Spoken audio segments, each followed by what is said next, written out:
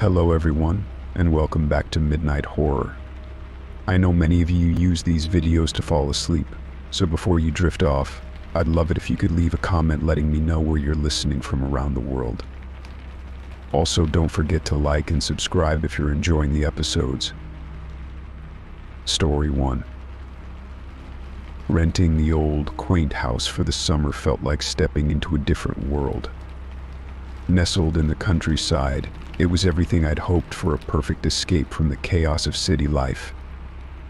The house had charm, with its ivy-covered walls, creaky wooden floors, and the scent of blooming flowers drifting through the open windows. The days passed in a peaceful rhythm, each one filled with long walks through the surrounding fields, quiet evenings with a good book, and the simple pleasure of solitude. But as the days turned into weeks, I couldn't shake the feeling that there was something I was missing, something hidden just beneath the surface of this idyllic retreat. It wasn't long before I discovered it. I first noticed the door in the basement a few days after I moved in. I had been storing some of my things down there, organizing boxes in the dim light cast by a single bare bulb hanging from the ceiling. The basement was unfinished, with concrete walls and a damp, musty smell that clung to the air. It was the kind of place that felt like it had secrets, and it wasn't long before I found one. The door was small, almost hidden in the shadows at the far end of the basement.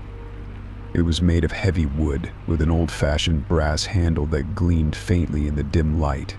Curious, I reached out to open it, but the handle wouldn't turn. It was locked. When I asked the landlord about it the next day, he was curt.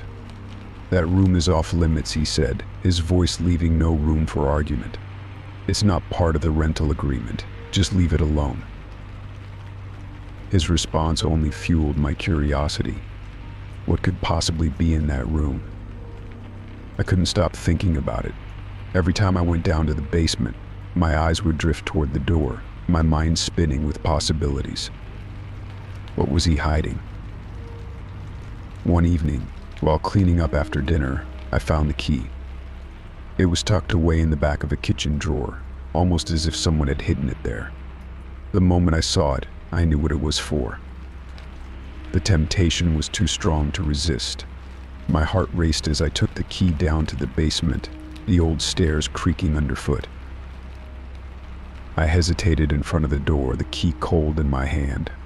Part of me knew I should leave it alone, respect the landlord's wishes. But my curiosity won out in the end. I slid the key into the lock and turned it. The door opened with a soft click, revealing a room that was unlike anything else in the house. It was pristine, a stark contrast to the rest of the dusty basement. The air was cool and still, as if the room had been sealed off from the world for years.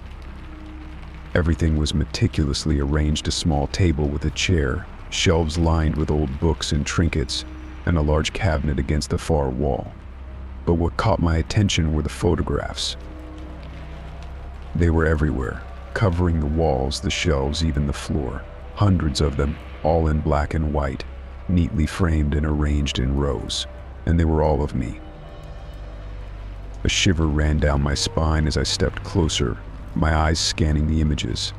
They were taken from various angles: me walking in the garden, sitting on the porch, reading in the living room. Some were recent, others looked like they had been taken the moment I arrived. The more I looked, the more unsettled I became. Who had taken these? How had I not noticed someone watching me? My breath quickened as I realized that some of the photos were from inside the house. There were pictures of me cooking in the kitchen, lounging in the living room, even sitting at the desk in the study. The angles were strange, almost voyeuristic, as if the photographer had been hiding in the shadows, waiting for the perfect moment to capture me. I couldn't bear it any longer. I backed out of the room, slamming the door shut behind me. My hands were shaking as I locked it and hurried back upstairs, the key heavy in my pocket. I shoved it back into the drawer where I had found it, as if returning it to its hiding place could somehow erase what I had seen. That night I barely slept. Every creak of the house, Every rustle of the wind outside set my nerves on edge. I kept expecting to hear footsteps in the hallway, the sound of someone sneaking through the house. But the night passed in silence, the house as still as ever.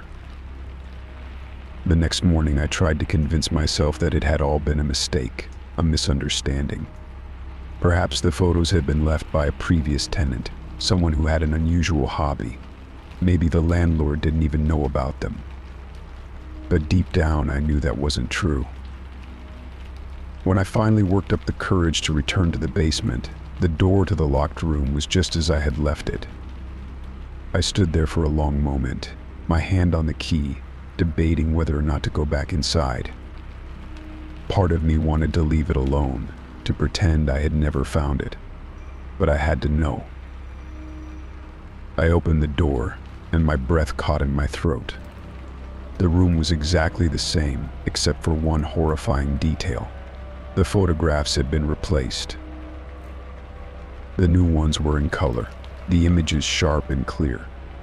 And they were all of me, asleep in my bed. My heart pounded in my chest as I looked at the photos, each one taken from a different angle, as if someone had been standing right next to me while I slept. The sheets were the same, the position of my body identical to how I remembered lying the night before. The realization hit me like a cold wave. Someone had been in my room while I slept. I stumbled back, nearly tripping over the threshold as I fled the room. The key slipped from my fingers, clattering to the floor, but I didn't care. I bolted up the stairs, my mind racing with fear. I had to get out of there. Within the hour, I had packed my things and was in my car, speeding away from the house as fast as I could. I didn't tell the landlord why I was leaving early, didn't even bother to ask for a refund. All I knew was that I couldn't stay there another night. As I drove away, I glanced in the rearview mirror, half expecting to see someone standing in the window, watching me leave. But the house remained still and silent, its secrets hidden behind its quaint exterior. I never found out who took those photos or why they were there. But the memory of that room and the feeling of being watched stayed with me long after I left. I learned a valuable lesson that some doors are better left locked. Story 2. At work, everything was routine. I'd been with the company for a few years, settling into the predictable rhythm of my daily tasks. My desk, nestled in a quiet corner of the office, had become a second home, with photos of family and a few plants to liven up the space. I'd never had any reason to feel uneasy there until the notes started appearing. It was a Monday morning when I found the first one. I arrived at my desk, set my coffee down, and opened my drawer to grab a pen. Inside was a small folded piece of paper. My name was scrawled on the front in neat handwriting. At first I thought it was a harmless joke, maybe a leftover from a team building exercise I'd forgotten about. But as I unfolded the note, a chill ran down my spine. The message inside was brief but unsettling. I know what you did last summer. My mind raced. What could this mean? I hadn't done anything out of the ordinary the previous summer, no secrets, no scandals. Just a normal vacation with friends. I laughed it off, chalking it up to a prank by a coworker with a strange sense of humor. I crumpled up the note and tossed it in the trash, determined to forget about it. But the notes kept coming. Every few days I'd find a new one waiting for me. They appeared in my desk drawer, slipped between papers, or even tucked under my keyboard. Each note was more personal, containing details that no one else should know.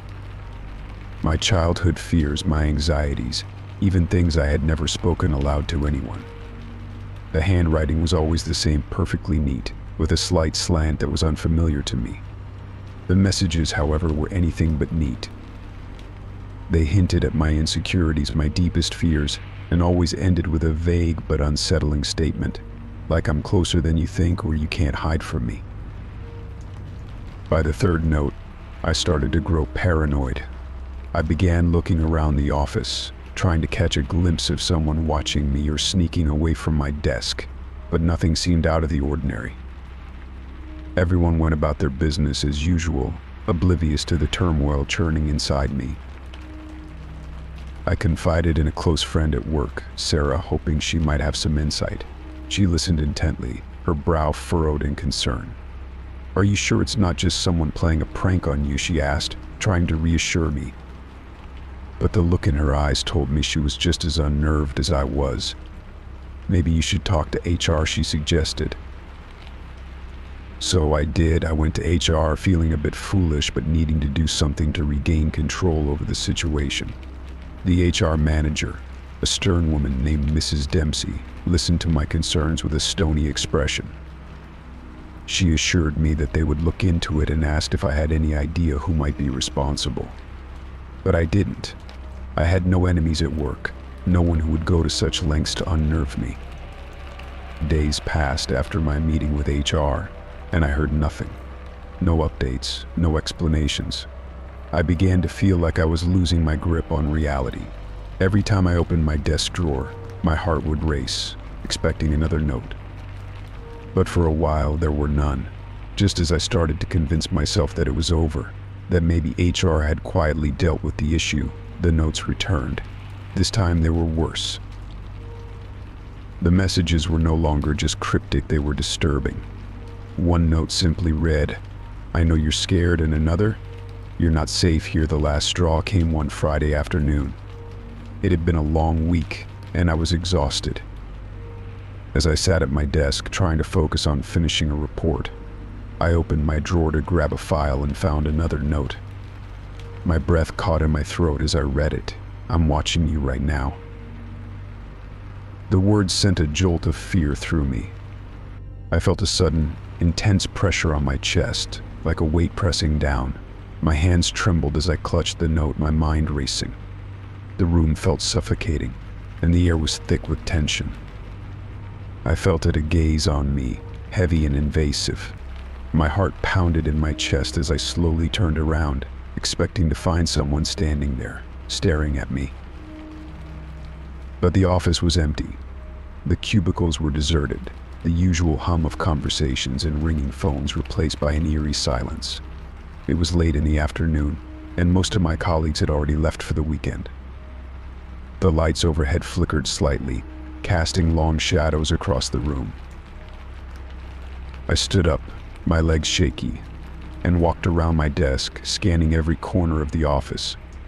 I checked behind partitions, peered into empty conference rooms, even looked out the windows, but there was no one.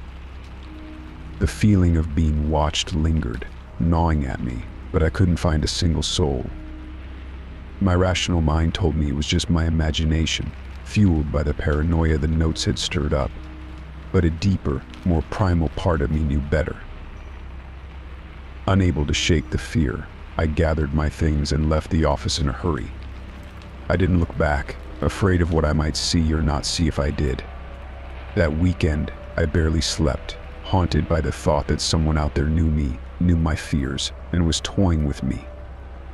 When Monday came, I dreaded returning to work. When I arrived, my desk was just as I had left it. I hesitated before opening the drawer, my heart pounding in my chest. But there was no new note, no sign that anything had been disturbed. For a brief moment, I felt a surge of relief until I noticed something else. The note from Friday was gone. The one that had said, "I'm watching you right now," I had left it in the drawer. But now it was missing. Someone had taken it. A cold dread settled in the pit of my stomach. Whoever was doing this was closer than I had ever imagined. I went back to HR, demanding answers, but Mrs. Dempsey seemed more annoyed than concerned.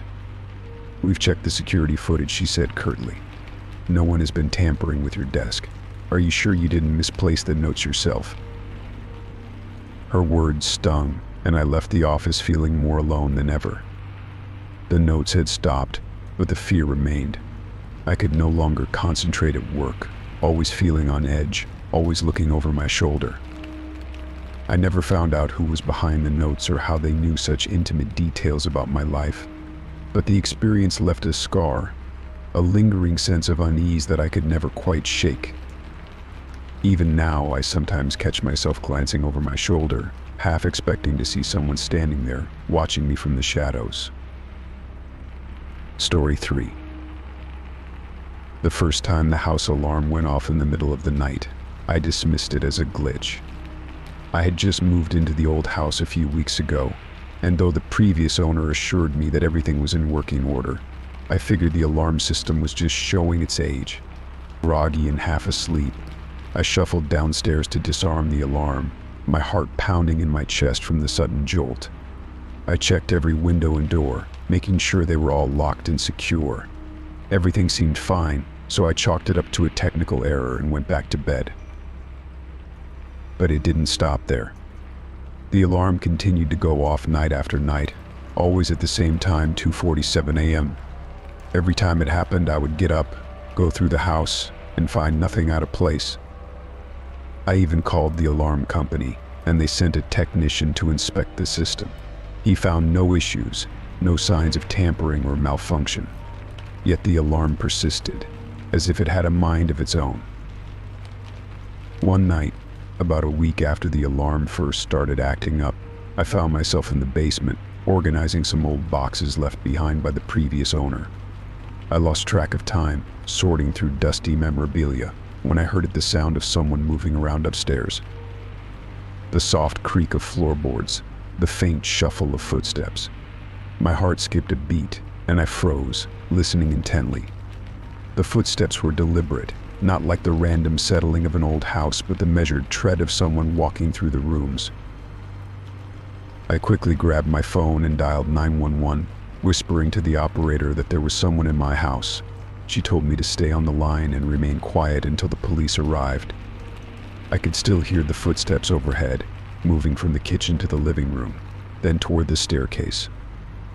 My mind raced as I crouched behind a stack of boxes, praying that whoever was upstairs wouldn't come down to the basement. The minutes dragged on like hours, the tension in the air so thick it was almost suffocating. Finally, I heard the sound of a car pulling up outside, followed by the slamming of doors. The police were here. Relief washed over me, but the footsteps continued, undisturbed by the arrival of the authorities. I stayed hidden until I heard the officers calling out, announcing their presence. Only then did I emerge from the basement, my hands trembling as I climbed the stairs to meet them. The officers searched the entire house, room by room, but they found nothing. No signs of forced entry, no evidence that anyone had been inside. They checked the windows and doors just as I had, and everything was secure.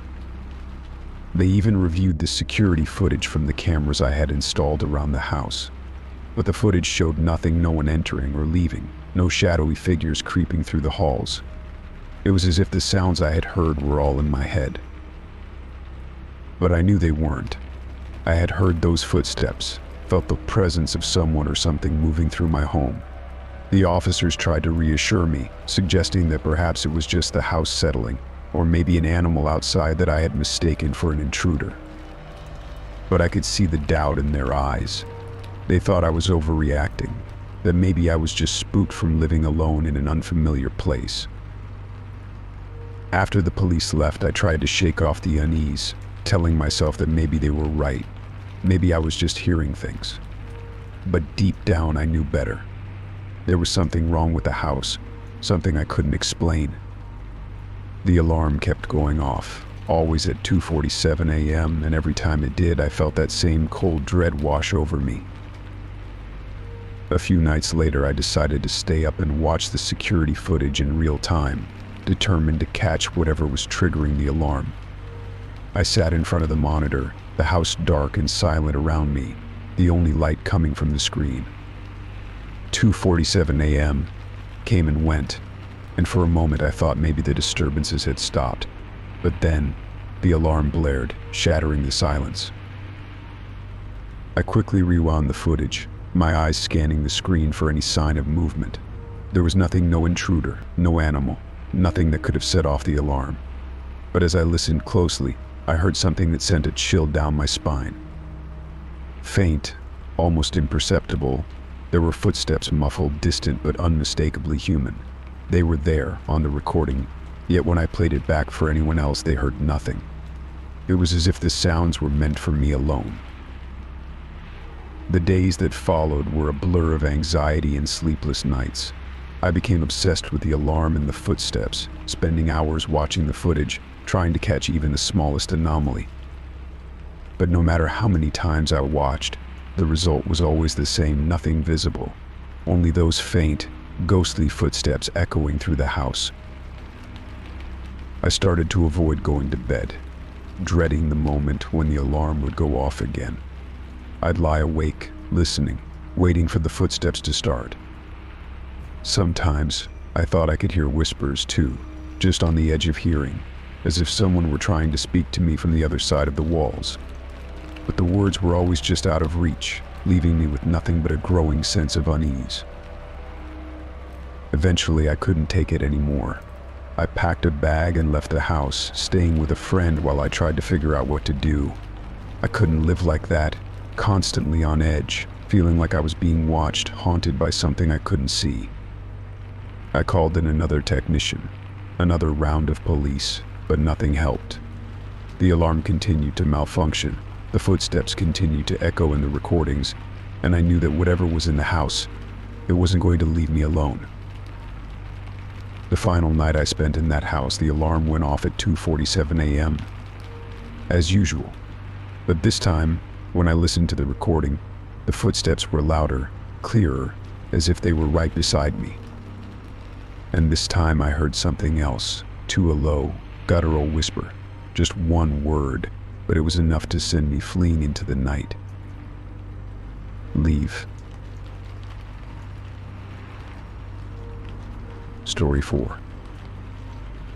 It had been an ordinary night out with friends, dinner at our favorite restaurant followed by drinks at a local bar. The laughter, the stories, the easy camaraderie, all of it had made the evening one of those perfect nights that left you smiling long after it was over. But that happiness shattered the moment I reached for my wallet the next morning and found it missing. At first, I thought I had simply misplaced it. I retraced my steps, searching through my apartment, checking every pocket, every corner, every possible place it could have fallen.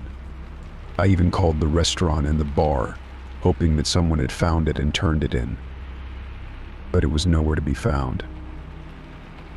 As the day wore on, the sinking realization that my wallet was gone for good settled in. I had no choice but to report it stolen. I canceled my credit cards, filed a police report, and began the tedious process of replacing my ID and other important documents. The inconvenience was bad enough, but what truly bothered me was the thought of someone out there having access to my personal information, someone who could be using it for who knows what purpose. A few days later, as I was heading out for work, I noticed an envelope slipped under my front door. It was unmarked, no return address, just a plain white envelope with my name scrawled across the front in messy handwriting. Puzzled, I picked it up and opened it. Inside was my wallet. For a moment, relief washed over me until I opened it and saw that it had been emptied of all its contents. My credit cards, ID, cash, everything was gone, except for a single slip of paper tucked into one of the card slots. I pulled it out, and my heart skipped a beat as I read the message written on it in large, bold letters: "I know where you live." A cold shiver ran down my spine, and my hand shook as I held the note. The words were simple but filled with a menacing certainty that made my blood run cold. Someone had gone through the trouble of stealing my wallet, removing all its contents, and then returning it to me with this chilling message. Whoever it was, they knew where I lived. They had been to my home, close enough to slip the envelope under my door without me noticing. Fear gripped me as I stared at the note, my mind racing with questions. Who had done this? Why would they return the wallet? What did they want? But no matter how hard I tried to piece it together, I couldn't make sense of it. All I knew was that I was no longer safe in my own home. The next few days were a blur of paranoia and anxiety. I couldn't shake the feeling that I was being watched, that someone was lurking in the shadows, waiting for the right moment to strike. Every creak of the floorboards, every rustle of leaves outside, made my heart pound. I barely slept, jumping at every little sound, convinced that someone was trying to break in. I decided to take action. The first thing I did was change the locks on my door.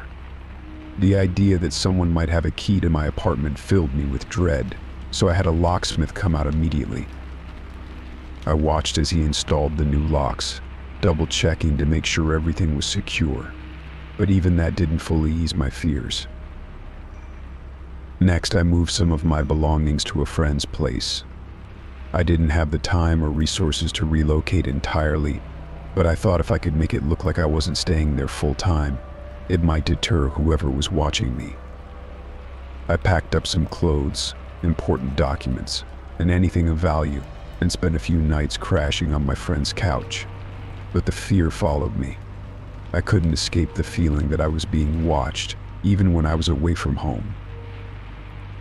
I also installed a security system with cameras, motion detectors, and alarms. The company assured me that my apartment was now one of the safest in the city, but I couldn't shake the feeling of unease. Every time I entered my apartment, I checked the footage from the cameras, hoping to catch a glimpse of whoever had left that note. But nothing ever showed up. It was as if the person had simply vanished, leaving me in a state of perpetual dread. The days turned into weeks, and gradually the intensity of my fear began to subside, though it never completely disappeared. I started to regain some sense of normalcy, though I remained hyper-vigilant. I avoided going out late at night, kept my curtains drawn, and checked the locks multiple times before going to bed. But the memory of that note haunted me, a constant reminder that someone out there had invaded my life in the most personal way possible. I became obsessed with trying to figure out who had done it. I went over every detail of that night out with friends, trying to remember if anyone had been acting strangely or if I had seen anyone following me. But nothing stood out. I even considered the possibility that it was some kind of sick joke, but the note didn't feel like a prank, it felt like a threat, one that I couldn't ignore. Months passed, and while the fear no longer consumed me, it had left its mark. I was more cautious, more aware of my surroundings, and less trusting of others. The feeling of being watched never completely left me, lurking in the back of my mind like a shadow. I knew I had to move on, but part of me would always be looking over my shoulder, wondering if that anonymous threat would ever come to pass. In the end, I never found out who took my wallet or why they returned it with that ominous note. The mystery remained unsolved, a lingering question with no answer. But the experience changed me. It made me realize how vulnerable we can be, how easily our sense of security can be shattered by a single, anonymous act. And it taught me to be more careful, to never take my safety for granted, because once you've been marked, the fear of what might happen next never truly goes away. Story 5. The first text came on an ordinary Thursday afternoon. I was sitting at my desk finishing up some emails when my phone buzzed.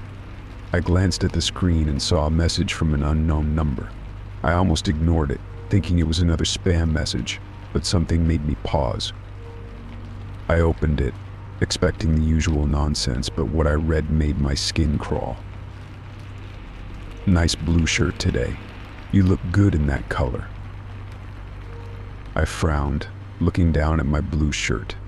It wasn't an unusual outfit choice, and it could have been a coincidence, but something about the message felt off. How did this person know what I was wearing? I looked around the office, trying to spot anyone acting suspicious, but everyone was engrossed in their work. I dismissed it as a weird prank and went back to my tasks. But the messages didn't stop. Over the next few days, more texts came in, each one more unsettling than the last. They detailed my routines, places I'd been, and even conversations I'd had. One morning I received a text that read, "Did you enjoy your coffee at the corner cafe? The barista gave you an extra shot." didn't she? I had indeed stopped at the cafe that morning, and the barista had given me an extra shot of espresso. My heart raced as I reread the message. How did they know that? I hadn't told anyone. At first, I tried to brush it off as a prank. Maybe a friend was playing a joke on me, or perhaps it was someone in the office who'd seen me at the cafe.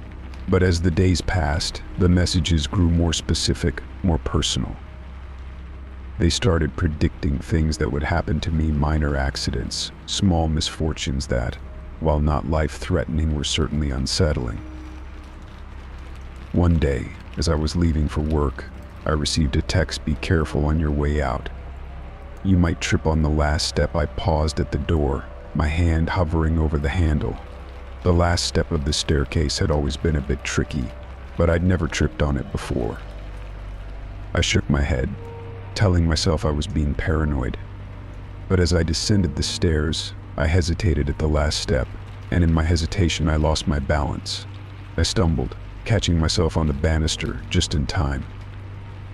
My heart pounded in my chest as I reached the bottom, the words of the text echoing in my mind. I decided to take action. I tried tracing the number, but every attempt led to a dead end. It was as if the number didn't exist, a ghost in the system. I reported the text to the police, but without any real threat, they couldn't do much. They suggested I change my number, but I hesitated. Part of me wanted to know who was behind this. The idea that someone was watching me, knowing so much about my life, was terrifying, but I also needed answers. The texts continued, each one a reminder that someone was out there, observing me. "You're running late today. Maybe skip the coffee and catch the earlier train." The text predicted delays, weather changes, and even the arrival of a package I hadn't been expecting. I started feeling like I was losing my grip on reality. How could someone know so much? How could they predict these things with such accuracy? I began to withdraw, avoiding my usual routines, hoping to throw off whoever was watching me. I changed my commute, stopped going to my favorite spots, even started taking different routes home. But the texts followed me, commenting on my new routines, almost as if they were taunting me for trying to escape. "Nice try with a detour, but I still see you." Sleep became elusive. Every time my phone buzzed, my heart would race, and I'd dread what I might read. The constant anxiety wore me down, and I found myself jumping at shadows, seeing threats where there were none. I even considered leaving town for a while, but I couldn't shake the feeling that whoever was sending the text would still find me, no matter where I went. Then, just as abruptly as they had started, the text stopped. I noticed it one day when I realized that I hadn't received a message in over 24 hours. At first, I felt a sense of relief, thinking that maybe finally it was over. But the relief was short-lived, replaced by a gnawing sense of unease. Why had they stopped? Had they moved on to someone else, or was this part of some larger plan? The days turned into weeks, and still there were no more texts. I began to relax, though the memory of those weeks of torment lingered. The silence, however, was almost worse than the texts themselves. I found myself constantly on edge, waiting for the next message, the next sign that someone was still watching, but nothing came.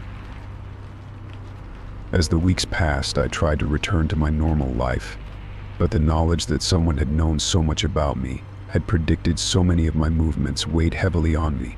I became more cautious, more guarded, not just with my routines, but with the people around me. The experience had shaken me to my core, leaving a scar that time would never fully heal. One night, months later, I was sitting alone in my apartment, the memory of the texts a distant, but ever-present, shadow in my mind. My phone buzzed on the table, and I froze, my breath catching in my throat.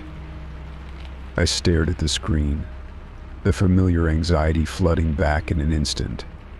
But when I picked it up, it was just a notification from a friend, nothing more. I let out a shaky breath, trying to calm my racing heart. But as I set the phone down, A single thought lingered, chilling me to the bone. Somewhere out there, someone still knew too much about me. Story 6. When I first moved into my new neighborhood, I was thrilled. The tree-lined streets, well-kept lawns, and friendly faces made it feel like the perfect place to start fresh. My small house at the end of the cul-de-sac felt cozy and inviting, and I quickly settled into a comfortable routine. The neighbors were welcoming, especially the man living next door. He introduced himself as Alan, a middle-aged man with a warm smile and a seemingly genuine interest in helping me get acclimated to the area. At first, I appreciated Alan's friendliness. He offered to help with my yard work, invited me over for coffee, and provided recommendations for local services. It was nice to have someone so willing to lend a hand, especially when you're new to a place. We'd chat occasionally over the fence, and he always seemed eager to learn more about me, where I worked, my hobbies, and even my family background. I found his interest a bit excessive, but I dismissed it as harmless neighborly curiosity. However, as the weeks passed, Alan's behavior began to shift from friendly to unsettling. He started asking increasingly personal questions. He wanted to know the details of my work schedule, the names of my friends, and even why I wasn't dating anyone. His questions were intrusive, and I began to feel uncomfortable with how much he wanted to know about my life. There was something about the way he asked, an intensity in his eyes that made me uneasy. I tried to distance myself, making excuses when he invited me over or tried to engage in long conversations, but Alan was persistent. He always seemed to be outside when I left for work or returned home, waving and calling out to me as if he were watching for my comings and goings. The feeling that he was always there, always watching, became harder to shake. Then one day I found something that made my blood run cold. It was a Sunday morning, and I was tidying up my front porch, arranging the flower pots that lined the steps. As I bent down to move one of the pots, something metallic caught my eye. Hidden behind the leaves was a small black object. I picked it up, and my heart skipped a beat when I realized what it was: a camera. A tiny, discreet camera, positioned perfectly to capture everything happening at my front door. My hands trembled as I held the camera, a sickening feeling of violation washing over me. Someone had been watching me, recording my every move as I entered and left my home. The sense of safety I had once felt in my own space was shattered in an instant. I didn't want to believe it, but the more I thought about it, the more it made sense. Alan's odd behavior, his obsession with my routine, it all pointed to him. But why? What was he hoping to gain by invading my privacy like this? The questions swirled in my mind, each one more disturbing than the last. With a deep breath, I decided I couldn't ignore it. I needed answers. I marched over to Alan's house, camera in hand, and knocked on the door. When he opened it, his expression shifted from surprise to something else, something I couldn't quite place. "I found this," I said, holding up the camera. It was hidden behind a flower pot on my porch. "Care to explain?" For a moment, Alan's face was blank, as if he was processing the situation. Then, he let out a nervous laugh. "Oh, that? It's just for security purposes. You can never be too careful these days, right?" I stared at him, disbelief and anger boiling inside me. "Security purposes? You've been spying on me? That's not normal, Alan. That's not okay." Alan's smile faltered, and his eyes took on a pleading look. "I didn't mean to upset you. I was just trying to look out for you.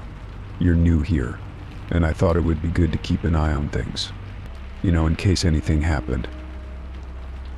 His words did little to ease my anger. If anything, they only made me feel more uneasy. This wasn't about security, this was about control. He wanted to know everything about me, to monitor my every move, and that was something I couldn't tolerate. "I'm not comfortable with this," I said firmly. "You had no right to put a camera on my property without my consent." I want you to remove any other cameras you might have placed and leave me alone. Do you understand?" Alan's face darkened, and for a split second, I saw a flicker of something cold in his eyes. But then he nodded, his expression softening back into that friendly, almost apologetic demeanor. "Of course I'm sorry. I'll remove the camera. It won't happen again." I didn't trust him. There was something about his quick change in demeanor that felt disingenuous, like he was just telling me what I wanted to hear. But I had made my point, and I hoped that would be the end of it. Over the next few days, I kept a close eye on my surroundings, wary of any further invasions of my privacy.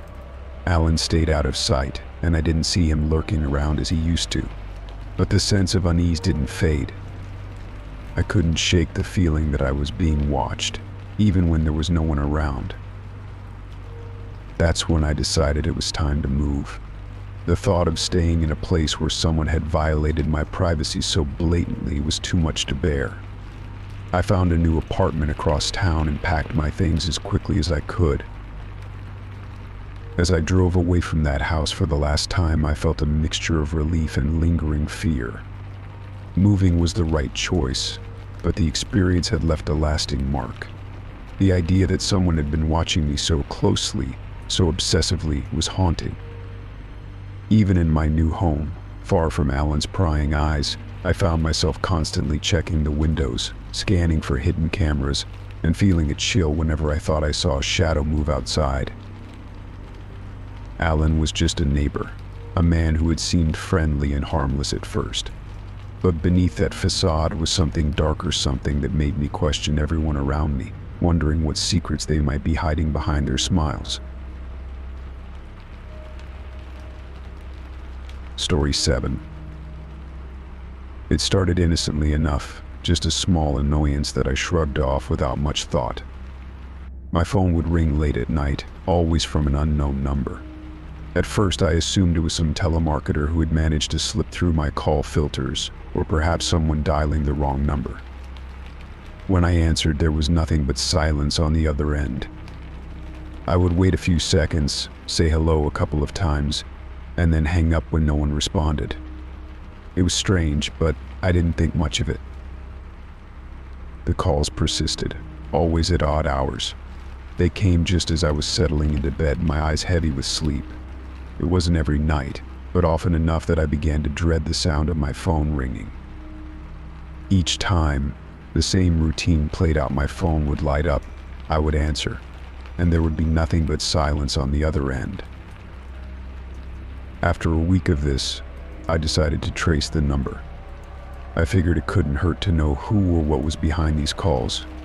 I used one of those online services that claimed to trace unknown numbers, but when the results came back, they showed nothing. No name, no address, not even a location. It was as if the number didn't exist. That should have been my first clue that something was wrong, but I dismissed it as just another glitch in the system. The next night, the calls continued, but something had changed. Instead of the usual silence, I started hearing strange noises like breathing or faint whispers just before the line went dead. The first time it happened, I felt a chill run down my spine. The breathing was slow, deliberate, like someone was listening closely, waiting for something. I pulled the phone away from my ear, staring at the screen as if it would somehow reveal the identity of the caller. But it was just the same unknown number. I couldn't shake the feeling that someone was watching me, even though I was alone in my apartment. I began to check the locks on my doors and windows every night, making sure they were secure. I even started keeping a small lamp on beside my bed, the soft glow comforting me in the darkness. But the calls continued, relentless and unsettling.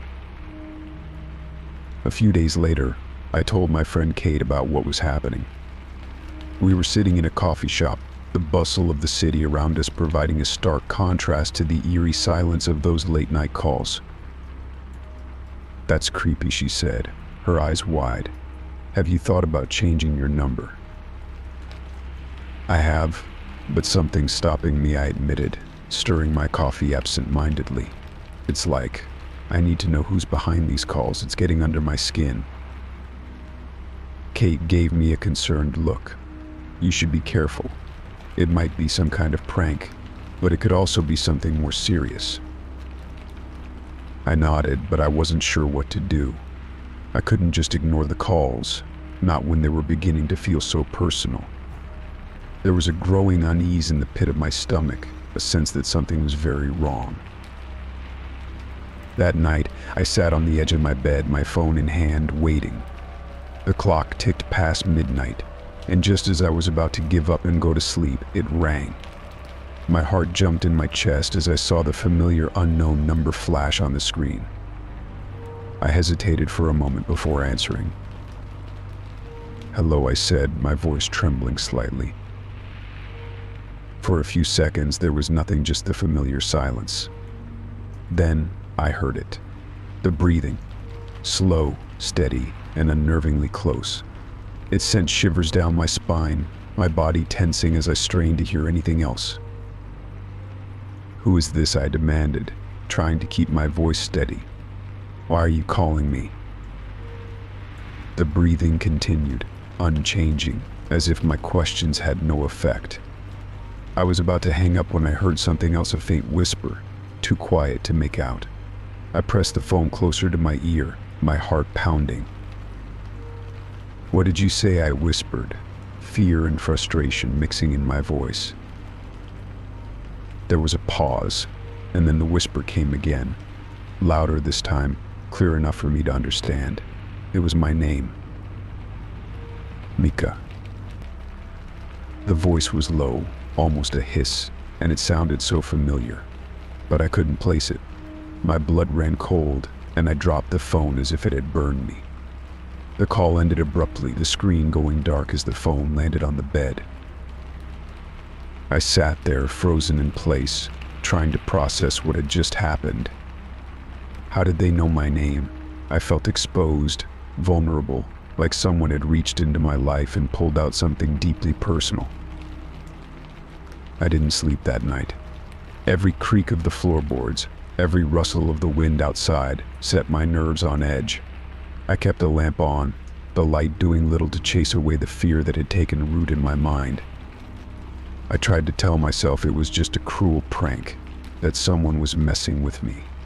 But deep down, I knew there was more to it than that. The next day, I went to the police. I told them about the calls, the strange noises, and the voice that whispered my name. The officer I spoke to was polite but dismissive.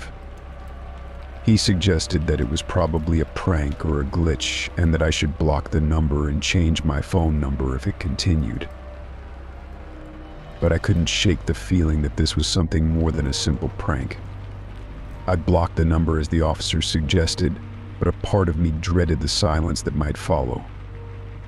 As unsettling as the calls were, the idea of not knowing who was behind them or why they were calling was somehow worse. That night, my phone didn't ring. I sat in bed, staring at the screen, half expecting it to light up with that unknown number, but it remained dark. I should have felt relieved, but instead I was on edge, as if waiting for something to happen. Just as I was starting to drift off to sleep, my phone buzzed with a text message. My heart skipped a beat as I reached for it, my fingers trembling. The message was from an unknown number, but this time, it wasn't the same one as before. The message was short, just 2 words: "Miss me." My breath caught in my throat as I stared at the screen. The message felt like a taunt, a reminder that whoever was behind the calls wasn't finished with me yet. I quickly blocked the number, but it did little to ease my fear. I spent the next few nights on high alert, jumping at every little sound, unable to relax. The calls had stopped, but the unease lingered, a constant presence in the back of my mind. I began to wonder if I would ever feel safe again. A week passed with no further contact. I started to think that maybe it was over, that whoever had been tormenting me had moved on. But the sense of dread never fully left. I kept my phone close, waiting for the next call or message, knowing that it could come at any time. And then, just as I was beginning to let my guard down, my phone rang again. I looked at the screen, my stomach twisting in knots. The number was unknown, but different from the previous ones. With a deep breath, I answered the call. There was silence on the other end, and for a moment I thought it was just another dead line. But then, I heard my name, whispered in that same familiar voice. Mika. I hung up immediately, my heart racing. Whoever it was, they weren't done with me yet. I knew then that this wasn't just a random prank. Someone was watching me, someone who knew my name, my habits, my life. And they weren't going to stop. The calls continued, each one more terrifying than the last. I stopped answering, but they kept coming, relentless and unnerving. The whispers became more frequent, the breathing more labored, as if whoever was on the other end was getting closer and closer. I changed my number, but it didn't help. The calls still found me, no matter what I did. I couldn't escape the feeling that I was being hunted, that someone was out there, watching and waiting. I don't know who they are or what they want, but I know one thing for sure: they're not going to stop. Not until they get what they're after. And that's the most terrifying part of all. Story 8. It started on a rainy Tuesday afternoon. I had just gotten home from work, soaked from the downpour, when I noticed a package sitting on my doorstep. There was no return address, no tracking information, just my name scrawled in a hurried, almost illegible script. Puzzled, I brought it inside and placed it on the kitchen table. The cardboard was damp from the rain, and I hesitated for a moment before deciding to open it. Inside, nestled among crumpled newspaper, was a doll. It was unlike any doll I had seen before. Its eyes were wide and unblinking, with a fixed, eerie smile that sent a shiver down my spine. The clothes it wore were old-fashioned, a frilly dress that seemed out of place in time. The entire thing gave off an unsettling vibe, but what caught my attention most was the note that accompanied it. "I've been waiting for you." Those 5 words, written in the same hurried script as my name on the box, made my stomach churn. The message was simple but deeply unnerving. I hadn't ordered any doll, and I had no idea who would send such a thing to me, let alone with such a cryptic note. The whole situation felt wrong. I tried to shake off the unease and convince myself it was some kind of prank, but the doll's glassy eyes seemed to follow me as I moved around the apartment. Unable to bear its presence any longer, I decided to throw it away. I wrapped it in the box it came in and walked it down to the dumpster behind my building. The rain had stopped, but the clouds still hung low, making the alley feel dark and foreboding. I returned to my apartment, relieved to be rid of the doll. But that night, as I was getting ready for bed, I noticed something out of place. There, sitting on my dresser, was the doll. My heart skipped a beat. I was certain I had thrown it away.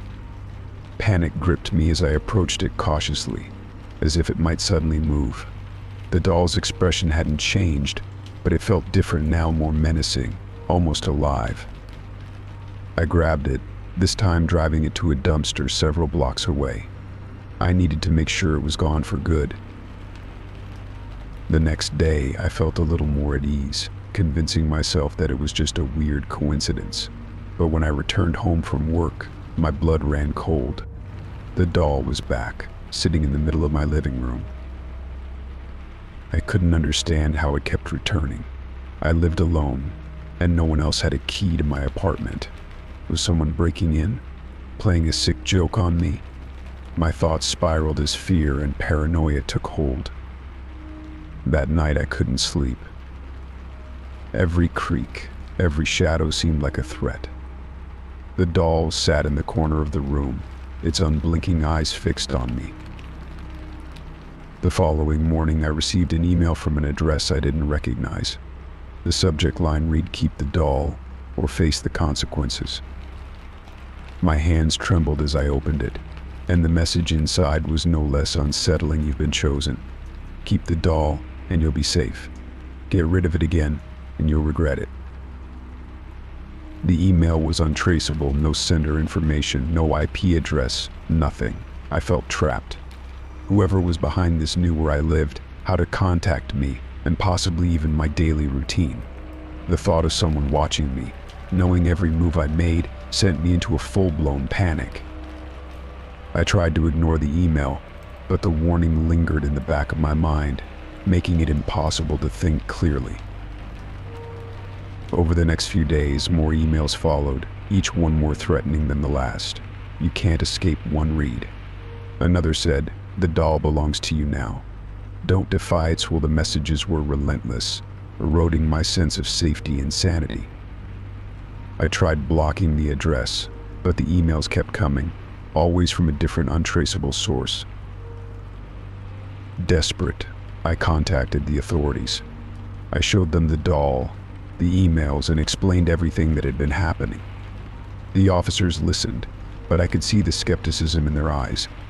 They filed a report, but without any concrete evidence or a suspect, there was little they could do. They assured me they would patrol the area more frequently, but it did little to ease my growing paranoia. The feeling of being stalked, of someone or something watching me, became overwhelming. I started noticing odd things around my apartment, objects slightly out of place, doors that I swore I had locked left ajar, and the doll, always the doll, never where I had last left it. It seemed to appear in different rooms as if it moved on its own. Sleep became a distant memory. I was constantly on edge, jumping at every sound, every unexpected movement. The doll's presence was oppressive, its eyes following me no matter where I went. The emails had stopped, but their message was clear: the doll was mine, and there was nothing I could do about it.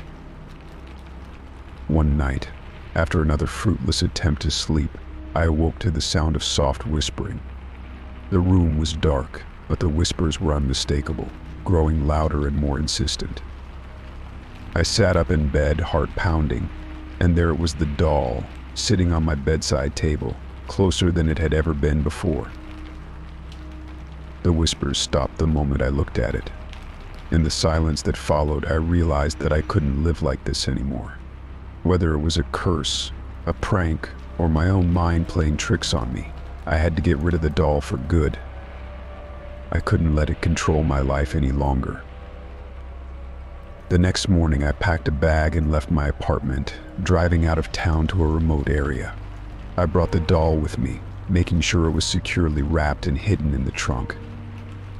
I found an old, abandoned quarry, far from any roads or homes, and buried the doll deep within the earth, covering it with heavy rocks and debris.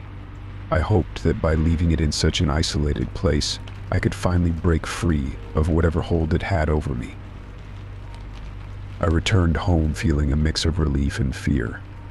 The doll was gone, but the memories lingered.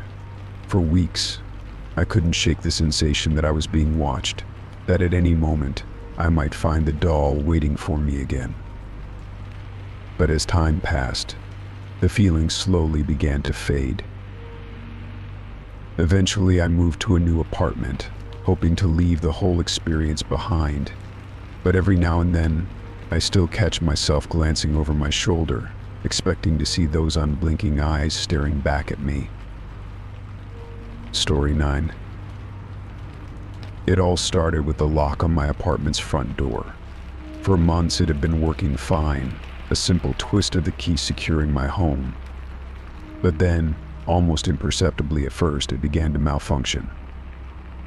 I'd come home to find the door ajar, despite my clear memory of locking it before I left. At first I thought it might just be a fluke, perhaps a misalignment or a minor glitch. However, as days passed, the problem became more pronounced. The door would randomly unlock itself, leaving me with an unsettling feeling each time I walked into my apartment. Determined to solve the issue, I decided to replace the lock. I purchased a new, high-quality deadbolt from a reputable store, convinced that this would put an end to my troubles. Installing the new lock was straightforward, and I felt a sense of accomplishment once it was in place. The lock clicked smoothly and securely, and I was confident that my apartment was once again safe. But as the days went by, the problem persisted. The new lock seemed to work fine at first, but soon enough, I began noticing the same issue. The door would be open when I returned home, despite my best efforts to ensure it was properly secured. I tried to reassure myself that it was just a coincidence or perhaps my own paranoia, but the nagging feeling that something was wrong grew stronger. One night, as I slept soundly, I was jolted awake by a strange noise. My mind raced, trying to place the sound that had disturbed my sleep. It was a low, repetitive creaking like a door moving on its hinges. My heart began to pound as I sat up in bed, listening intently. The sound was faint but unmistakable. I got up cautiously and walked toward the living room. When I reached the hallway, my breath caught in my throat. The front door was wide open, the darkness of the corridor outside starkly contrasting with the dim light of my apartment. I could hardly believe what I was seeing. I rushed over to close the door, my hands shaking as I locked it securely. Panic surged through me as I took in the scene before me. The living room was a mess. Cushions were thrown off the couch, books were scattered across the floor, and drawers had been pulled open, their contents strewn about. It was as if someone had been rifling through my belongings, searching for something. My pulse raced as I scanned the apartment for any sign of an intruder. Everything else seemed to be in place, but the disarray was unsettling. I spent the rest of the night on edge, jumping at every creak and groan of the building. In the morning, I decided to talk to my neighbors, hoping someone might have seen something unusual. I went door to door, describing the situation and asking if they had noticed anything out of the ordinary.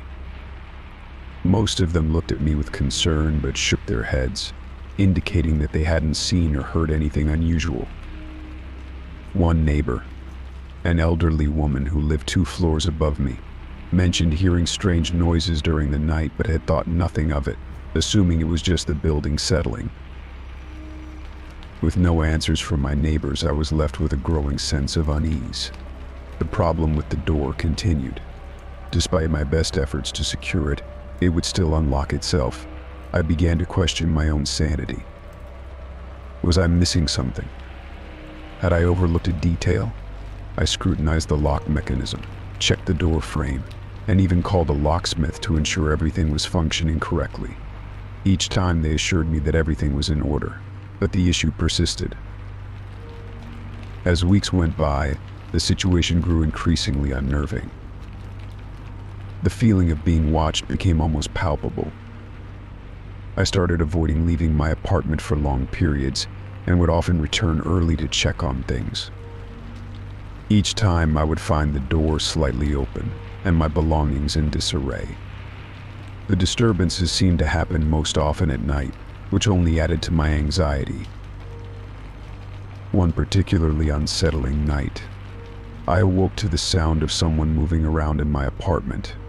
I could hear footsteps, muffled and hesitant, echoing through the living room. My heart raced as I lay frozen in bed, listening to the noises. I mustered the courage to get up and check, but when I emerged, the apartment was eerily quiet. The door was shut, and everything seemed to be in place. It was as if the disturbances had never happened. I began to feel a growing sense of paranoia. Was someone trying to gain access to my apartment, or was it all in my head? I started to install additional security measures, cameras, a motion sensor, and even a temporary bar to reinforce the door. Despite these precautions, the problem remained. The door would still unlock itself, and my belongings would still be scattered, though nothing was ever stolen. In the end, I decided to move out, unable to bear the constant anxiety and the creeping sense that someone or something was trying to invade my space. My new apartment, with its solid locks and quiet corridors, felt like a sanctuary. The sense of security returned, but I couldn't shake the memory of those unsettling nights. The door, which had once been a simple barrier, had become a symbol of something far more sinister. And though I tried to put it behind me, the echoes of those disturbed nights lingered in the back of my mind, a haunting reminder of the fear that had taken root in my old apartment. Story 10. It started with the little things. I didn't think much of it at first. Who does? It's easy to misplace a set of keys or the remote control. Everyone has those moments of forgetfulness, right? You put something down, get distracted, and then spend half an hour retracing your steps, trying to remember where you left it. But then it kept happening. One evening, I came home from work, tossed my keys onto the kitchen counter, and went about my usual routine, changing out of my work clothes, checking the mail, and settling in to watch some TV. But when I went to grab the remote, it wasn't on the coffee table where I always left it. I checked the couch cushions, the floor, even the kitchen counter where I had just been. It was gone. Frustrated, I searched the entire living room, growing more agitated by the minute. I could have sworn I left the remote right there, in its usual spot, but after nearly an hour of looking, I gave up. The next morning, there it was, sitting neatly on the coffee table, exactly where I'd been sure it wasn't the night before. A sense of unease settled in my chest, but I pushed it aside. I had probably just overlooked it, too tired to notice in the dim light. But that explanation didn't sit right with me. Still, I forced myself to move on. Then it happened again. And again. My keys, the remote, a pair of reading glasses, a book when been in the middle of all of them disappeared, only to reappear later in the most obvious of places, right where I'd already searched. It was maddening. Every time, I felt a little more like I was losing my mind. I started questioning my own memory, wondering if I was really as forgetful as it seemed. But the part that gnawed at me most was the growing feeling that this wasn't just forgetfulness. It was deliberate. It felt as though something was moving my things on purpose, playing with me. The thought made my skin crawl, but I tried to shake it off. What else could it be? I lived alone, after all. Then one day I reached into a kitchen drawer for a pen and found something else instead. A folded piece of paper tucked neatly beneath the silverware tray. My heart skipped a beat as I unfolded it, dreading what I might find.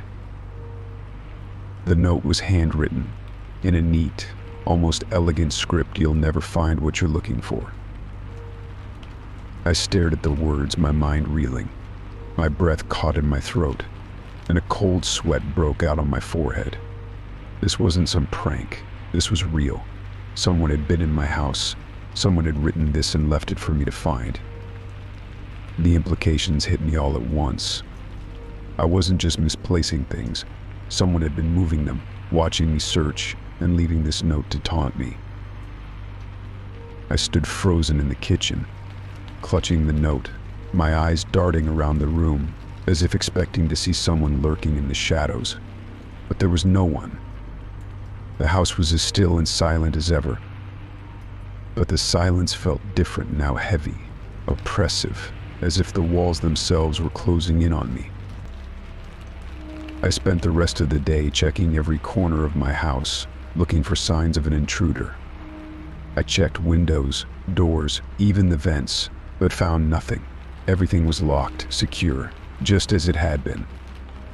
Yet the note remained in my hand, an undeniable sign that someone had been here. I couldn't bring myself to sleep in the house that night. The thought of staying there, alone, with the possibility of someone watching me, was unbearable. I packed a bag and checked into a hotel, telling myself I just needed some time to think, to figure out what to do next. Over the next few days, I avoided going home as much as possible. I contacted the police, who came by to inspect the house, They found no signs of forced entry, nothing unusual, and certainly no evidence of anyone else being in the house. They suggested I might have misplaced the note myself, or that it could have been left by a previous tenant. But I knew that wasn't the case. I had lived there for years, and that note wasn't there before. The police left, and I was alone again. Alone with the growing sense that I was being watched. I became hyper-aware of every sound, every creak of the floorboards, every rustle of the wind outside.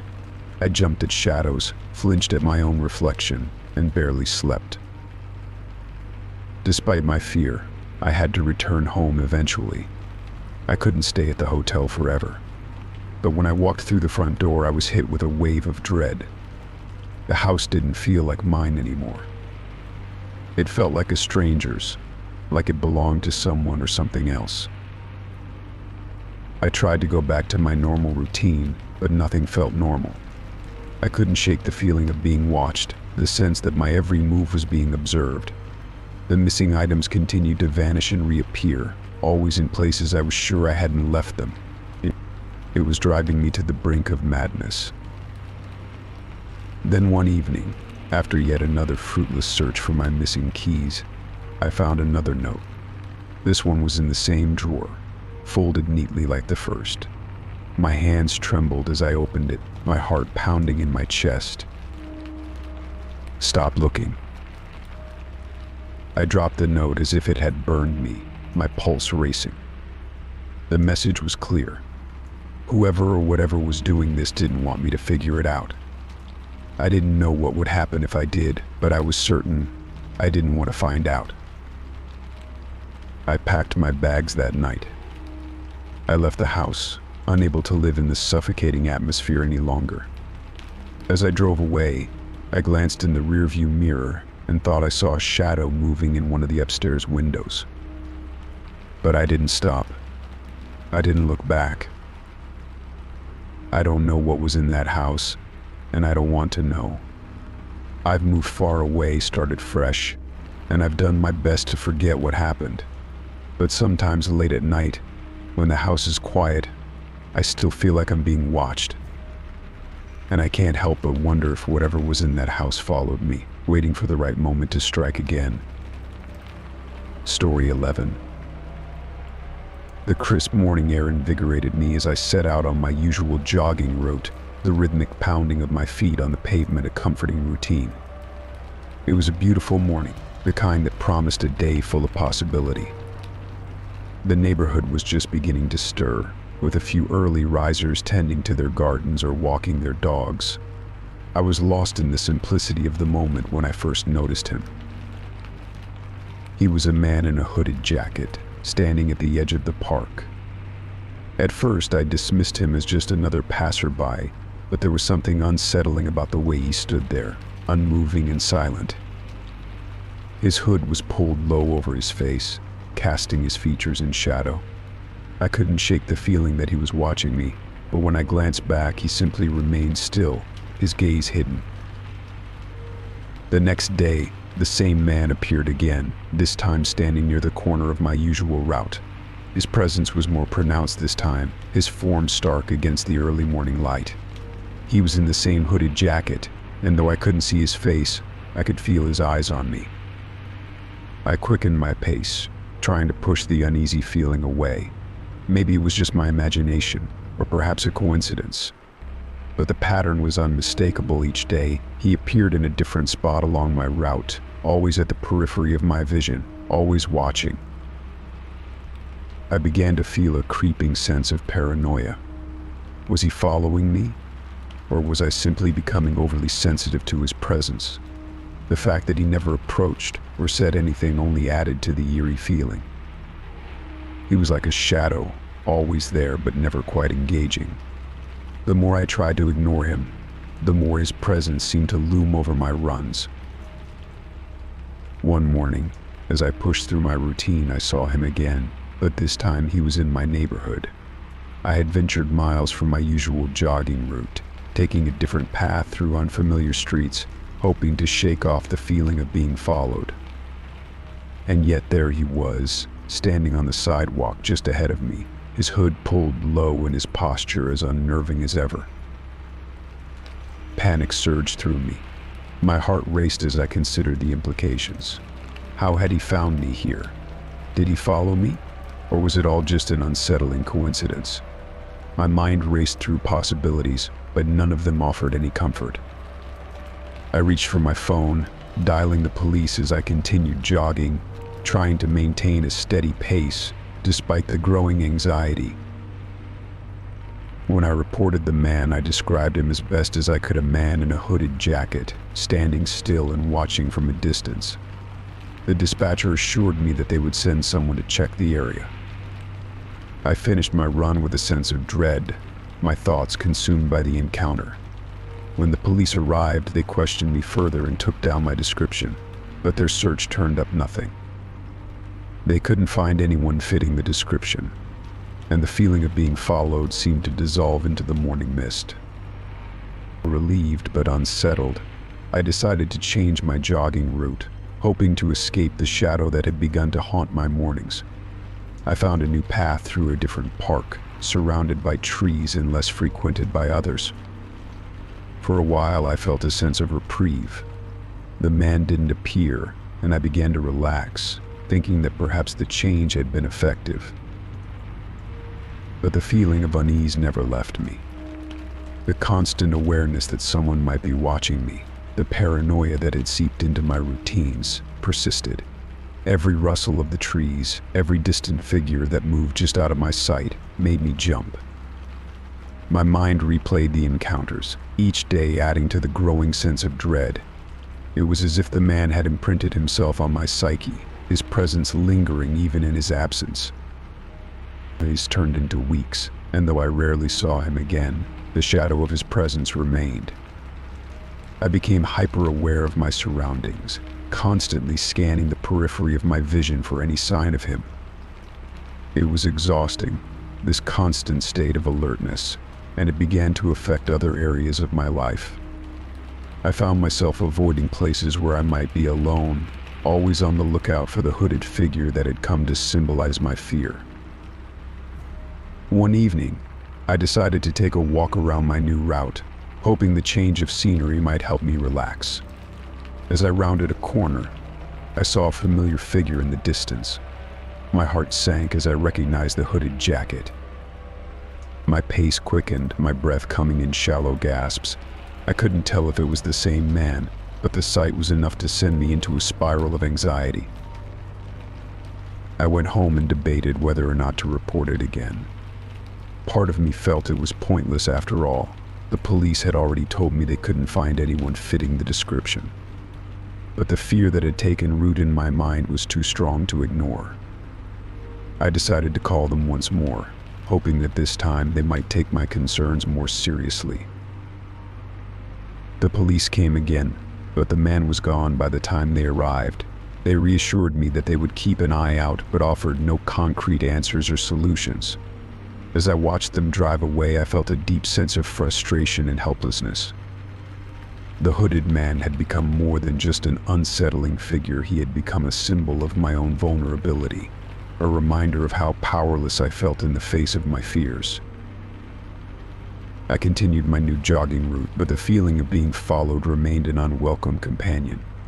I tried to push through the anxiety, to reclaim my mornings and my sense of safety, but the shadow of that man lingered in the back of my mind. Despite the changes, the unease never completely faded. Each step I took was a reminder of the silent observer who had once haunted my runs and the lingering impact he had left on my life. Story 12. I woke up to an unsettling sight. My front door was slightly ajar. The morning light filtered through the gap, casting long shadows across the hallway. The sight of the door immediately jolted me awake, my heart racing with a sense of dread.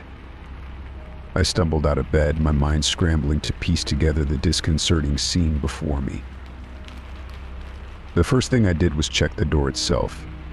The lock was intact, and the bolt was engaged, but somehow the door had been left open just enough for someone to slip through.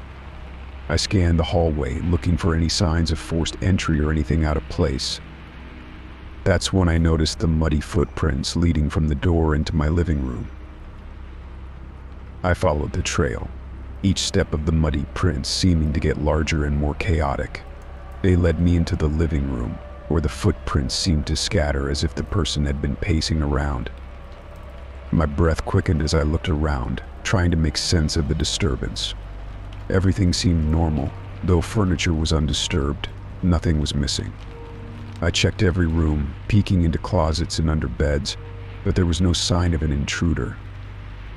It was as if whoever had come in had vanished into thin air. I was about to call the police when my phone buzzed with a voicemail notification. My heart sank when I saw that the voicemail was from my own number. I hesitated for a moment, trying to fathom how this could be possible. With trembling fingers, I tapped the play button. The message began with static, but then it was clear the recording was of me sleeping. I could hear the rhythmic sound of my breathing, the occasional rustle of the bedsheets, and even the faint, almost imperceptible sounds of my muffled snores. The realization hit me like a physical blow. Someone had been in my home recording me while I slept. I felt a wave of nausea wash over me as the full implications of the voicemail settled in. How had they managed to get my number? How had they made the recording? I tried calling my voicemail again, but the message had disappeared. Panic set in. I called the police and reported the break-in, trying to convey my growing sense of fear and confusion. They sent an officer to take a report and dusted for fingerprints, but they found nothing useful. No clues, no leads. The officer assured me that the best thing to do was to upgrade my home security and keep an eye out for anything suspicious. It was a helpful suggestion, but it did little to ease the turmoil inside me. That day, I couldn't shake the feeling of being watched. Every creak of the house, every gust of wind seemed amplified. I was on edge, unable to focus on anything. My normally comforting home had become a place of paranoia. I installed extra locks and a security camera, hoping that these measures would restore some sense of safety. The following night was restless. I kept checking the locks, jumping at every sound. I reviewed the security camera footage obsessively, looking for any signs of intrusion. The footage showed nothing unusual, no one entering or leaving, no shadows flitting past the camera. It was as if the person who had been in my home had vanished into thin air. The days turned into weeks, and the intrusion seemed to fade into a distant nightmare. But the fear never fully left. I continued to live in a state of heightened alert, always checking and rechecking my locks, constantly scanning for signs of someone lurking in the shadows. Then, one evening as I was sorting through some old papers, I found something that made my blood run cold. Buried beneath a stack of old documents was a small, folded note. My hands trembled as I unfolded it. The message was short, scrawled in a familiar handwriting. "I know where you live. I'm always watching." The note sent me into a spiral of anxiety. The same handwriting from the previous notes, neat, unsettling. The realization that someone had been watching me for longer than I had known was horrifying. I immediately contacted the police again, but they could offer no new solutions. The note was too vague, too insubstantial to provide any concrete leads. My paranoia reached new heights. I became obsessed with my security system, checking it every few hours. I installed motion detectors and additional cameras, turning my home into a fortress of surveillance. I even began to suspect my neighbors, wondering if any of them might be involved, or if someone had hired a contractor to help with their plans. One night I was sitting in my living room, the lights dimmed, trying to relax with a book. The silence of the house was oppressive. As I turned a page, a noise came from the hallway, a faint rustling sound, like something being dragged across the floor. I froze, listening intently. The noise stopped abruptly, and for a moment there was only silence. I held my breath and slowly stood up, creeping toward the hallway. The darkness seemed to press in on me, and the silence was almost deafening. I turned on the hallway light and found nothing out of place, no signs of disturbance, no new footprints, no additional notes. I scanned every inch of the hallway, my flashlight darting back and forth, but there was no sign of anyone. Exhausted and on edge, I returned to the living room, trying to calm my racing heart. The intrusion had left me scarred, unable to fully trust even the safety of my own home. The memory of that voicemail haunted me, a constant reminder of my vulnerability. I began to question whether I would ever feel secure again, whether my home would ever return to the sanctuary it once was. In the end, the true identity of the intruder remained a mystery, leaving me with a pervasive sense of unease. My home was now fortified and monitored, but the knowledge that someone had invaded my space, had watched me while I slept, lingered in the back of my mind. The trust I once had in the safety of my own environment was forever shattered. Story 13. It started subtly at first, a faint whisper just barely perceptible in the quiet of my apartment. At night, when the city was asleep and the hum of traffic had faded to a distant murmur, I began hearing it, a voice calling my name from the other side of the wall. I'd lie in bed, straining my ears, trying to decipher the words, but they always seemed just out of reach, like a half-remembered dream slipping through my fingers. I'd sit up, my heart racing, and press my ear against the wall, hoping to catch a clearer sound. Sometimes it was so soft that I questioned if it was my imagination. I'd convince myself it was just the wind or the building settling, but deep down, I knew it was something more. I'd go to my neighbors, knock on their doors, and ask if they'd heard anything unusual. They'd all look at me with blank stares, assuring me that they'd heard nothing out of the ordinary. They seemed unfazed, as though the walls were thick enough to keep out all but the loudest of sounds. The voice continued to grow more insistent, more desperate. It started as a soft murmur, but soon became a repetitive, pleading call. Each night, the urgency in the voice intensified, and it seemed to echo through the apartment, growing louder as though someone or something was trying to break through. I'd try to trace the source, moving from room to room, but there was no visible sign of anything amiss. The walls were solid, the building sturdy, and yet the voice persisted, like an unseen force reaching out for help. One evening, as the sun dipped below the horizon, I sat in the living room, unable to focus on anything other than the voice. I was becoming increasingly paranoid, the constant calling gnawing at my sanity. I paced the apartment, checking the windows, the doors, and even the heating ducts, desperate to find where the sound might be coming from. But every inspection yielded the same result, nothing out of the ordinary. As days turned into weeks, the voice grew louder and more desperate. It was as if it was clawing at the walls, trying to reach me. The sound was relentless, and I began to lose sleep.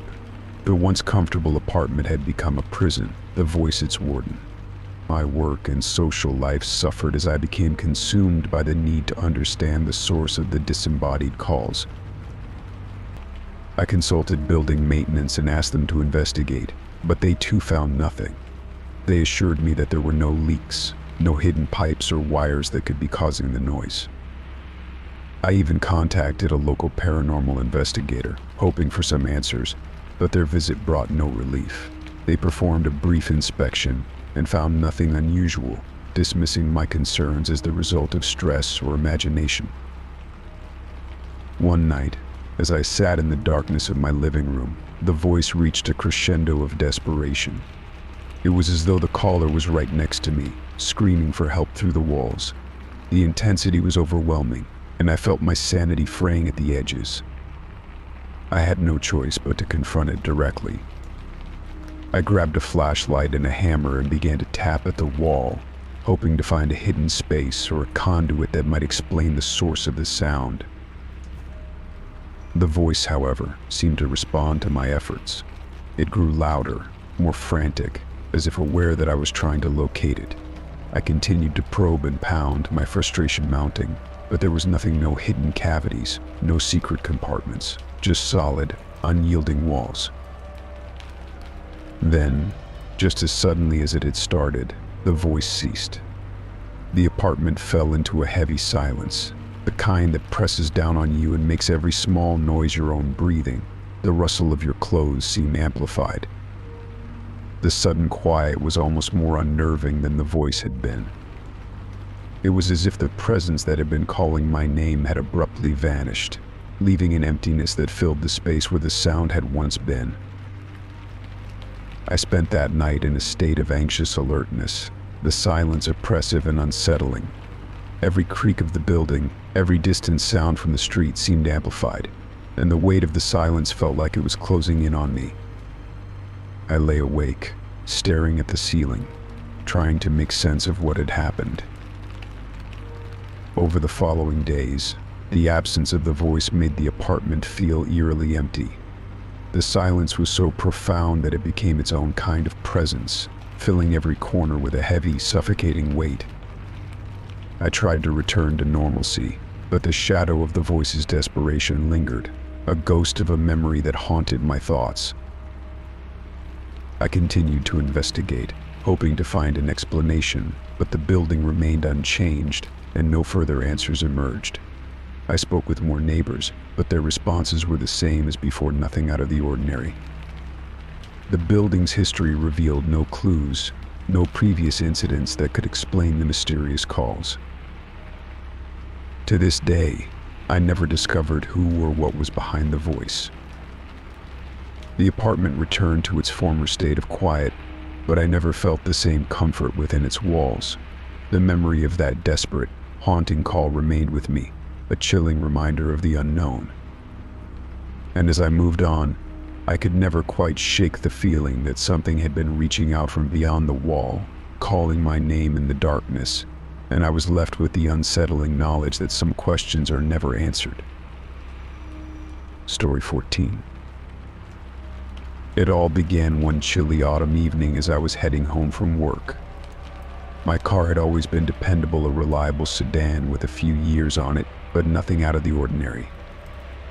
That evening, however, as I approached the driver's side door, I noticed something odd. The car's locks clicked open and shut by themselves. I paused, confused, then shrugged it off as a fluke. I slid into the driver's seat, started the engine, and drove off. As I drove, I noticed the radio switching on and off randomly. At first, it was just static bursts, but then it began playing snippets of songs and talk shows, abruptly changing channels as if someone or something was fiddling with it. I reached out to adjust the dial, but the moment my hand touched it, the radio went silent. I glanced at the GPS screen, only to see it flashing with unfamiliar locations. The map displayed a route leading to a place I had never heard of, let alone intended to visit. My anxiety grew as I tried to ignore the strange behavior. When I got home, I was relieved to park and shut off the engine. However, as I prepared to leave for work the next day, the car greeted me with more of the same oddities. The doors locked and unlocked repeatedly while I was loading my bag into the trunk. I checked the car's settings, but everything seemed normal. I began to worry that there was a malfunction, so I decided to have it serviced. At the repair shop, the mechanic ran diagnostics but found nothing out of the ordinary. They couldn't replicate the issues I had described, and the car seemed to function fine during their tests. Frustrated, I picked up my car and drove home, trying to shake off the growing unease. That night, as I reviewed the car's data logs on my phone, something I had started doing to track the strange behaviors, I was startled by what I saw. The logs showed numerous unexplained trips to locations I had never visited. My car had apparently been traveling long distances during times I was certain I had been at home or at work. I returned to the mechanic the next day, armed with the data logs and my increasing concerns. The mechanic reviewed the logs and, despite his expertise, found nothing out of the ordinary in the car's electronic system. He suggested it might be a glitch in the software, but I couldn't shake the feeling that something more sinister was at play. I began to fear for my safety on the road. The car's behavior became more erratic. The headlights flashed on and off. The windshield wipers turned on during dry weather, and the horn blared spontaneously.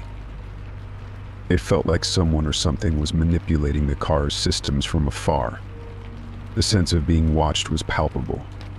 I wondered if someone had hacked into the car's electronic systems, though I had no idea how or why. The car's strange behavior continued unabated. One night, while parked outside my apartment, I saw a shadowy figure near the vehicle. I couldn't make out details, but the figure seemed to be tampering with something on the driver's side. My heart raced, and I rushed outside, but the figure was gone. The car, of course, showed no signs of tampering when I checked it. The locks, radio, and GPS continued their erratic performances, but I couldn't find any physical evidence of interference. Determined to uncover the truth, I decided to install a dash cam with surveillance capabilities. I wanted to record everything that happened with the car, hoping it might provide some answers. The dash cam's footage was both eerie and puzzling. While the recordings showed my car's bizarre behaviors, there was no sign of an external intruder. There were no shadowy figures or suspicious individuals, just the inexplicable actions of the vehicle itself. As weeks went by, my paranoia deepened. I started to take different routes to work, avoided driving at night, and even considered selling the car, though the thought of parting with it filled me with dread. The idea that someone could have such control over my car was unsettling. I feared for my safety every time I got behind the wheel. One evening I was driving home after a long day at work, my nerves frayed and my mind exhausted. The car's GPS suddenly recalibrated itself and began guiding me to an unfamiliar, remote location. My heart pounded as I followed the instructions, unable to shake the feeling that I was being led somewhere dangerous. When I finally arrived at the location, a deserted warehouse on the outskirts of town, I hesitated before getting out. The place was eerily silent, its dark, foreboding structure illuminated only by the dim glow of streetlights. I approached the building cautiously, my senses on high alert. The warehouse was abandoned, its windows boarded up and its doors rusted shut. Just as I was about to turn back, I heard a faint noise behind me, a sound like a door creaking open. I spun around, but there was nothing there. I quickly got back into my car and drove away, my mind racing with thoughts of who or what might have led me to that place. The experience left me shaken, but it also drove me to take drastic measures. I sought help from a cybersecurity expert who specialized in automotive technology. He conducted a thorough investigation and found that my car had been compromised by a sophisticated hacking device, one that allowed an external party to manipulate the vehicle's systems. The hacker's motives remained unclear, but the expert assured me that the device had been removed and my car's systems were now secure. With the immediate threat removed, I felt a sense of relief. I still didn't fully understand why I had been targeted or who had done it, but the knowledge that my car was no longer being tampered with eased my fears. I continued to drive with caution, always wary of any strange behavior, but the experience had taught me to be more vigilant about my personal safety and the security of my possessions. In the end, the mystery of the phantom car remained unsolved, but I had learned an important lesson. Sometimes the greatest dangers come from the places we least expect, and vigilance is the key to staying one step ahead. Story 15. The postcard arrived on an ordinary Tuesday, its arrival almost imperceptible amid the routine of my day. I was sorting through my mail, half listening to the news on the radio, when I came across it. The postcard was simple enough, an unremarkable piece of cardstock with a glossy image of my house on the front. The image was taken from a distance, capturing the front facade and the neatly trimmed lawn, but what struck me was the message scrawled on the back in an uneven, almost shaky handwriting. I know your secret. There was no return address, only a generic postmark from a location I couldn't place. The address written on the postcard was fictitious, a jumble of numbers and letters that led nowhere. I turned the postcard over in my hand, my heart pounding. My house looked the same as always in the picture, but the message was a chilling reminder that someone knew something about me, something they shouldn't. My initial reaction was disbelief. It had to be a prank, a misguided attempt at intimidation, or a misguided joke. I tossed the postcard aside, trying to push it from my mind, but as the hours passed, an uneasy feeling settled over me, growing with each tick of the clock. That evening, I decided to take action. The message was vague, but the implication was clear. Someone had been watching me, or at least my house, and they knew something about me that made me uneasy. I had to make sure my home was secure. I went through every room, checking windows and doors and scrutinizing every corner for any sign of tampering. Nothing seemed out of place. Everything was as it should be. Despite my thorough check, the feeling of vulnerability lingered. The postcard had been a disturbing reminder of how exposed I felt.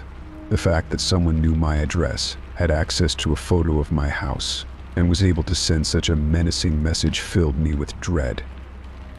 I considered contacting the police, but without more concrete evidence or a clear threat, there wasn't much they could do. I had already reported the texts I'd received earlier, and with little to show for it, I doubted they would offer much help this time. The days that followed were marked by a heightened sense of paranoia. I avoided leaving the house alone, often asking friends to accompany me if I had to run errands or go out.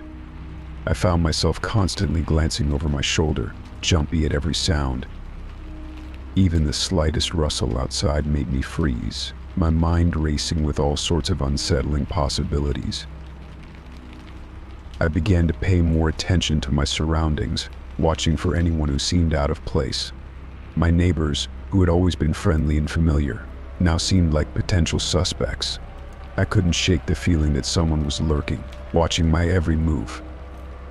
I even started to wonder if the postcard was just the beginning, a warning of something more sinister to come. One night, unable to sleep, I sat by the window, staring out into the darkness. The house was silent, the only sounds coming from the occasional car passing by on the street. My thoughts kept drifting back to the postcard, to the eerie message and the unsettling knowledge that someone had been watching me. As the weeks went by, the fear became a part of my daily life.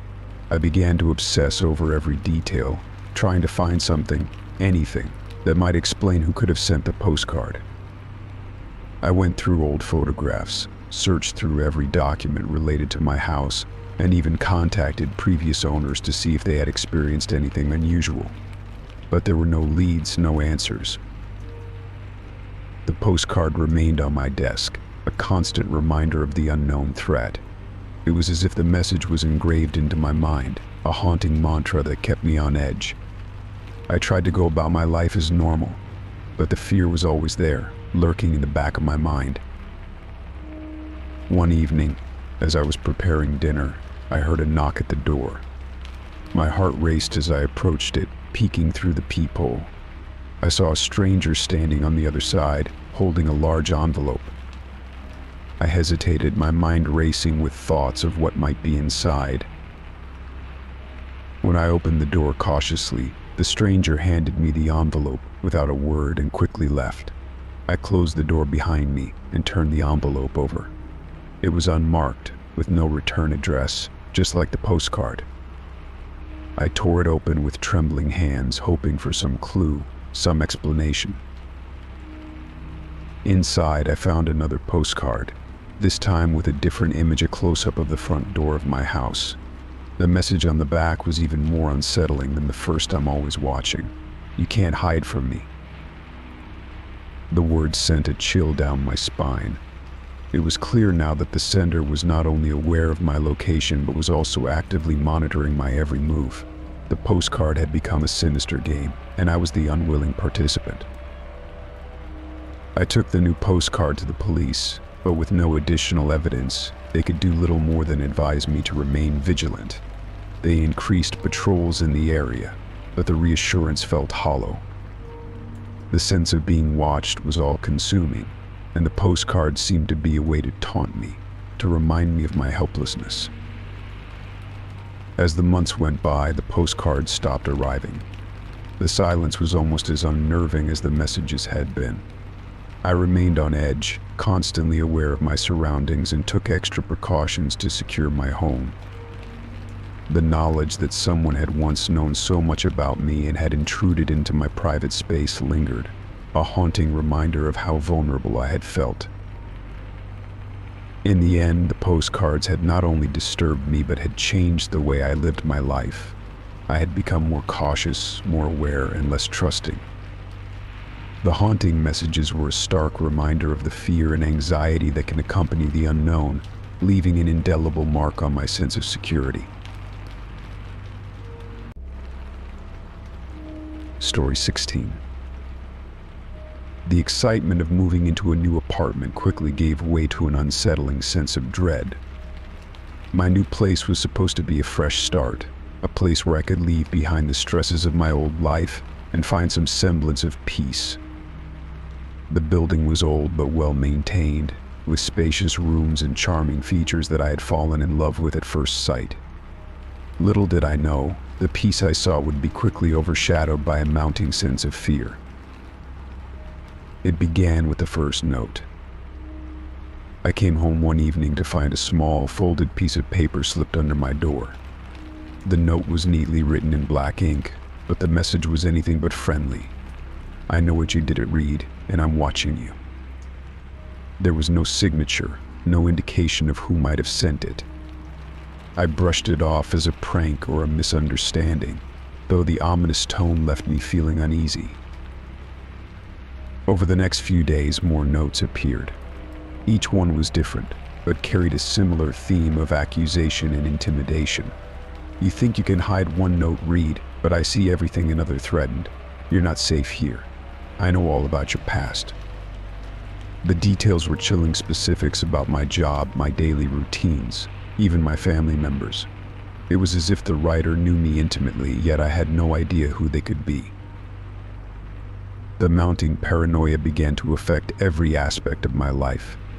I couldn't shake the feeling that someone was watching me, following me, even when I was out in public. My nerves were on edge, and every small sound in the apartment seemed amplified. I would check the locks on my doors multiple times each night, and I began avoiding leaving the apartment alone, fearful of what might happen if I did. Desperate for answers, I contacted the landlord. Mr. Collins was a gruff but well-meaning man in his late 60s. When I explained the situation, he seemed genuinely concerned and promised to look into it. However, after a few days of investigation, he returned with little progress. "We've checked the security footage and spoken with the staff," he said, "but no one has seen anything unusual. The building surveillance doesn't show anyone coming and going who shouldn't be." I was frustrated and disheartened. It felt as though I was fighting an invisible enemy, one who knew every detail of my life, but left no trace of their presence. With no leads and no way to identify the source of the notes, I decided I needed to take matters into my own hands. That weekend, I installed a comprehensive security system in the apartment.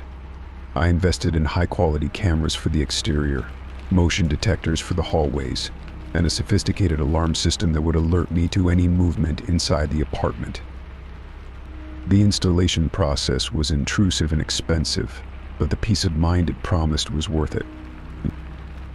Once everything was set up, I felt a slight reprieve. The cameras provided a sense of security, and the knowledge that my movements were being recorded gave me some comfort. I hoped that the visibility of the cameras would deter whoever was responsible for the notes and bring an end to the harassment. But the notes didn't stop. If anything, they became more frequent and more personal. The new messages included details that only someone very close to me would know: my preferences for certain foods, my work schedule, and even the names of friends I had mentioned in passing. "You think a few cameras will keep me away?" one note taunted. I'm always closer than you think. The constant fear of an unseen threat began to erode my sense of normalcy. I would review the security footage obsessively, hoping for some clue or sign of who might be behind the harassment. Each night, as I watched the recorded footage, I scanned for any unusual movements or people lingering near my apartment, but there were no clear answers. The situation reached a boiling point when I received a note that detailed a specific event from my past, a painful experience that I had rarely spoken about. "You haven't forgotten, have you?" it said. "Your past is catching up with you." I was horrified. How could someone know about such personal and private aspects of my life? It felt as though my entire existence was under scrutiny. Feeling trapped and exhausted, I reached out to the police for assistance. They conducted a thorough investigation, but despite their efforts, they couldn't find any evidence or trace of the stalker. "We'll keep an eye out for anything unusual," Officer Martinez said, "but without more information, it's challenging to pinpoint who might be behind this." I felt helpless and isolated, trapped in a cycle of fear and anxiety. The security system, while providing some peace of mind, did little to quell the growing sense of paranoia. I became hyper-aware of my surroundings, always on edge and constantly looking over my shoulder. The once charming apartment had turned into a prison, with each day feeling like a battle to maintain a semblance of normalcy. Despite the ongoing harassment, I eventually found some solace in the routine of the security measures. I continued to document every note and detail of the incidents, hoping that one day would lead to a breakthrough. The police remained involved, though the case seemed to stall. It was only when I decided to move out of the apartment that the harassment abruptly stopped. As I packed my belongings, I couldn't help but feel a sense of relief mingled with lingering fear. The apartment that had once been my sanctuary had become a place of constant dread, and leaving it behind was both a victory and a concession. The new place, though not without its own challenges, offered a fresh start. I had learned to be more cautious and aware, and I vowed to never let my guard down again. The notes and the fear that had consumed me were behind me, but the experience had left a mark. Even now, as I settle into my new home, I remain vigilant, aware that the shadows of the past can sometimes follow you, even when you think you've escaped them. Story 17. I was alone in my apartment, relishing the solitude after a long week of work. The place was modest but comfortable, a sanctuary where I could unwind without interruption. My evenings were usually spent relaxing with a good book or catching up on my favorite shows. But lately something had been disturbing my peace. It started subtly. I began to feel a sense of unease whenever I was alone at night, an inexplicable feeling that I was being watched. At first I chalked it up to stress or maybe just my imagination playing tricks on me. But then, one evening I noticed a figure outside my window. I was in the living room, absorbed in a book, when I happened to glance up. There, just beyond the glass, was a dark silhouette. It was featureless, an indistinct shape that seemed to blend into the darkness outside. My heart skipped a beat as I squinted, trying to make out any details, but the figure remained a shadowy outline, unmoving. I stood up and moved closer to the window, my curiosity piqued despite the growing sense of dread. The figure didn't move, but I felt an intense gaze upon me. It was as if the person or whatever it was observing me with a chilling intensity. I tried to shake off the fear and considered calling the police, but when I looked back, the figure was gone. I checked the street outside, but there was no sign of anyone lingering. I assumed it was probably just someone passing by, a trick of the light or my own overactive imagination. Still, the incident left me unsettled. The next night, the same thing happened. I was sitting in the same spot, reading when I saw the silhouette again, watching me through the window. This time I felt a deep, unsettling chill. The figure was always in the same place, just beyond the reach of the streetlight, cloaked in darkness. I decided to confront whatever or whoever it was. I approached the window cautiously, pulling back the curtain just enough to get a better look. But as soon as I got close, the figure vanished into the night, leaving me staring at an empty street. Determined to get to the bottom of this, I started to take more precautions. I installed heavy curtains and blinds on all my windows, hoping they would provide some privacy and keep the figure at bay.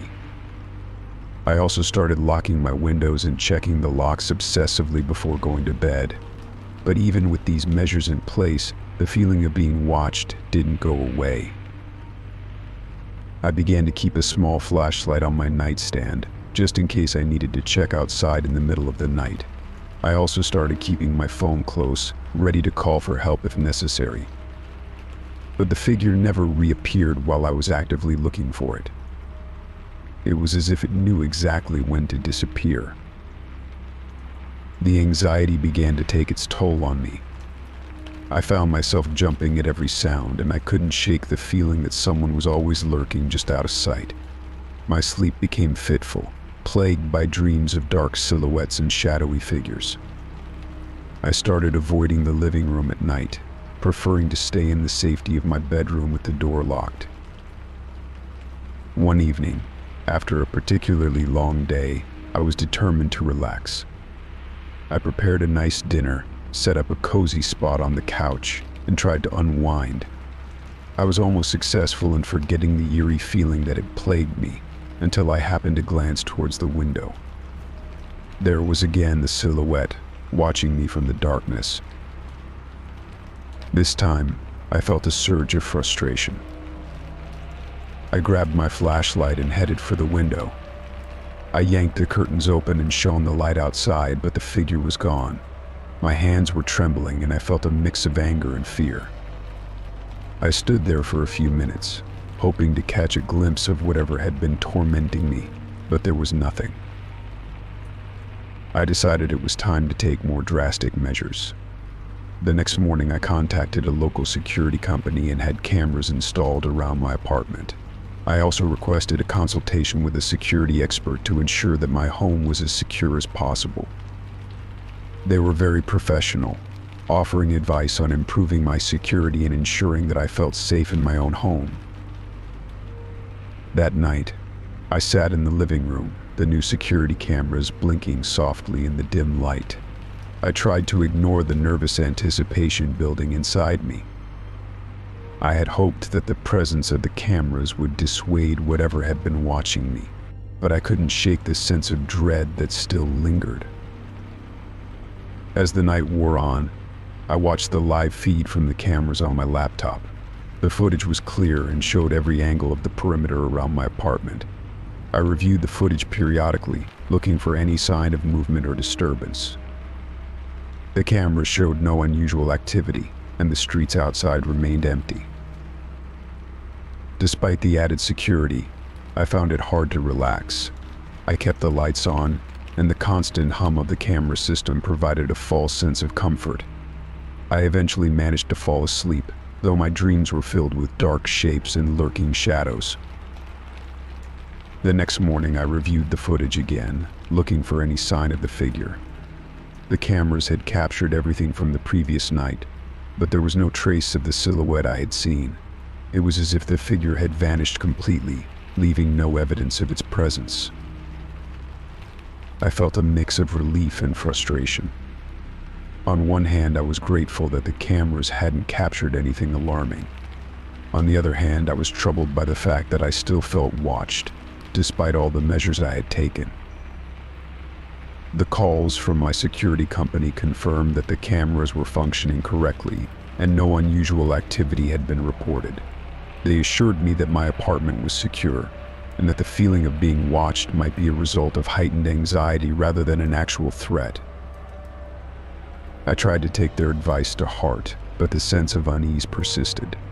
The figure had stopped appearing, but I remained on edge, constantly checking the cameras and peering out the windows.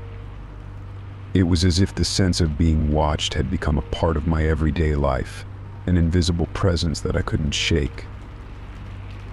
Despite the absence of the figure, the experience had left a lasting impact on me. I became hyper-aware of my surroundings, always on the lookout for any sign of intrusion or threat. I continued to keep the cameras active and maintained a heightened sense of vigilance, even as the nights grew quieter. In the end, I learned to live with the lingering anxiety, adapting to a new normal, where the sense of being watched was a constant, if unwelcome, companion. The figure never returned, and I hoped it never would. But the feeling of being observed had changed me, leaving me more cautious and aware of the shadows that lurked just beyond the edges of my vision. Story 18. It was a crisp autumn morning when I first noticed the box on my doorstep. The day had started like any other, with the usual routine of grabbing coffee and heading to work. I almost overlooked the package, a small, unremarkable cardboard box with no return address or markings. It was only when I saw the label with my name that I hesitated and decided to investigate further. Inside the box was something that made my blood run cold, a pair of my own used shoes. They were scuffed and worn, the laces slightly frayed. I recognized them immediately, a pair of old sneakers I had discarded weeks ago. Alongside the shoes was a note, written in an unfamiliar, slightly uneven handwriting. "I'm following your every step." My heart raced as I stared at the shoes. How had someone gotten their hands on them? More importantly, who was behind this unnerving message? I tried to calm myself and consider the possibilities. Maybe it was a prank from a friend, though none of my friends had ever been this intrusive or sinister. To be sure, I decided to check my home security cameras. The cameras covered every angle of my front porch, and I was confident they would have recorded any unusual activity. I pulled up the footage from the previous night and began to watch. What I saw only deepened my unease. There was no footage of anyone dropping off the package. The timestamp showed the box had appeared out of nowhere, without any person or vehicle in sight. My mind raced through the implications. Someone had been able to get close to my house without leaving a trace on the cameras. The realization that someone might have been watching me, tracking my movements, made me feel vulnerable and exposed. My daily routines, the places I visited, everything suddenly felt compromised. As the days passed, the message in the note haunted me. I began to scrutinize every detail of my life. I noticed how often I followed the same routes to work, the same paths during my evening walks.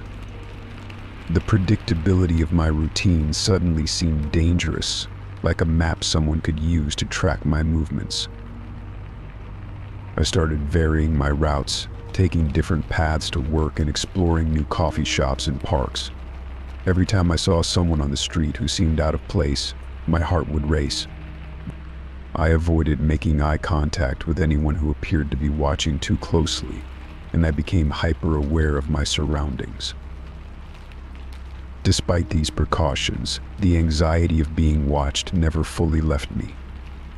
Each time I returned home, I found myself checking the perimeter of my property, peering into the darkness for any sign of someone lurking nearby. The box and the note had left a lingering fear that gnawed at my sense of security. One evening, as I returned from a new grocery store I had started frequenting, I noticed a figure standing on the opposite side of the street. The person was wearing a dark coat and hat, their face obscured by the shadows. The sight of them made my pulse quicken, and I instinctively took a longer route home, circling the block to avoid any potential confrontation. I arrived at my apartment, the unsettling figure still on my mind. I decided to take more proactive measures. I installed additional security cameras around my property, focusing on blind spots that the previous system might have missed. I also began to keep a detailed log of my daily activities, noting every place I visited and every person I encountered. The thought of someone tracking me made me increasingly paranoid, but I hoped that by documenting everything, I might uncover some pattern or clue. Weeks went by with no new developments, but the fear remained. I tried to keep up with my new routines and habits, hoping to throw off whoever was watching me. Still, the feeling of being followed persisted. I avoided staying out too late and always ensured that I wasn't being followed by taking circuitous routes home. The constant vigilance was exhausting, and the tension made it difficult to focus on anything else. One night, as I was reviewing my security footage, I noticed something unusual. There was a brief moment where the footage seemed to glitch, a few frames where the image distorted and flickered. In those moments, I could make out a shadowy figure moving near my front door.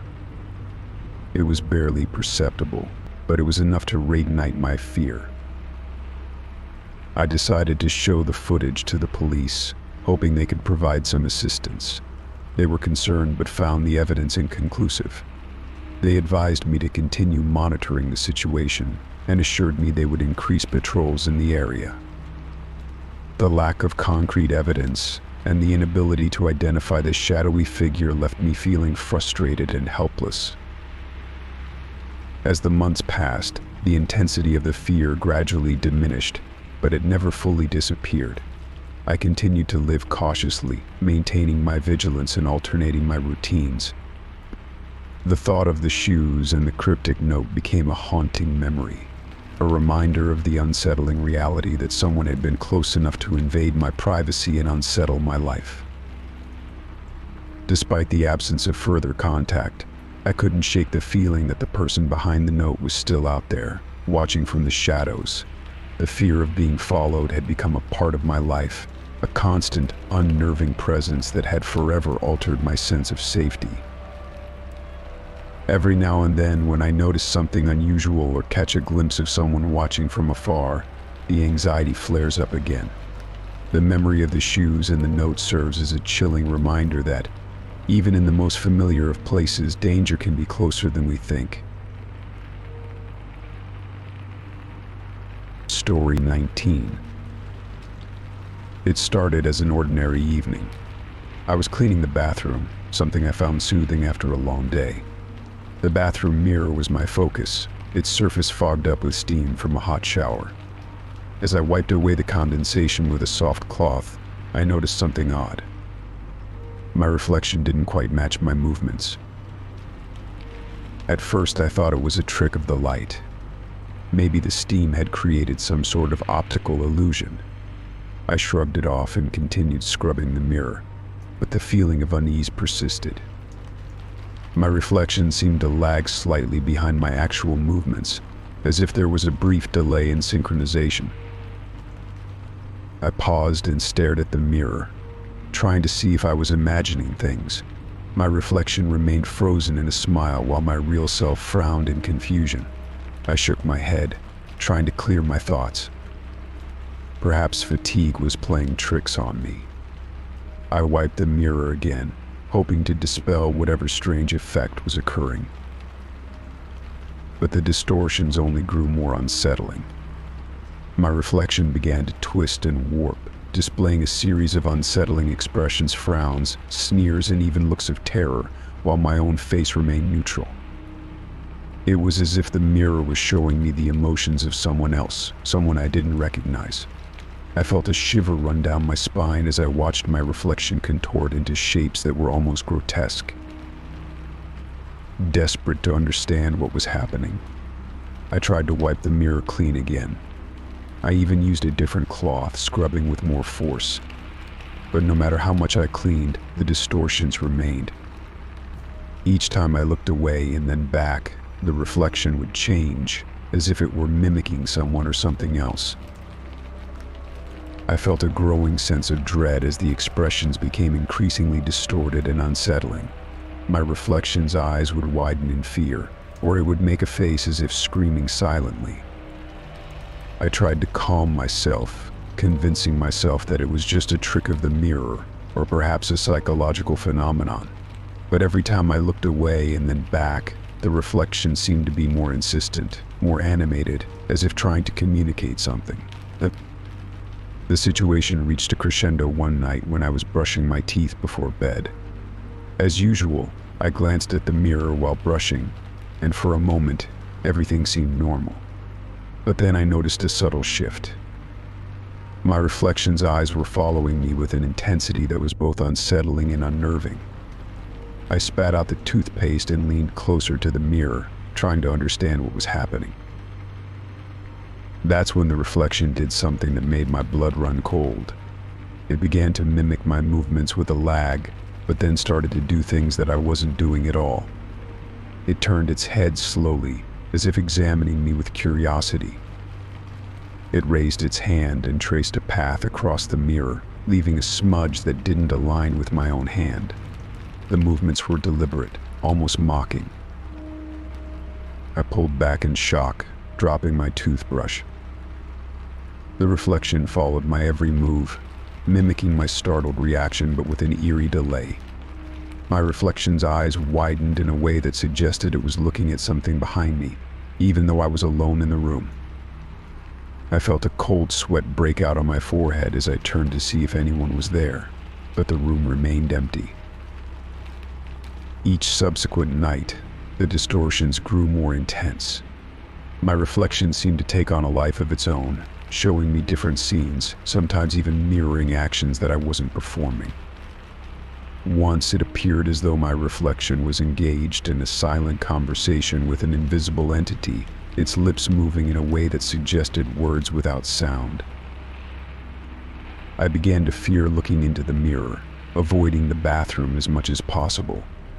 When I did have to use it, I would keep my eyes averted, focusing on other tasks to avoid the growing terror. I installed a curtain over the mirror, hoping to block out whatever malevolent force seemed to be taking hold. Despite these precautions, the sense of unease never left me. Even with the curtain drawn, I could feel the presence of something watching me. The distortions in the mirror had left me feeling like a prisoner in my own home, trapped by an unknown force that was trying to communicate or perhaps torment me. In a final attempt to understand the phenomenon, I reached out to a local historian who specialized in the supernatural. After explaining my experiences, he suggested that old mirrors sometimes hold on to residual energies or entities. He recommended having the mirror blessed and then disposed of, claiming that it might rid the space of any lingering presence. With no other options left, I followed his advice. I arranged for a local priest to bless the mirror, and then carefully wrapped it in cloth before disposing of it. I replaced it with a new mirror, hoping that the issue had been resolved. The new mirror did not exhibit any strange behavior. My reflection was now normal, and the distortions had ceased. However, the experience left a lasting impression on me. I could no longer look at a mirror without feeling a twinge of apprehension, and the echoes of that unsettling night haunted me. The mirror had been a gateway to something inexplicable, a reminder of the shadows that linger just out of sight, waiting for the chance to reveal themselves.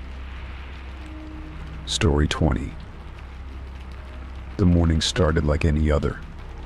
I woke up, groggy from a night of restless sleep, and stumbled out of bed. As I shuffled into the living room, still wrapped in my blanket, I froze. There, sitting comfortably on my couch, was a stranger, deeply engrossed in a book.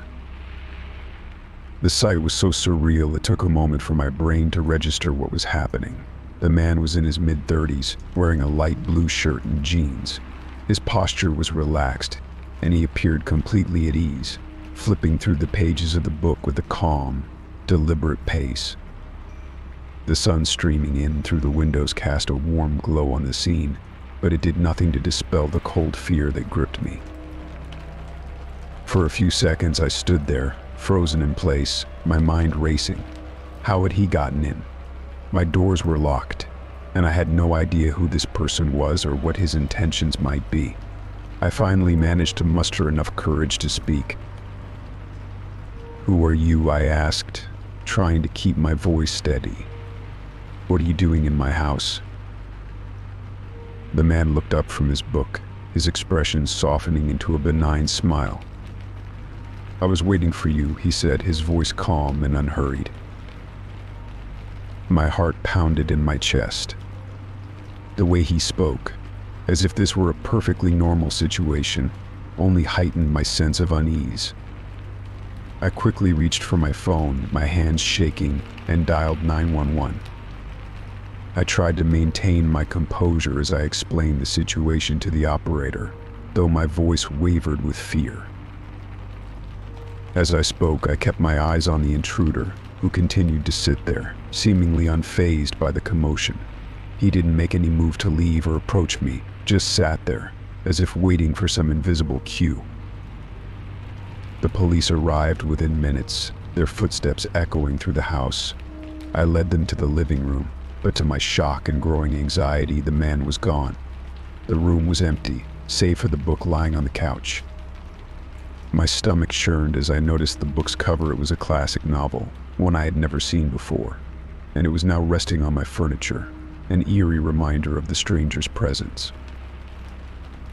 The officers conducted a thorough search of the house, but found no signs of forced entry, no indication that anyone had been there recently other than the book on the couch.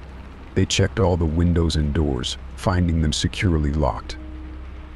The intruder had vanished without a trace, leaving behind only that unsettling book. As the officers questioned me, I felt a rising sense of dread. The thought that someone had been in my home while I was asleep, reading quietly in my living room, was deeply disturbing. They took a statement and promised to patrol the area more frequently, but their reassurances did little to ease my anxiety. I spent the rest of the day in a daze, my mind replaying the events over and over. I couldn't shake the feeling of violation, of having been watched while I slept. The house, once a place of comfort, now felt like a cage. Every creak of the floorboards, every gust of wind outside seemed amplified, as if mocking my sense of safety. As night fell, I found myself unable to relax. I checked all the doors and windows once more, making sure everything was securely locked. The book remained on the couch, its presence a constant reminder of the stranger's visit. I wanted to throw it away, but part of me was too afraid to touch it, as if handling it might invite something sinister into my life. I decided to stay awake, armed with a baseball bat and a heightened sense of vigilance. I sat in the living room, the book sitting innocuously on the couch, its presence almost taunting me. The house was silent, save for the occasional creak of the settling structure. Hours passed, and though I was exhausted, I couldn't bring myself to sleep. The fear of another unexpected visitor kept me on edge. Eventually, the exhaustion took its toll, and I succumbed to sleep in fits and starts, the baseball bat still clutched in my hand. I dreamed of shadowy figures and whispered voices, nightmares that left me drenched in sweat. The next day, I contacted a locksmith to change all the locks in my house. I wanted to ensure that no one could get in without my knowledge. I also invested in a security system with cameras, hoping to provide some measure of protection and peace of mind. The intrusion had shaken me to my core, and I was determined not to let it happen again. Days turned into weeks, and though the sense of vulnerability never fully left me, I gradually began to feel more secure. I tried to avoid thinking about that unsettling morning and the strange man who had appeared out of nowhere. I kept the book hidden away in a box, convinced that it held some dark significance that I wasn't ready to understand. Life began to return to normal, but the fear lingered. I avoided staying alone in the house for extended periods and became hyper-vigilant about security. I couldn't shake the feeling that someone or something was always watching, waiting for another opportunity to intrude. Though the police never found any leads or identified the man, I remained vigilant, hoping that the security measures I had put in place would keep me safe. The memory of that morning haunted me, a chilling reminder of how quickly a sense of security can be shattered and how easily someone can intrude upon the sanctuary of one's home. Story 21. The photo album had been a fixture on my bookshelf for as long as I could remember. It was a modest leather-bound volume, its once crisp edges softened by years of use. Inside were snapshots of my life, family gatherings, vacations, candid moments. Each photo was a fragment of my past, a tangible reminder of the people and experiences that had shaped me. I often flipped through it, finding comfort in the familiar faces and memories. One evening, as I was tidying up my living room, I noticed the album was missing. I searched the entire room, checking under cushions, behind furniture, and in every nook and cranny, but it was nowhere to be found. I shrugged it off, thinking perhaps I had misplaced it or left it in another room. Days went by and I started to worry that it might have been accidentally thrown out or misplaced during a cleaning spree. Then, almost as if by magic, the album reappeared. It was back on the shelf in its original spot, exactly where it had been before. I was relieved but puzzled. I hadn't found it, nor had I seen anyone else in the house who might have returned it. My curiosity was piqued, and I picked it up, expecting to see the familiar faces from my past.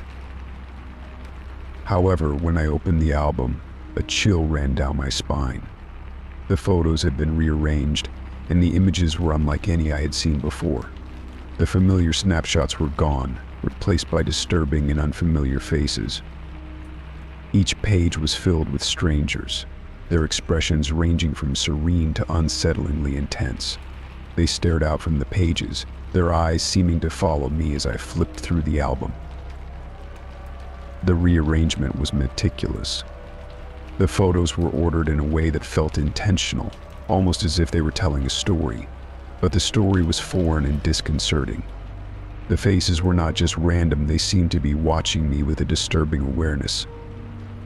There were no captions or identifying marks, just the eerie, unfamiliar faces, one after another. I tried to make sense of the situation. Had someone broken into my home and tampered with the album? It seemed improbable, but the thought that someone had been in my personal space without my knowledge was deeply unsettling. I searched the rest of the house for signs of tampering, but everything else appeared untouched. There were no signs of forced entry or disturbance. The more I examined the album, the more the images seemed to affect me. Some of the faces had an almost spectral quality, their features blurred or distorted in a way that made them appear unnatural. I felt as though they were not just photographs but something more sinister. The way the eyes seemed to follow me made it hard to look away. Every time I turned the page, I half expected to see one of the figures reaching out, or worse, emerging from the photo. I reached out to friends and family, hoping to get some perspective. I showed them the album and described the situation, but they were equally puzzled. None of them recognized the faces in the photos, and no one could offer an explanation for their appearance. They suggested that I might have dreamt about the album, or that it was a result of some obscure prank. But the more I thought about it, the more the sense of intrusion grew. The photos were not just disturbing, they were a violation of my privacy. It felt as if someone had deliberately invaded my personal space and rearranged my memories to unsettle me. The album, once a cherished collection of moments from my life, had become a source of anxiety and fear. I decided to take the album to a local photo expert, hoping they could provide some insight. The expert examined the photos and confirmed that they were genuine prints, not digitally altered. However, they couldn't identify the subjects or explain how they had ended up in my album. Their inability to provide answers only added to my unease. As days turned into weeks, the album remained a constant source of dread. I tried to avoid looking at it, but it was hard to ignore the presence of those unsettling faces. I considered disposing of it, but the thought of throwing away something that had been in my possession for so long felt wrong. I couldn't shake the feeling that getting rid of it might be admitting defeat, or worse, acknowledging that the intrusion had won. I began to notice other subtle changes around the house. Small objects would be out of place. or I would find things in locations I was sure I hadn't left them. It was as if the house itself was conspiring to reinforce the feeling of unease that the album had introduced. Every creak of the floorboards or rustle of the curtains made me jump, and I became increasingly paranoid about my surroundings. I even began to wonder if the album was somehow connected to these occurrences. Had it somehow opened a door to something sinister, or was it merely a catalyst for my own growing anxiety? The constant presence of those unsettling faces made it hard to think clearly. Eventually, I decided to lock the album away in a box and store it in the attic, hoping that removing it from my immediate environment might help me regain a sense of normalcy.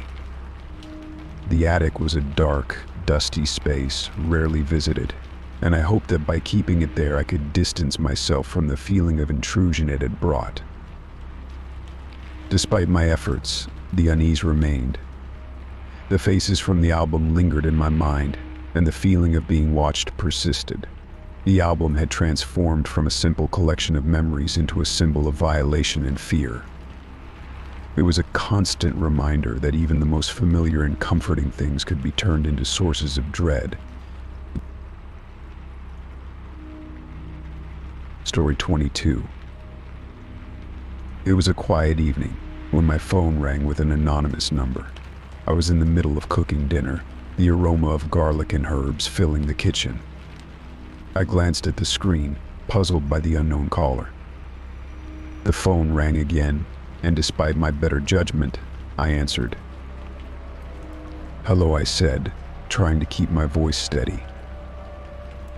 There was no response at first, just a disconcerting silence on the other end. Then, I heard it heavy breathing, labored and uneven, like someone struggling to catch their breath. The sound was unnervingly close, and it sent a shiver down my spine. I waited, expecting the caller to speak, but instead there was a series of strange noises, muffled thumps, indistinct murmurs, and a low, unsettling hum. "Hello," I repeated, more urgently this time. But there was no reply. The call ended abruptly, leaving me with a lingering sense of dread. I tried to shake it off, convincing myself it was a wrong number or a prank. Over the next few days, the calls didn't stop. They came at all hours, early in the morning, late at night, and even during work hours. Each call was the same heavy breathing and strange noises. I tried to block the number, hoping it would stop the harassment. But instead of decreasing, the calls began to come from different numbers, each one more disturbing than the last. The anonymity of the calls only added to my growing sense of fear. One night, the phone rang just as I was about to go to bed. I hesitated but answered, hoping to confront the caller directly. The same heavy breathing greeted me, accompanied by an eerie, rhythmic scratching sound that seemed to echo through the phone line. I could barely make out a faint, almost imperceptible whisper in the background, but the message was too garbled to understand. By now, the calls were affecting my sleep and work. I found myself constantly checking my phone, anxious about the next call and unable to focus on anything else. My stress levels soared as I began to suspect that whoever was making these calls had sinister intentions. The constant barrage of calls became a relentless torment, leaving me feeling paranoid and isolated. Desperate for relief, I contacted my phone service provider and reported the issue. They assured me they would investigate and advised me to change my number, which seemed like a drastic but necessary step. I followed their advice and switched to a new number, hoping this would put an end to the disturbing calls. For a few days, there was peace. I started to relax, feeling a semblance of normalcy returning to my life. But then, the calls started up again. This time they came from yet another set of new numbers. The cycle seemed endless, and the fear that someone was deliberately targeting me became overwhelming. Realizing that my attempts to handle the situation on my own were futile, I decided to seek help from the authorities. I contacted the local police and explained the situation, including the heavy breathing and strange noises I had heard. as well as the persistent nature of the calls. I was met with a mix of sympathy and skepticism. The officer took my report and promised to investigate, but warned me that tracking anonymous calls could be challenging and time-consuming. Despite the police's assurances, the calls continued, now more sporadic but still unsettling. I began to feel as if I was trapped in a nightmare, unable to escape the eerie presence that seemed to be lurking just out of sight. The authorities' investigation did not yield any results, leaving me feeling helpless and frustrated. I felt like a pawn in a cruel game, with no idea of who was orchestrating it or why. The relentless calls began to take a toll on my mental health. I avoided answering the phone whenever possible, fearing the unsettling sounds and whispers that had come to define my experiences. I started isolating myself, avoiding social events and even keeping the lights on at all times, hoping that visibility might somehow offer protection. The constant anxiety made it difficult for me to concentrate on everyday tasks, and I became increasingly withdrawn and irritable. In an attempt to regain control, I started documenting each call meticulously. I noted the time, date, and any distinguishing features of the noises I heard. I hoped that this detailed record might provide the authorities with something useful. I also began exploring personal security measures, installing additional locks and a security camera at my home. I hoped that increased vigilance might help me feel safer, even if it didn't stop the calls. Despite my efforts, the calls continued intermittently, and the mystery of their origin remained unsolved. The weight of the unknown was the most disturbing part, as I could not figure out why I was being targeted or who was behind the harassment. The sense of violation and intrusion into my private space left me feeling perpetually on edge. Eventually, the calls began to taper off, though they never entirely ceased. I continued to receive the occasional call from unknown numbers, but the frequency diminished. I remained vigilant, always wary of the next call, but I also tried to reclaim some sense of normalcy in my life. The experience left a lasting impact on me. I became hyper-aware of my surroundings and more cautious about my privacy. The fear of being watched or followed became a constant undercurrent in my daily life. Despite the passage of time, the unsettling memory of those calls remained with me, a chilling reminder of the vulnerability we all face in an increasingly connected world. Story 23. It was a typical Wednesday evening, and I had just returned home from a long day at work. I was looking forward to a quiet night, so I tossed my keys on the kitchen counter and headed to my bedroom to change into something more comfortable. As I was undressing, I noticed something odd, an unfamiliar glint of metal catching the light from the corner of my eye. At first, I thought it was just a misplaced object or a trick of the light. But as I investigated further, I discovered a small, inconspicuous camera hidden behind a loose panel in the bedroom wall. It was tiny, barely noticeable, but it was there, positioned in a way that suggested it had been deliberately placed to monitor my movements. My blood ran cold as I realized what I had found. My heart raced as I pulled the camera out and examined it closely. It was a modern device with a lens so small that it could easily be overlooked. The realization that someone had been watching me, possibly for weeks or even months, sent shivers down my spine. I felt a surge of panic and anger. How had this gone unnoticed? And more importantly, who had done this? Without wasting any time, I picked up my phone and dialed 911. I explained the situation to the operator, trying to keep my voice steady despite the rising tide of fear. Within minutes, the police arrived, and I showed them the camera I had found. They took it into evidence and began an investigation. The officers were professional and courteous, but I could tell from their expressions that they were as disturbed by the discovery as I was. They conducted a thorough search of my home, checking for other hidden devices or signs of tampering. They interviewed me about any recent strange occurrences or suspicious individuals I might have noticed. I told them about the occasional strange noises and the feeling of being watched, but I hadn't suspected anything as sinister as this. The police took the camera for forensic analysis, hoping to find any clues about its origin or the person who had placed it. They promised to keep me updated on their progress, but as days turned into weeks, their updates were few and far between. The forensic results were inconclusive. There were no fingerprints, no identifying marks, and the camera's data didn't lead to any concrete leads. It seemed to be a dead end. The violation of my privacy had a profound effect on me.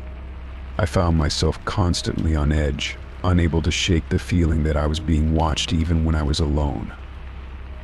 The safety and comfort of my home were shattered, and every small noise or movement seemed magnified, a reminder of the intrusion I had experienced. I took it upon myself to conduct a more exhaustive search of my home, looking for any other hidden cameras or recording devices. I checked every nook and cranny, examining electrical outlets, vents, and any potential hiding spots. I even hired a professional to conduct a sweep of the property, but they found nothing. It was both a relief and a source of frustration. Relief that there were no more hidden devices, but frustration that I could not understand why someone had targeted me. The days turned into months, and life gradually returned to a semblance of normalcy. I tried to rebuild my sense of security, but the experience had left a lasting impact. I installed additional security measures, including surveillance cameras around the exterior of my home and motion detectors, hoping to regain some control over my environment. Despite these precautions, the psychological impact lingered. I became hyper-vigilant, constantly checking and rechecking locks and alarms. I avoided being alone in certain parts of my home, especially the bedroom where the camera had been found. Every unexpected sound or movement made my heart race, and I found it difficult to relax. I reached out to a counselor to help me process the trauma of the invasion. Through therapy, I began to understand the depth of my feelings and the ways in which the violation had affected my sense of safety and trust. It was a slow and difficult process, but I gradually began to feel more in control of my emotions. The mystery of the hidden camera remained unsolved, but I tried to focus on the things I could control. I kept in touch with the police, hoping for any updates, but none ever came. The investigation seemed to have gone cold, leaving me with unanswered questions and an unsettling sense of uncertainty. In time, I learned to live with the lingering unease, accepting that some answers might never come. I made efforts to reclaim my sense of safety, both physically and emotionally. I found solace in routines, in spending time with loved ones, and in rebuilding my trust in the security of my home. The hidden camera was a dark chapter in my life, a reminder of how fragile our sense of safety can be. But it also taught me about resilience and the importance of seeking help and support when faced with unsettling experiences. The shadow of that unknown observer may never fully disappear, but I learned to face it with strength and resolve, striving to live my life with the courage to move forward, despite the lingering echoes of fear. Story 24. It was a crisp October evening when I received an email that would change my sense of security forever. I had been home alone all day, catching up on work and enjoying the quiet. My only contact with the outside world was my laptop, which I used to keep in touch with friends, manage my schedule, and occasionally watch videos. But on that particular evening, an email arrived that sent a chill down my spine. The email was simple, devoid of any sender information or subject line. I almost deleted it out of habit, assuming it was just another spam message, but something about it made me pause. I hesitated for a moment before opening it. Inside was a video file attachment. Curiosity and a sense of foreboding combined as I clicked on the file and waited for it to load. The video began playing, and my blood ran cold. The footage showed various rooms of my house captured from angles I hadn't noticed. It was clear that the video had been taken from hidden cameras or other discreet locations. I saw my living room, my kitchen, even my bedroom, all displayed with unsettling clarity. The most disturbing part was seeing myself move about my day, oblivious to the fact that I was being watched. The video seemed to be recorded over several hours. It showed me making coffee, working at my desk, and even lounging on the couch while reading a book. It was as though I had been under constant surveillance. The footage was edited together seamlessly, and there were no signs of tampering or glitches, just a chilling, omnipresent gaze. As the video ended, a single line of text appeared on the screen. I'm always watching. The message was stark and simple, but it was enough to send my mind racing. I felt a cold sweat break out on my forehead. The invasion of privacy was not just unsettling, it was terrifying. I immediately tried to trace the source of the email, but my attempts led to dead ends. The email address was untraceable, and the IP address of the sender was masked, offering no clues as to who might be behind this disturbing act. I spent the rest of the evening in a state of heightened anxiety. I reviewed every corner of my home, searching for hidden cameras or signs of intrusion. I even climbed into the attic and checked behind the walls, but found nothing out of the ordinary. It was as though the footage had been captured by some invisible, all-seeing eye. I called the police, hoping they might be able to help. They assured me they would investigate, but the lack of concrete evidence made it difficult for them to act swiftly. They suggested installing security cameras around my home and being vigilant, but their advice offered little solace. The feeling of being watched persisted, gnawing at my sense of safety. The next few days were a blur of paranoia and unease. I couldn't shake the feeling that someone was lurking just out of sight, observing my every move. I became hyper-vigilant, checking the locks on my doors and windows repeatedly and avoiding being alone in the house whenever possible. My home, once a sanctuary, now felt like a prison. I installed a series of security cameras both inside and outside my house.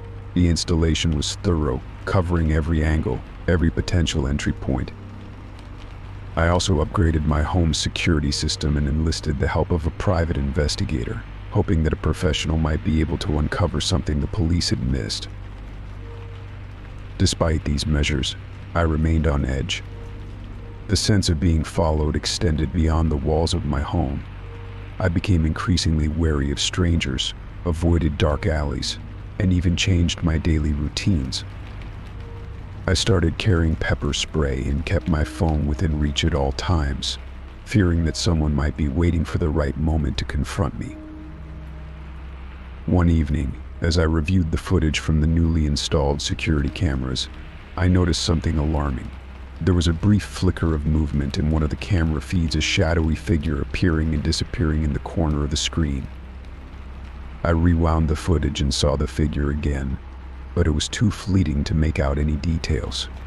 The figure seemed to be lurking outside my home, watching from a distance. I felt a wave of dread wash over me. I reported the sighting to the police and the private investigator, but the shadowy figure remained elusive. They suggested it might be someone monitoring the cameras or using them to intimidate me further. The uncertainty of not knowing who or what was behind this torment was almost worse than the direct threats. As the weeks went by, the initial terror slowly morphed into a persistent anxiety. I became consumed by the need to feel safe and regain control over my life. I changed the locks on my doors again, upgraded my home security system, and took additional precautions to protect myself. I even started taking self-defense classes, hoping to build confidence and learn how to handle potential threats. Despite my efforts, the experience left a lasting impact.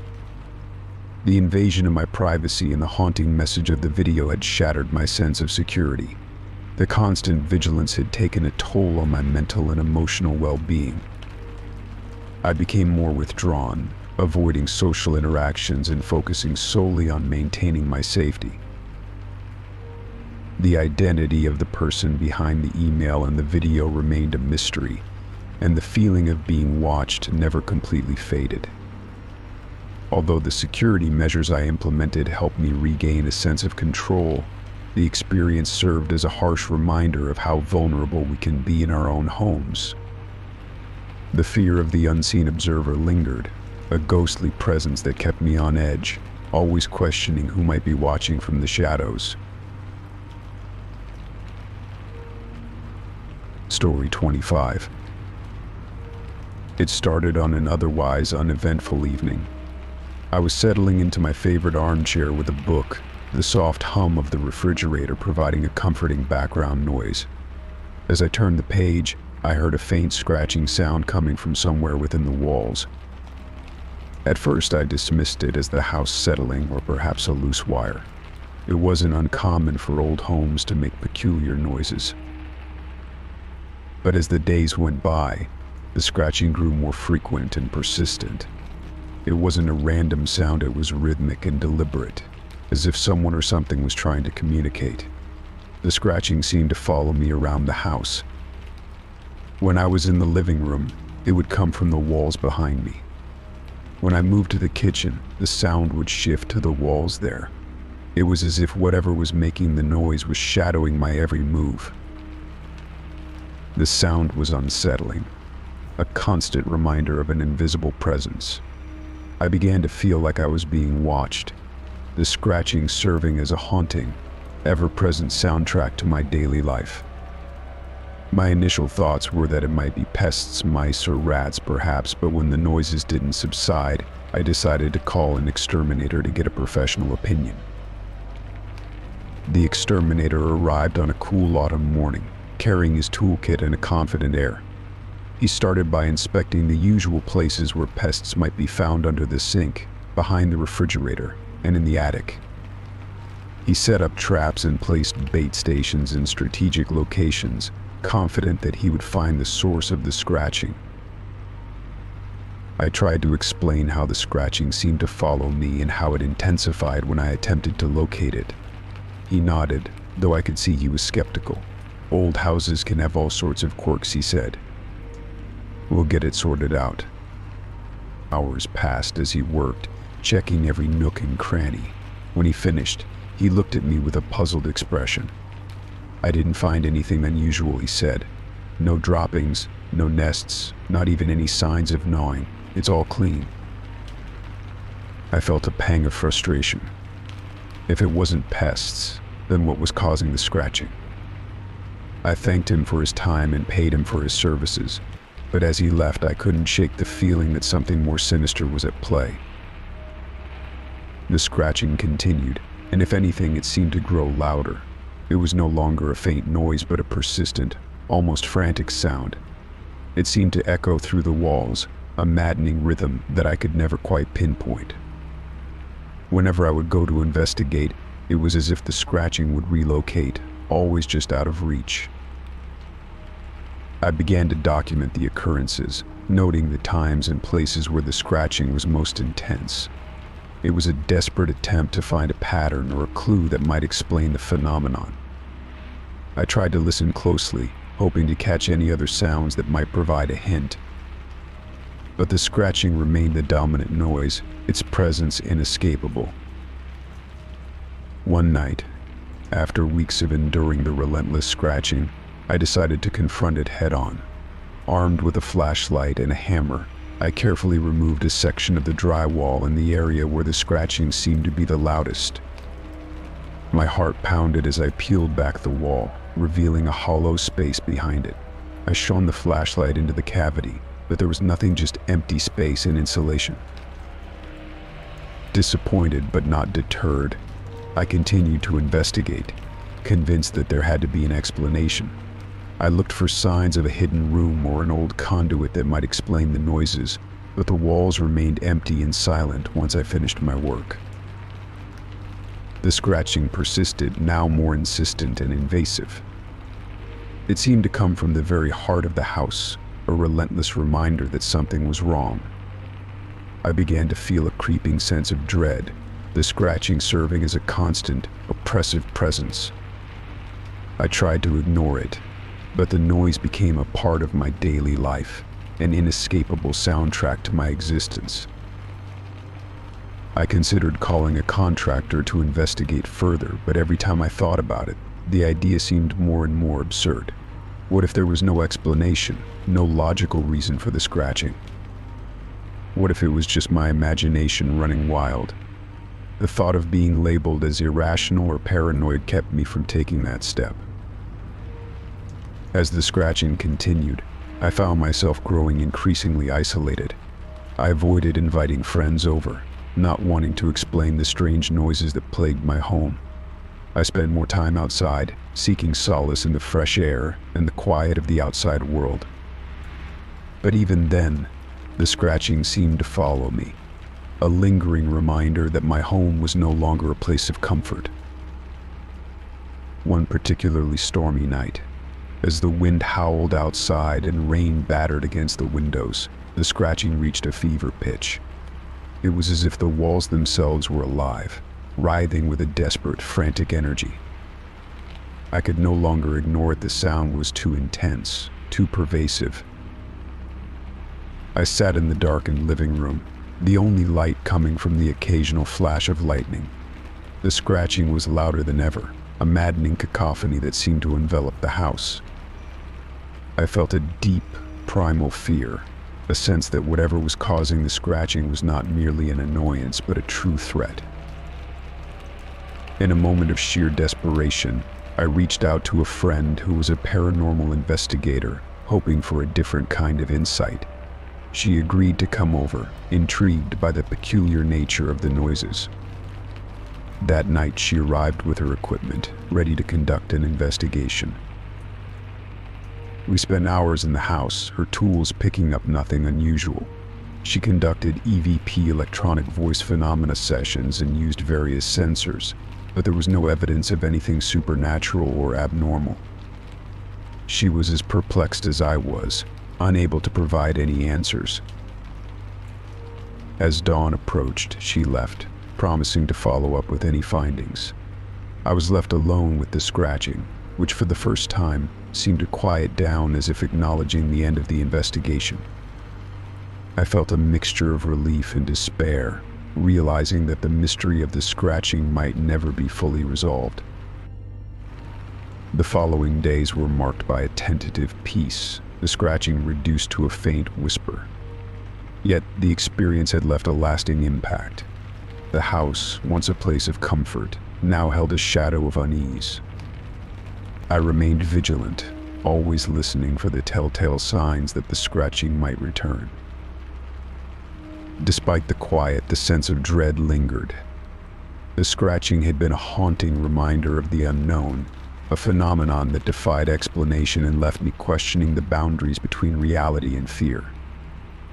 The house had become a symbol of the mysteries that can lurk just beyond our understanding, a reminder that sometimes the true source of our fears may never be fully revealed. Story 26. The day started like any other. I woke up early, made coffee, and began my usual routine. The apartment was quiet, a peaceful sanctuary that had become my haven from the world outside. But as I checked my mail that morning, I noticed a package waiting for me. It was small and unremarkable, wrapped in plain brown paper with no return address. My name was scrawled in neat, handwritten letters, but there was no clue as to who might have sent it. Curiosity got the better of me, and I decided to open it. I carefully peeled away the wrapping and found a book inside. It was an old leather-bound volume, its cover worn and dusty. The title was barely legible, obscured by age and grime. I flipped it over, but there were no identifying marks or clues about the sender. I was intrigued but didn't think much of it at first. I set the book on my kitchen table and went about my day, my mind occasionally drifting back to the mysterious package. After finishing my work, I decided to sit down and examine the book more closely. As I opened it, I discovered a folded note tucked between the pages. My heart skipped a beat as I unfolded it, revealing a handwritten message. "You don't know me, but I know you." The note sent a shiver down my spine. It was unsettling, a cryptic statement that left me feeling exposed and vulnerable. Who could have sent this, and why? The fact that the sender was anonymous only added to my growing sense of unease. I took a deep breath and flipped through the pages of the book, hoping for some context or explanation. What I found inside was even more disturbing. The pages were filled with handwritten notes, observations, and comments about my life. There were details about my daily routine, my work schedule, and even my recent activities. It was as if the book had been meticulously crafted to document my every move. The notes were disjointed and sometimes incoherent, but the underlying message was clear. Someone had been watching me, tracking my movements, and compiling a disturbing record of my life. There were references to personal conversations I'd had with friends, descriptions of places I'd recently visited, and even mentions of my family members. It felt like an invasion of privacy, a violation that left me feeling exposed and anxious. The more I read, the more I felt the weight of the book's contents bearing down on me. The book wasn't just a collection of observations, it was a chilling reminder that someone out there knew intimate details about my life, details that should have been private. My pulse quickened as I realized how vulnerable I truly was. Determined to find out more, I contacted the police. I explained the situation, showing them the book and the note. Officer Ramirez, who took my report, seemed concerned but also cautious. "We'll look into it," she said, "but without any identifying information, it's difficult to trace the sender." I agreed, feeling a mix of frustration and helplessness. The police assured me they would investigate, but I knew from experience that cases like these often took time, and the chances of finding the perpetrator were slim. In the meantime, I needed to take precautions to protect myself. I started by installing additional security measures in my apartment. I upgraded my alarm system, adding motion detectors and cameras to cover every possible angle. I also changed the locks on my doors and windows, ensuring that no one could gain entry without my knowledge. Every sound, every movement outside my apartment became a source of anxiety. I felt like I was living in a constant state of alert, always on edge, waiting for the next unsettling event. I also took steps to modify my daily routine. I began varying my schedule, avoiding predictable patterns that might make it easier for someone to track my movements.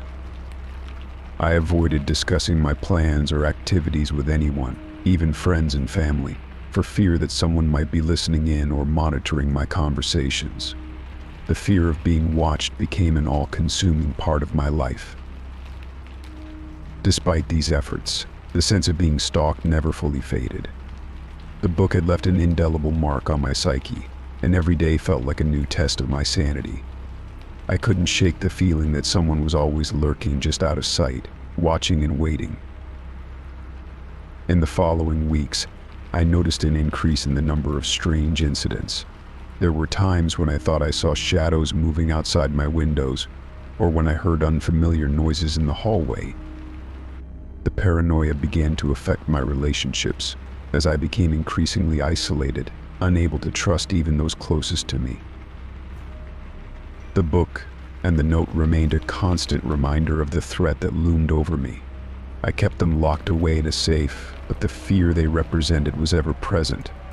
The constant anxiety took a toll on my mental health, and I found myself grappling with sleepless nights and relentless worry. Eventually, the police provided an update. They had identified a few leads, but nothing conclusive. They advised me to continue with my security measures and to remain vigilant. Their assurances did little to ease my fears, but I took comfort in knowing that they were doing what they could to help. As time passed, the notes in the book remained a chilling reminder of the invasion of my privacy. Although the physical threats seemed to diminish, the psychological impact lingered. The apartment, once a place of refuge, had become a battleground for my peace of mind. Despite the ongoing fear, I tried to reclaim some semblance of normalcy. I resumed my social activities and attempted to rebuild my sense of security, though the shadow of the book still loomed large. The experience had left me more cautious and aware, forever changed by the unsettling reminder that there are people in the world who will go to great lengths to invade your privacy and control your life. The book and the notes served as a constant reminder of the fragility of security and the power of fear. Even as I moved forward and tried to put the experience behind me, the knowledge that someone had been watching, documenting, and intruding into my life would always remain a haunting memory. Story 27. It started with something small, a necklace I'd had since high school. I remembered taking it off and placing it on my dresser, but when I went to retrieve it the next day, it was gone. I searched the entire room, checking under furniture, behind dressers, and even inside drawers, but it was as if the necklace had vanished into thin air. At first, I thought I might have misplaced it, so I let it go, assuming it would turn up eventually. But then it happened again. This time, it was a pair of expensive earrings I'd recently bought. I had placed them in a jewelry box on my nightstand. A week later, they were nowhere to be found. I retraced my steps, checked every possible hiding place, and even asked friends if they had seen them, but no one had any idea where they might be. I couldn't shake the feeling that something was off, but I pushed the worry aside and decided it was just bad luck. When I replaced the missing items, I hoped that it was just a string of coincidences. I bought a new necklace and another pair of earrings, thinking that maybe I'd lost them during a hectic week or misplaced them while cleaning. But to my dismay, the new items disappeared just like the old ones. It was becoming a pattern, and the frequency of these losses started to worry me. The first few times I tried to convince myself that I was just being careless. Maybe I was forgetting where I'd put things or misplacing them in my cluttered apartment. But as the losses continued, the sense of unease grew. I began to feel like someone was deliberately taking my possessions, and the more items that went missing, the more paranoid I became. The situation escalated one evening when my laptop went missing. I had left it on the kitchen table while I went to take a shower. When I came back, it was gone. I searched the apartment thoroughly, checking every nook and cranny, but the laptop was nowhere to be found. I felt a pang of panic. It wasn't just a matter of replacing a piece of jewelry anymore. My laptop contained important work documents and personal files. I considered the possibility of a break-in, but found no signs of forced entry. The locks on the doors were intact, and nothing else in the apartment seemed disturbed. It was as if someone had taken only the items they wanted and left everything else untouched. I felt a growing sense of vulnerability, as if my home had become a target for someone who knew exactly what to take. I decided to install a few security cameras to keep an eye on things. I set them up around the apartment, hoping they would catch any suspicious activity. The cameras were discreet, hidden among everyday objects like picture frames and decorative items, so they wouldn't draw attention. The first night with the cameras was filled with anticipation. I watched the footage carefully, expecting to see someone sneaking around, but the cameras showed nothing unusual, no one entering or leaving the apartment, no strange movements. Everything appeared normal, and yet my belongings continued to disappear. One morning, after a particularly restless night, I was making coffee when I noticed that my favorite watch had vanished. I had left it on the kitchen counter the previous evening, but now it was gone. I felt a surge of frustration. I reviewed the security footage again, hoping that I had missed something. The video showed me making coffee and then leaving the kitchen, but there was no sign of anyone else entering the room. I began to think I was losing my mind. The constant disappearance of my possessions was taking a toll on me. I started double-checking every corner of my apartment, convinced that there was some hidden compartment or secret passage where my belongings were being stashed. I even contacted a locksmith to inspect the locks and ensure there were no hidden vulnerabilities, but they found nothing unusual. The next few weeks were marked by a growing sense of dread. The losses continued: my camera, a set of expensive headphones, even a small box of sentimental trinkets. I started keeping a journal to track the missing items and any patterns that might emerge. The journal revealed no discernible pattern, except for the fact that the items seemed to disappear with increasing frequency. One night, after a particularly unsettling day, I sat down in the living room, trying to calm my racing thoughts. I had recently replaced a few more items and I was anxiously waiting to see if they would disappear too. As I sat there, a strange noise caught my attention, a soft rustling sound coming from the hallway. My heart raced as I approached the source of the sound. I turned on the hallway light and saw nothing unusual. I checked the security footage, but the camera showed no movement or signs of intrusion. I felt a growing sense of paranoia, convinced that someone was still watching me, waiting for the right moment to strike. Determined to get to the bottom of this, I decided to set up a trap. I placed a few small, inexpensive items in plain sight, things that were easy to notice but not of great value. I wired a small, silent alarm to these items, hoping that if someone did take them, the alarm would alert me. I also made sure to keep a close watch on the cameras, monitoring them more frequently.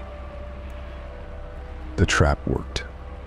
One night, while I was awake, I heard the alarm go off. I rushed to the source of the sound and found a small, hidden compartment behind a loose panel in the wall. Inside, there were several of my missing items, jewelry, electronics, and other belongings that had disappeared over the past few weeks. It was as if someone had been hiding them there all along. I felt a mixture of relief and anger. The discovery confirmed that someone had been taking my possessions and stashing them away in this hidden space.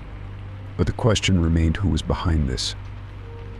I called the police, who investigated the compartment and took the recovered items for fingerprints and further analysis. In the meantime, I decided to take additional measures to secure my home. I installed a more comprehensive security system, including motion detectors and additional cameras. I also changed all the locks and made sure that my apartment was as secure as possible. The police investigation revealed no clear suspects or motives. They found no evidence pointing to anyone specific, and the case remained unsolved. The feeling of being targeted persisted, but with the new security measures in place, the disappearances ceased. As time went on, I tried to move past the experience, but the memory of those missing items in the hidden compartment lingered. I became more vigilant and cautious, always keeping an eye on my belongings and ensuring that my home was secure. Though the mystery of the vanishing items remained unsolved, I found some solace in knowing that my home was now a safer place. The experience had left me more aware of my surroundings and more determined to protect what was mine. Story 28. It started on an overcast Tuesday, the kind of day where the sky seems permanently shrouded in gray and the world feels damp and cold. I had just returned home from work, eager to escape the dreary weather, when I noticed an unusual, rancid smell wafting through my apartment. It was a sickening, putrid odor that seemed to cling to the air and make my stomach churn.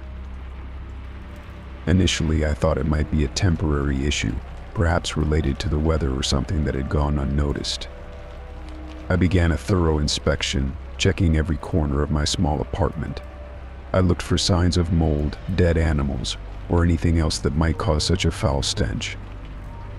I examined the pipes under the sink, the space behind the refrigerator, and even the vents and air conditioning units. I moved furniture, poked around in the closets, and scrutinized every possible source of the odor. Despite my exhaustive search, I found nothing. The apartment was clean, with no signs of decay or damage. The smell was persistent, though, and seemed to grow stronger each time I was alone. My attempts to pinpoint its source proved fruitless, leaving me increasingly frustrated and unsettled. As the days went by, the odor continued to plague me. It would appear suddenly, filling the room with its revolting stench, only to fade away when I had company or when I was busy with other tasks. It was as if the smell had a will of its own, surfacing only when I was alone and vulnerable. The foul odor wasn't the only thing that disturbed me. Each time it became unbearable, an eerie feeling would accompany it, an unsettling sensation that something was lurking just out of sight, watching me from the shadows. It was a feeling of being observed, of having my every move scrutinized by an unseen presence. One evening, as I sat in the living room trying to relax, the smell returned with a vengeance. It was so overpowering that it made my eyes water and my throat tighten. I decided to take action and try to mask the odor, hoping that strong scented candles or air fresheners might help. I lit several candles and placed them strategically around the apartment, but the smell persisted, cutting through the fragrance of vanilla and lavender. That night, as I lay in bed trying to ignore the smell, the feeling of being watched intensified. I heard faint rustlings and whispers that seemed to come from nowhere. My heart raced as I turned on the lights, searching the apartment for any sign of intrusion. The whispers ceased as soon as the lights were on, and I found nothing out of place. Yet the sensation of being watched lingered, making it impossible for me to relax or sleep. The next morning, I decided to call a professional to investigate. An exterminator came by and inspected the apartment, searching for any signs of pests or hidden problems. He checked the insulation, the walls, and the floors, but found nothing unusual. He suggested that it might be a problem with the plumbing or the building's ventilation system, but he assured me there was no immediate cause for concern. Despite his reassurances, the smell persisted. It continued to make appearances, always when I was alone, and always accompanied by the eerie sensation of being watched. I began to feel like a prisoner in my own home, unable to escape the oppressive stench and the unsettling feeling of being observed. One day, as I sat at my desk working from home, the smell grew particularly intense. I was on the verge of tears, my patience wearing thin. I decided to take a break and stepped out onto the balcony for some fresh air. As I stood there trying to calm myself, I noticed something strange, a series of small, dark stains on the wall of the building directly adjacent to mine. They appeared to be smeared, as if something had been dragged or pressed against the wall. I felt a shiver run down my spine. The stains seemed to have no logical explanation, and I couldn't shake the feeling that they were somehow connected to the strange occurrences in my apartment. I took a photo of the stains and went back inside, hoping that they might provide a clue. When I examined the photo closely, I noticed that the stains formed a pattern almost like a message, though it was difficult to decipher. I couldn't make sense of it, but the pattern looked deliberate, as if someone had been trying to communicate something. Determined to find answers, I decided to investigate further. I reached out to my neighbors, asking if they had noticed anything unusual. Most of them hadn't, but one elderly woman who lived a few floors down mentioned that she had seen someone moving in and out of the building late at night. She hadn't paid much attention at the time, but her comments made me wonder if someone had been secretly entering the building. The following night, I set up a camera on the balcony to monitor any unusual activity. I hoped that by capturing footage, I might be able to identify the source of the smell and the unsettling feeling of being watched. I reviewed the footage the next morning, but it revealed nothing out of the ordinary. No one had entered or exited the building in a suspicious manner. Days turned into weeks, and the smell remained a constant, disturbing presence in my life. The scent would appear and disappear without warning, and the feeling of being watched never quite went away. I became increasingly anxious and exhausted, my daily routines disrupted by the constant fear and discomfort. In a final attempt to rid myself of the smell, I decided to have the apartment thoroughly cleaned by a professional service.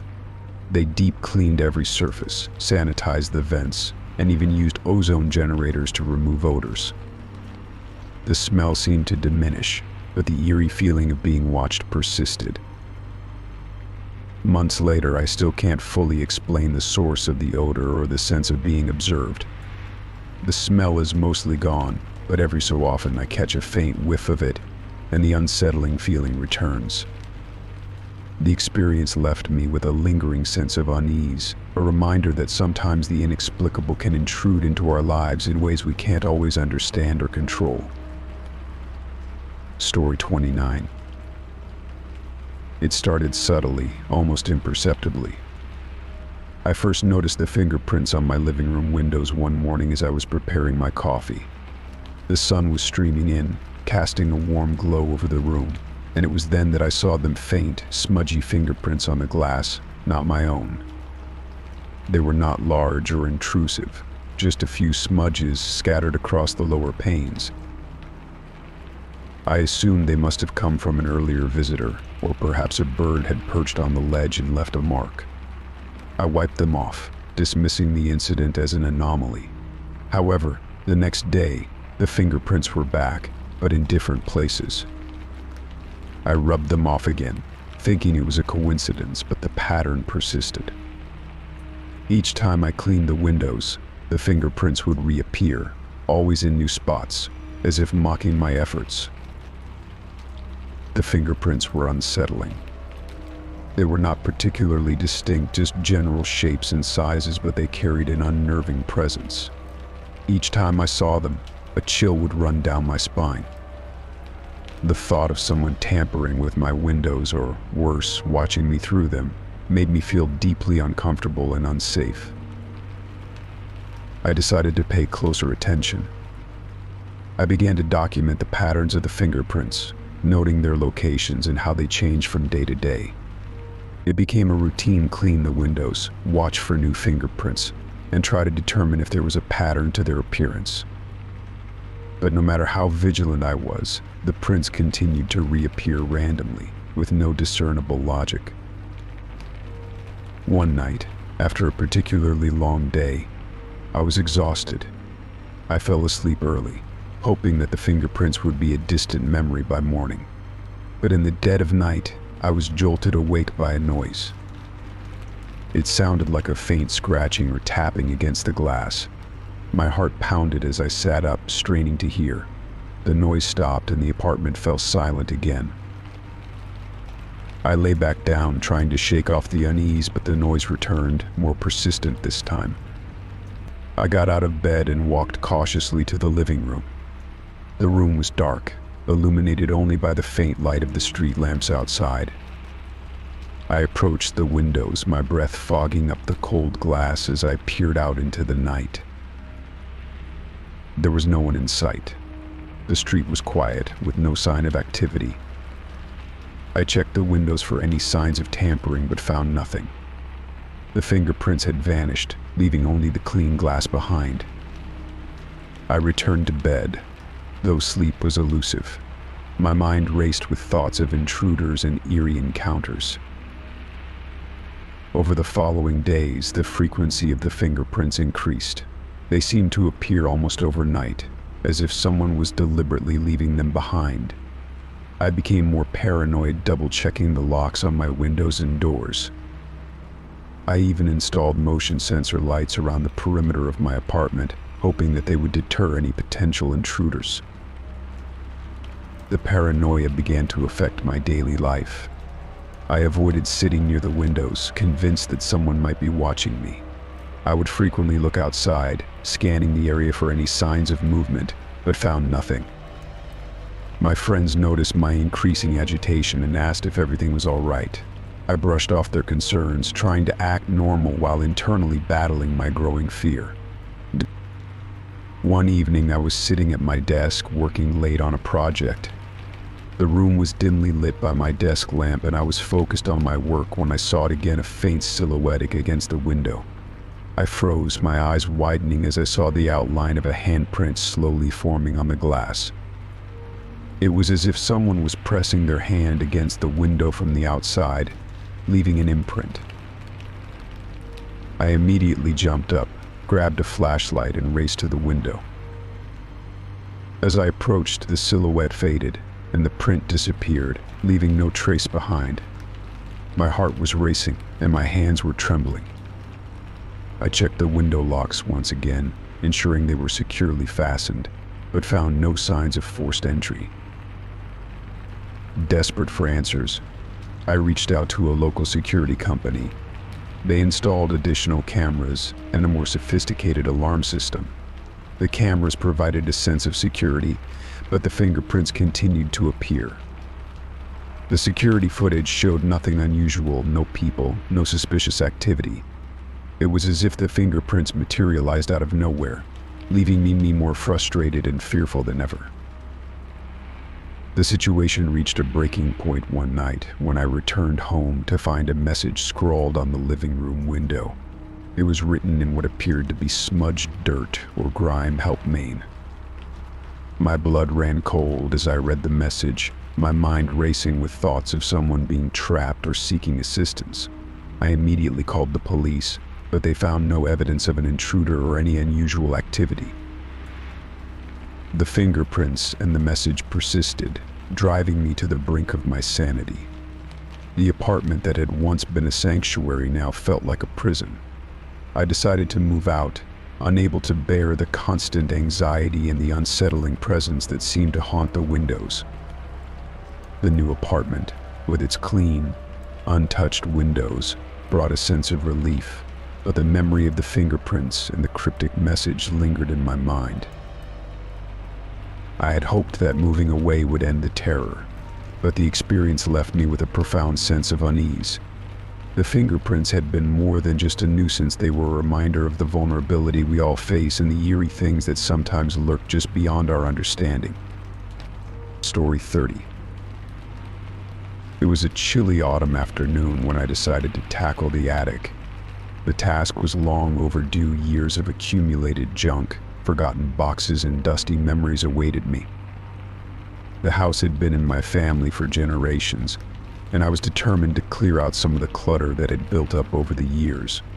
With a deep breath and a sturdy box cutter, I began the laborious process of sorting through the piles.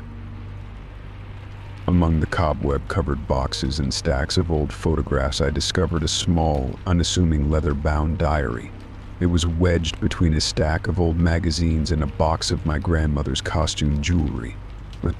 The diary's leather cover was worn and cracked, and it had a delicate brass latch that creaked as I opened it. I hesitated for a moment, feeling a shiver of curiosity mixed with unease. The diary had clearly seen better days, but something about it intrigued me. I flipped through the pages, revealing entries written in a meticulous, old-fashioned script. The handwriting was elegant, almost artistic, and the ink had faded to a deep sepia tone. The diary belonged to someone named Eleanor Martin. As I read through the entries, I realized that the diary was filled with personal reflections, everyday observations, and events from Eleanor's life. But what truly caught my attention were the entries that described events that seemed to align eerily with my own experiences. One entry, dated June 5th, 1985, read, "Today was a hot day. Little Sarah fell off her bike and scraped her knee. It's a good thing I was there to help her clean up." My heart raced as I recalled a day in my childhood when my younger sister Sarah had a similar accident. I remembered my own mother helping her clean up, but Eleanor's diary entry had been written years before I was even born. Another entry described a family gathering with an unsettling accuracy. "The Thompson family came over for dinner tonight. Little Michael made a fuss over the mashed potatoes, but after a few minutes he was fine. It was lovely to see everyone together." Michael was my cousin, and I remembered the exact dinner party Eleanor described. It was a memory that had always seemed ordinary, but now it felt oddly significant. The diary's entries became increasingly detailed about events that had happened in my life and my family's lives. It mentioned birthdays, anniversaries, and even mundane details like the new curtains we had put up in the living room. There was no way that Eleanor could have known these things unless she had somehow been part of our lives. With each new entry, my sense of disbelief grew. How could this woman, from decades before my birth, know so much about me and my family? It was impossible to ignore the creeping suspicion that someone had been tracking us, observing our lives in ways that defied explanation. Desperate for answers, I continued to read. hoping to find some clue or explanation within the pages of the diary.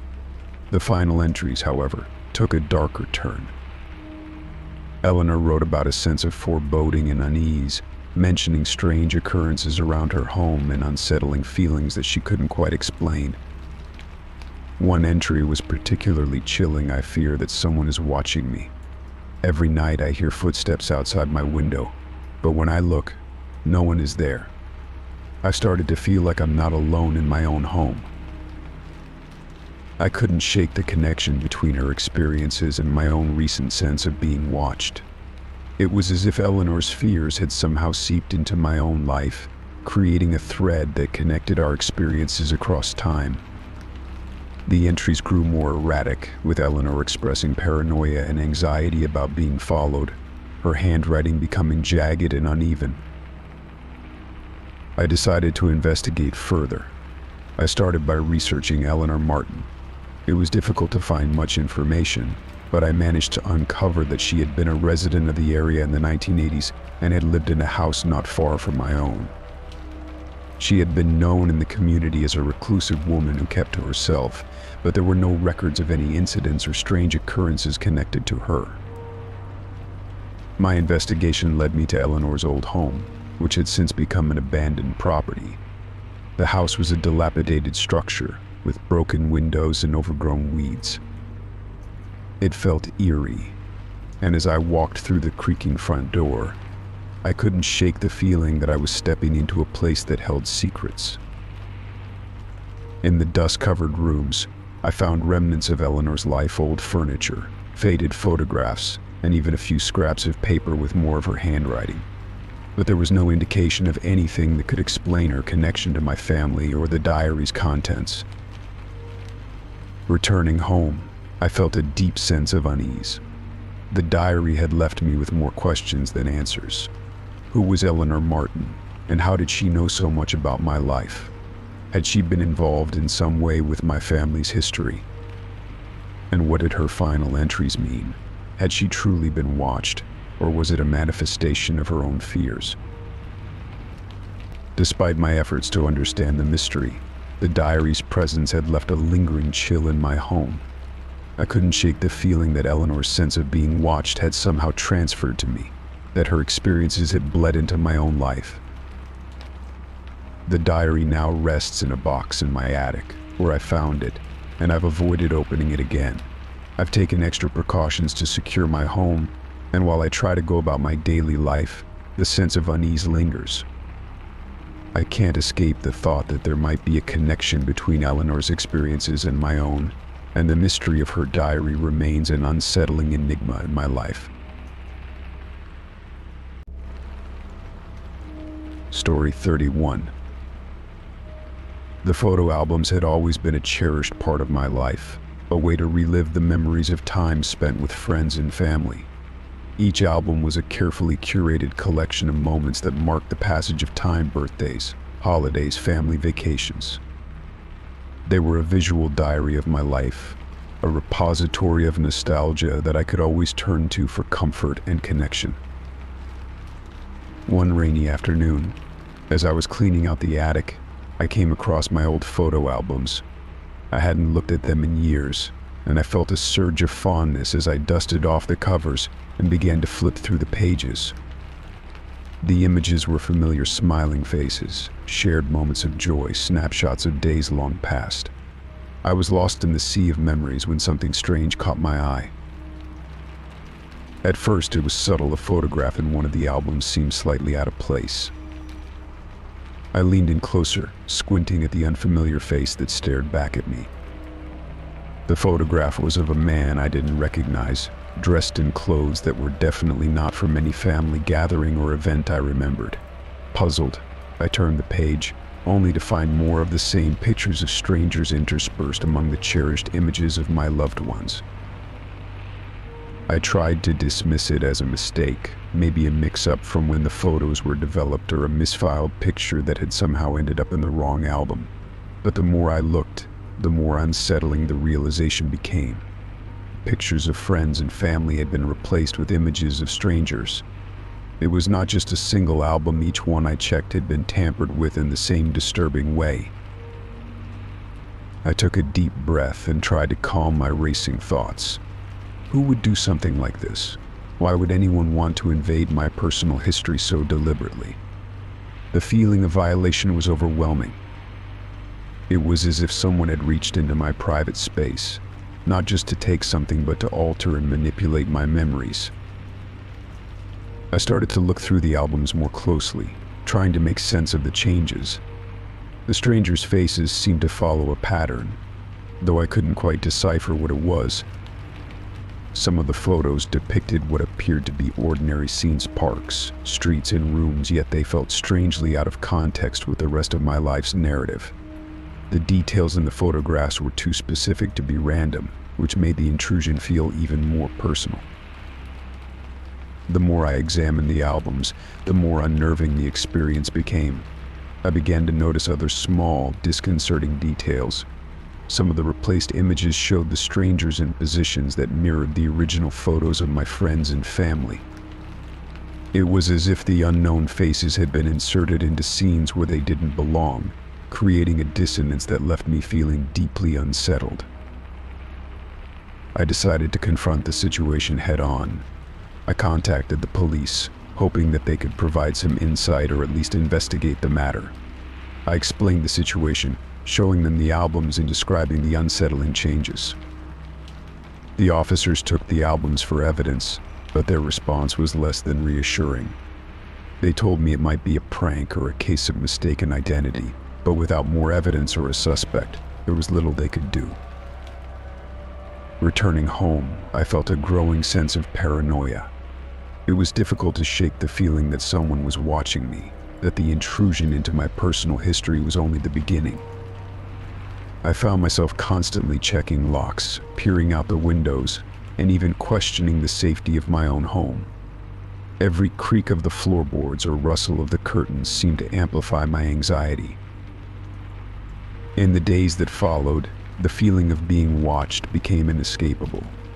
I tried to distract myself with everyday activities, but the sense of intrusion lingered in the back of my mind. I began to avoid the attic altogether, and the albums were packed away in a box that I kept hidden in the corner of my closet.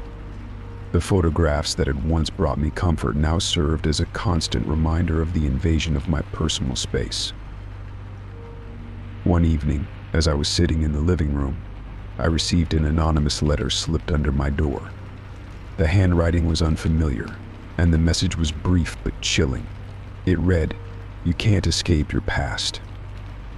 The note was unsigned, and there were no clues as to who might have sent it. The vague threat only intensified my feelings of paranoia and fear.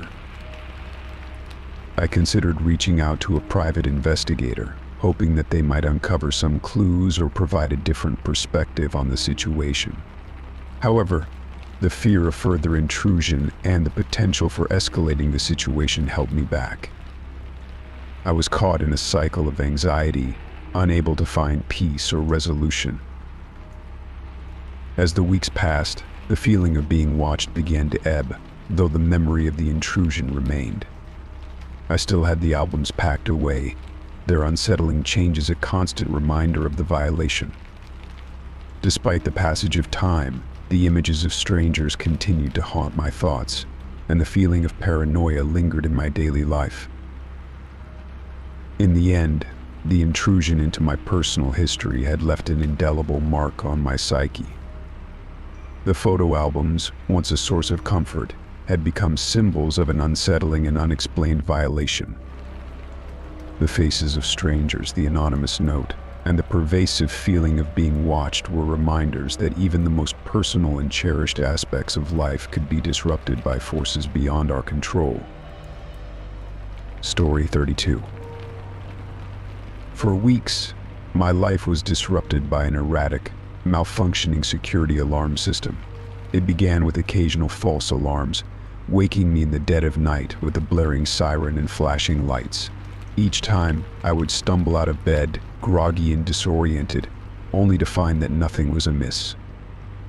The house was always silent, the doors and windows secure, and the alarm system's status indicators showed everything was normal. Initially, I chalked it up to a minor glitch. I checked the system's manual and ran diagnostic tests, but everything seemed to be functioning correctly. I contacted the alarm company's customer service, but their troubleshooting steps didn't resolve the issue. They assured me they would send a technician to inspect the system, but the appointments were always weeks out. Meanwhile, the false alarms persisted, growing more frequent and more disruptive. The alarms typically went off at odd hours, -2 a.m., 4 a.m., sometimes even in the middle of the day. The unpredictability made it difficult to adjust, and I found myself in a constant state of agitation. The sound of the alarm, piercing through the stillness of the night, left me with a lingering sense of dread, even after it had been silenced. Each time I would double-check the locks and windows, feeling as though my home was no longer a sanctuary. One particularly unsettling night, the alarm blared at 3 a.m., its shrill sound tearing me from a restless sleep. I fumbled for my phone to turn off the alarm, cursing the system under my breath. As I reached the control panel, the noise abruptly stopped, and I felt an eerie silence settle over the house. My heart raced as I grabbed a flashlight and cautiously made my way through the darkened rooms. The beam of the flashlight swept across the empty room's living room, kitchen, bedrooms, finding nothing out of place. I checked every door and window, running my hands along the locks to ensure they were secure. The house was silent, except for the faint hum of the refrigerator. It was as if the alarm had been a figment of my imagination. I returned to the control panel, noting that the system showed no errors. The logs indicated a breach, but there were no details on what triggered it. The technician's visit was still days away, and the continued malfunctioning of the system was driving me to the brink of exhaustion. The constant disruptions began to take a toll on my mental state. I couldn't concentrate at work, and I was increasingly irritable at home. The sense of paranoia was palpable, as though the false alarms were a cruel reminder of some unseen threat. The following week, the situation worsened. The alarms went off multiple times a day, often at unpredictable intervals.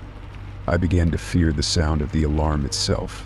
A noise that had once been a symbol of security now became an ominous signal of impending chaos.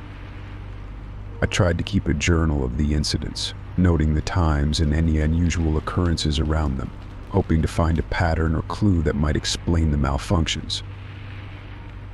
One night, as I sat at the kitchen table, trying to catch up on paperwork, the alarm went off again. This time it was different. Instead of the usual blaring siren, the alarm emitted a low, pulsating tone that seemed to resonate with a menacing undertone. I rushed to the control panel, my hands trembling as I entered the disarm code. The tone stopped abruptly, and a chilling silence followed. I investigated the house, feeling a growing sense of unease. As I moved through each room, I noticed something peculiar, small, almost imperceptible changes. A picture frame slightly askew, a cushion on the couch shifted. They seemed insignificant on their own, but together they painted a disturbing picture of intrusion. I checked every corner, every closet, but found nothing out of the ordinary. The next morning I contacted the alarm company again, expressing my frustration and urgency. They promised to escalate the issue and scheduled an earlier appointment with a technician. When the technician arrived, he spent several hours inspecting the system, replacing components and reconfiguring settings. Despite his assurances that everything was now in order, the false alarms continued, albeit less frequently. The persistent malfunctions left me feeling more vulnerable than ever. The paranoia that had been creeping in now fully consumed me. I started to question whether the problems with the alarm system were a mere coincidence, or if there was something more sinister at play. The idea that someone might be tampering with the system, or worse, using it to mess with my mind, took root in my thoughts. I began taking extra precautions, checking the locks on doors and windows more frequently, installing additional security measures such as motion detectors and outdoor cameras. Despite these efforts, I couldn't shake the feeling of being watched. The constant disruptions had turned my home into a place of anxiety rather than comfort. One evening, as I sat in my living room, trying to relax with a book, the alarm went off again. The familiar, disorienting noise filled the house, and my heart sank. I went through the same routine, turning off the alarm, checking the rooms, ensuring everything was secure.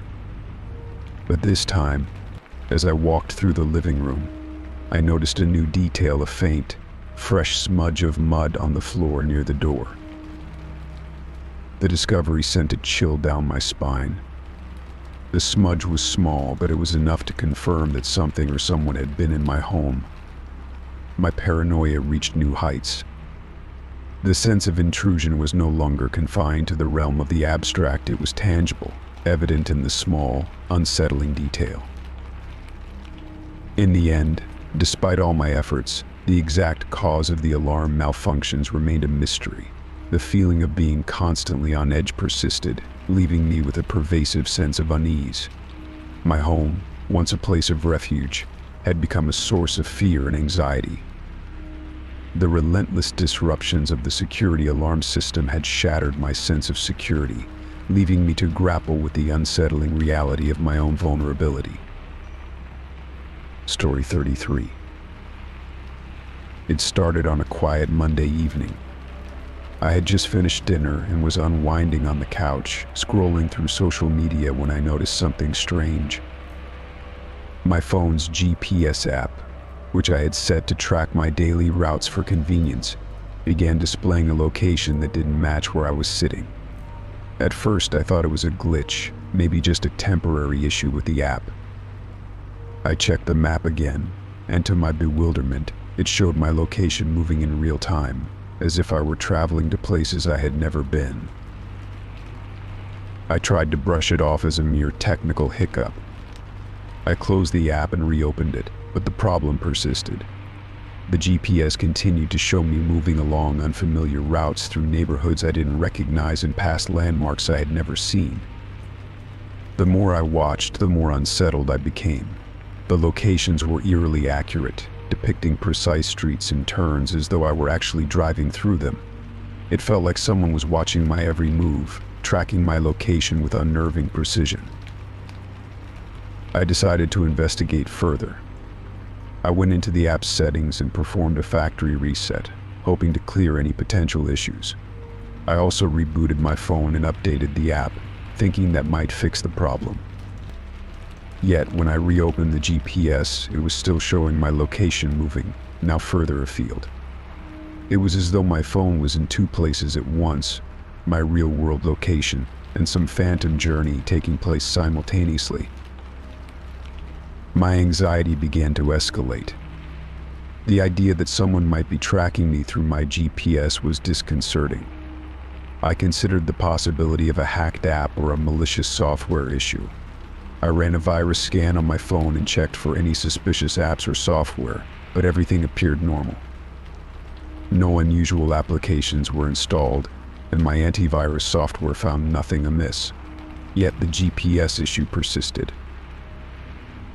The following day, I reached out to the phone's customer support and explained the situation. The representative on the other end of the line was sympathetic, but seemed baffled by the problem. They suggested a series of troubleshooting steps, reinstalling the GPS app, clearing the app cache, and even performing a hard reset of the phone. I followed their instructions, but nothing seemed to resolve the issue.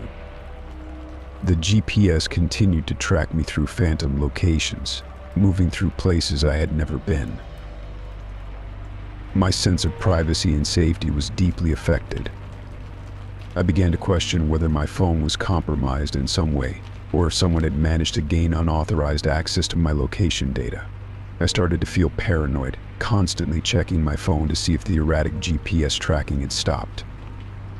The sense of being watched or followed was unnerving, and I couldn't shake the feeling that I was being surveilled. To add to my growing anxiety, I began receiving strange notifications on my phone, unsolicited messages and alerts from unfamiliar sources. They appeared to be automated and vaguely threatening, with cryptic messages that hinted at knowledge of my daily routines and personal details. I reported these messages to my phone carrier and the authorities, but they were unable to trace the source or offer any concrete solutions. Desperate for answers, I sought advice from a cybersecurity expert. They conducted a thorough examination of my phone, looking for any signs of tampering or security breaches. The expert assured me that my device was secure and that there were no indications of hacking or malware. However, the GPS issue remained unresolved. The expert suggested that the problem could be due to a rare bug or an underlying issue with the app itself. The days dragged on, each one filled with a growing sense of unease. The phantom GPS tracking continued, showing me traveling to places I had never been, always with the same eerie accuracy. It felt as if someone was playing a cruel game, manipulating my sense of security and privacy. I began to avoid using my phone's GPS entirely, relying on traditional maps and landmarks to navigate. As weeks passed, the GPS issue began to wane, gradually returning to normal. The phantom tracking stopped and the app once again displayed accurate information about my real-world location. It was as though the problem had simply vanished, leaving me with more questions than answers. Even though the GPS issue was resolved, the experience left a lasting impact. I remained wary of potential privacy breaches and remained cautious about my phone's security. I became more vigilant about monitoring my digital footprint and took additional steps to safeguard my personal information. The phantom GPS had been a reminder of how vulnerable our digital lives can be and how crucial it is to stay vigilant in the face of technological uncertainties. Despite the resolution of the issue, I never fully recovered from the anxiety it caused. The sense of being watched and tracked lingered, casting a shadow over my sense of security. It was a chilling reminder of the fine line between the convenience of modern technology and the potential threats it can pose to our privacy. Story 34. It was a typical Thursday evening when I returned home from work, expecting nothing out of the ordinary. I had spent the day immersed in meetings and paperwork, and the thought of relaxing in my own space was a welcome relief. My home office, a cozy nook with warm lighting and a comfortable chair, was my sanctuary, a place where I could retreat and focus on my tasks without interruption. The office desk, a sturdy wooden piece with a polished finish, was my pride and joy. It housed all my important documents, office supplies, and personal mementos. For added security, I had installed a small lock on one of the desk drawers, where I kept sensitive documents and private notes. I trusted that this measure would safeguard my belongings from prying eyes, though in reality the risk seemed minimal. As I entered the office that evening, something felt off. The drawer that I had meticulously locked was slightly ajar. My heart skipped a beat. I approached the desk with trepidation, my mind racing with thoughts of possible intrusions. I pulled open the drawer fully, my anxiety growing as I took in the scene before me. Everything inside the drawer had been moved. My neatly organized folders were scattered haphazardly, and my personal notes, which I had carefully stacked, were now strewn about. Despite the disarray, nothing appeared to be missing. My sensitive documents were still there, untouched, but the sight of my private space being invaded made me feel a profound sense of violation. I immediately checked the rest of the office and the house for any signs of forced entry. I examined the window locks, door hinges, and the security system. Everything seemed intact, with no indications of tampering or break-ins.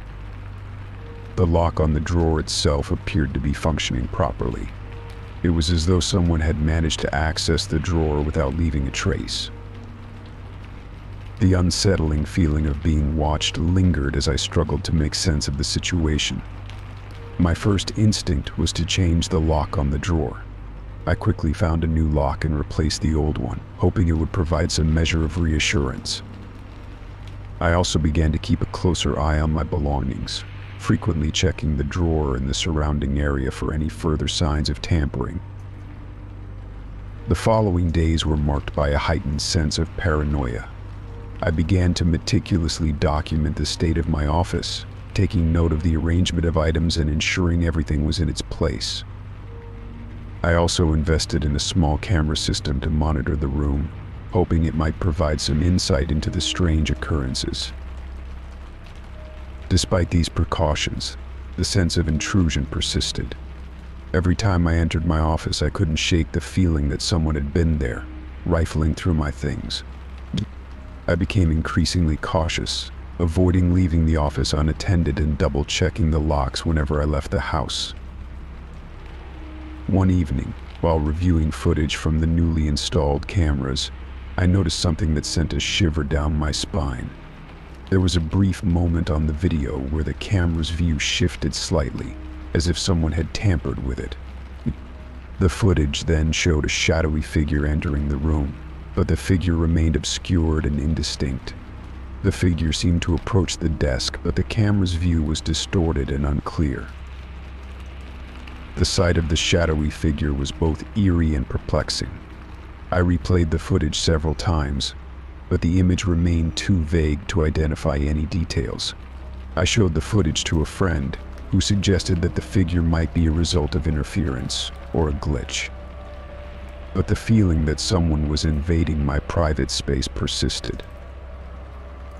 Determined to get to the bottom of the mystery, I decided to consult a professional. I contacted a security expert who specialized in home intrusions and surveillance.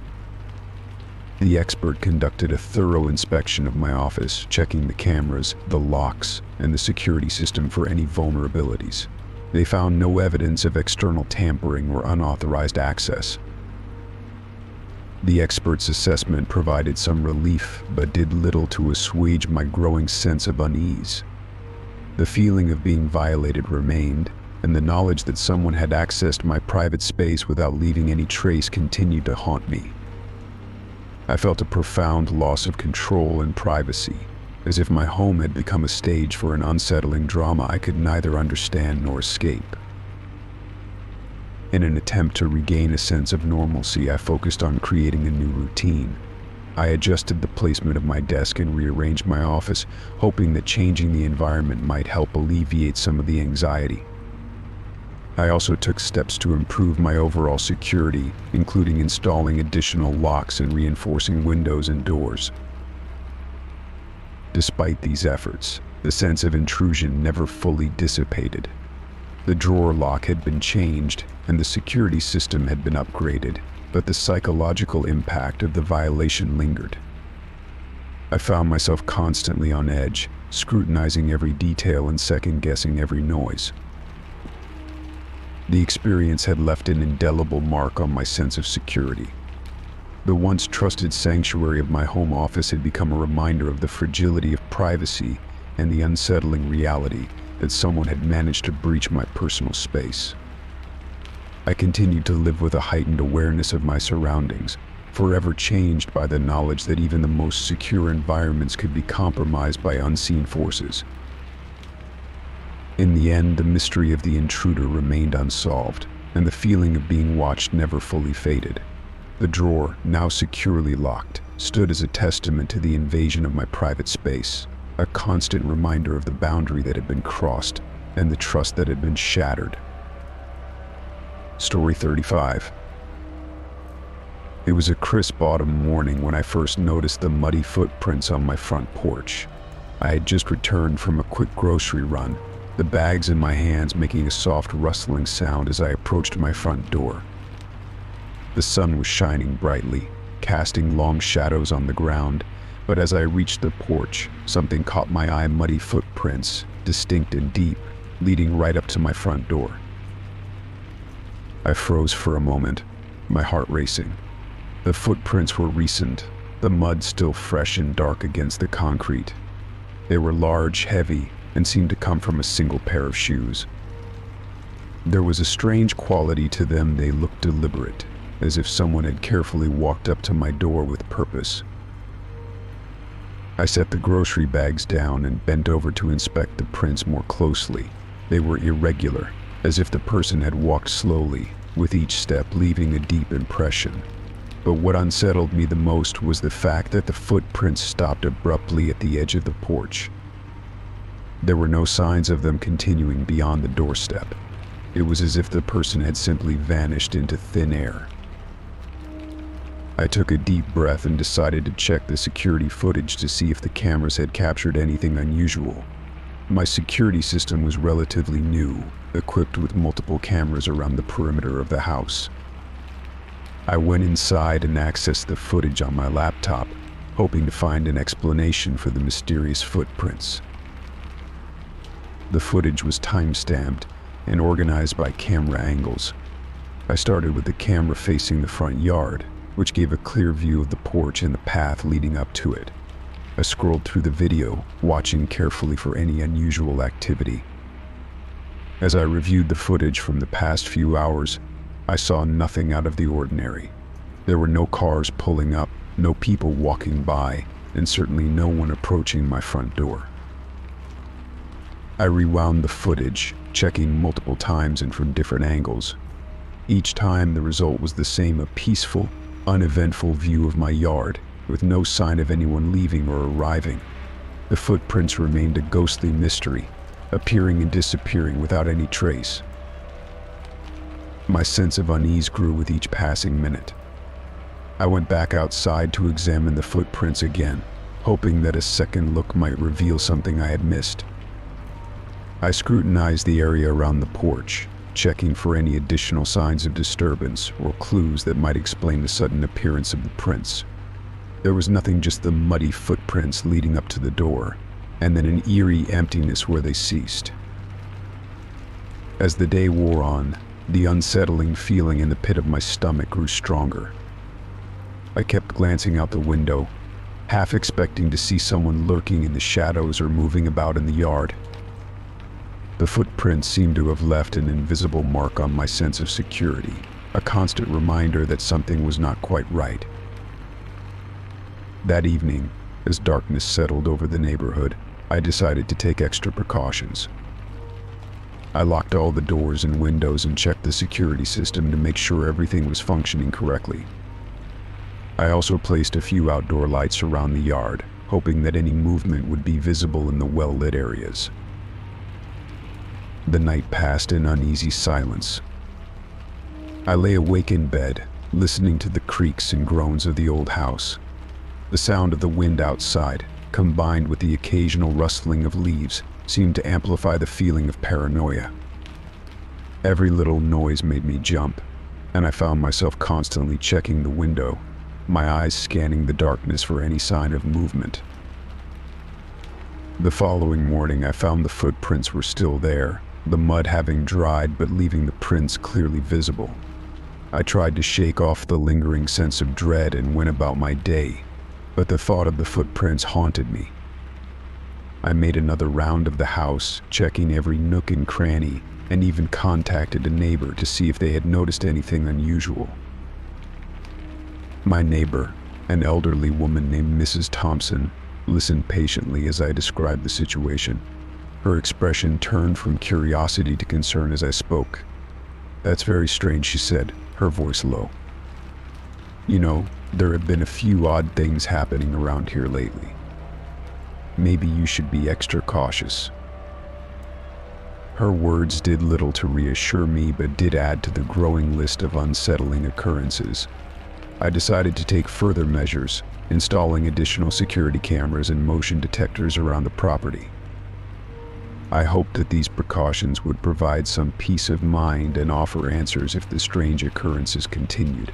The days turned into weeks, and the muddy footprints became a distant memory, overshadowed by a series of minor disturbances. My security system recorded the occasional false alarm branches swaying in the wind, small animals scurrying about, but there were no further unexplained incidents. The mystery of the footprints remained unsolved, and the unsettling presence I had felt lingered in my thoughts. I couldn't shake the feeling that someone had been close, that my privacy had been breached in a way that defied explanation. The incident had left a mark on my sense of safety, a reminder of how easily our sense of security can be shattered by the inexplicable. Though the footprints were never explained, the experience had taught me to be more vigilant and to trust my instincts. The house, once a haven, had become a reminder of the thin line between safety and vulnerability. And while I continued to live in the same home, the memory of the muddy footprints served as a haunting reminder of the mysteries that sometimes walk silently alongside us, just beyond the reach of understanding. Story 36. It began with a peculiar discovery, a small, folded note tucked beneath the leg of my living room couch. The note was simple, with a cryptic message that read, "You're not as alone as you think." I was perplexed, assuming it was a misplaced note from a previous tenant, or perhaps a prank. I tossed it aside, thinking little of it. But then it happened again. The second note was hidden between the pages of a book on my bookshelf. Its message was more disturbing. "I see you every day." It was unsigned, and the handwriting was unfamiliar. The discovery left me uneasy, but I tried to brush it off as a coincidence. The old apartment building was known for its eccentric past, so I figured it might be related to that. As days went by, the notes became a regular occurrence. They would appear in the most unexpected places, underneath kitchen cabinets, inside my mail, and even slipped between the pages of my daily planner. Each note carried a cryptic message that hinted at personal details about my life. "I know what you're afraid of," one read. "You can't hide from me," said another. The sense of invasion was profound. These messages, which seemed to come from an unknown source, were unsettling because they revealed knowledge about my daily routines and personal fears. I had never shared these fears with anyone, so the idea that someone could know them was deeply disturbing. The paranoia began to set in, making me question everything. I took precautions, trying to understand who might be behind the notes. I installed new locks on all my doors and windows and set up additional security cameras around my apartment. I meticulously searched every nook and cranny, hoping to find some clue that might lead me to the person responsible. But despite my efforts, the notes kept appearing. One evening, while doing laundry, I found a note hidden inside the dryer lint trap. It was a chilling reminder that no matter how careful I was, the intruder seemed to be always one step ahead. The message was different from the others: "You're running out of time." The threat was vague, but it added to the growing sense of urgency and dread. I reached out to the police, sharing my findings and concerns. Officer Collins, who took my report, seemed sympathetic but cautious. "It's difficult to trace anonymous messages like these," he explained, "but we'll keep an eye out for anything suspicious. In the meantime, continue with your security measures and try to stay vigilant." Despite the police's efforts, the notes continued to appear, and the fear began to consume me. My daily routine was overshadowed by the constant worry of finding the next message. Each note seemed to taunt me, as if the sender enjoyed watching my growing paranoia.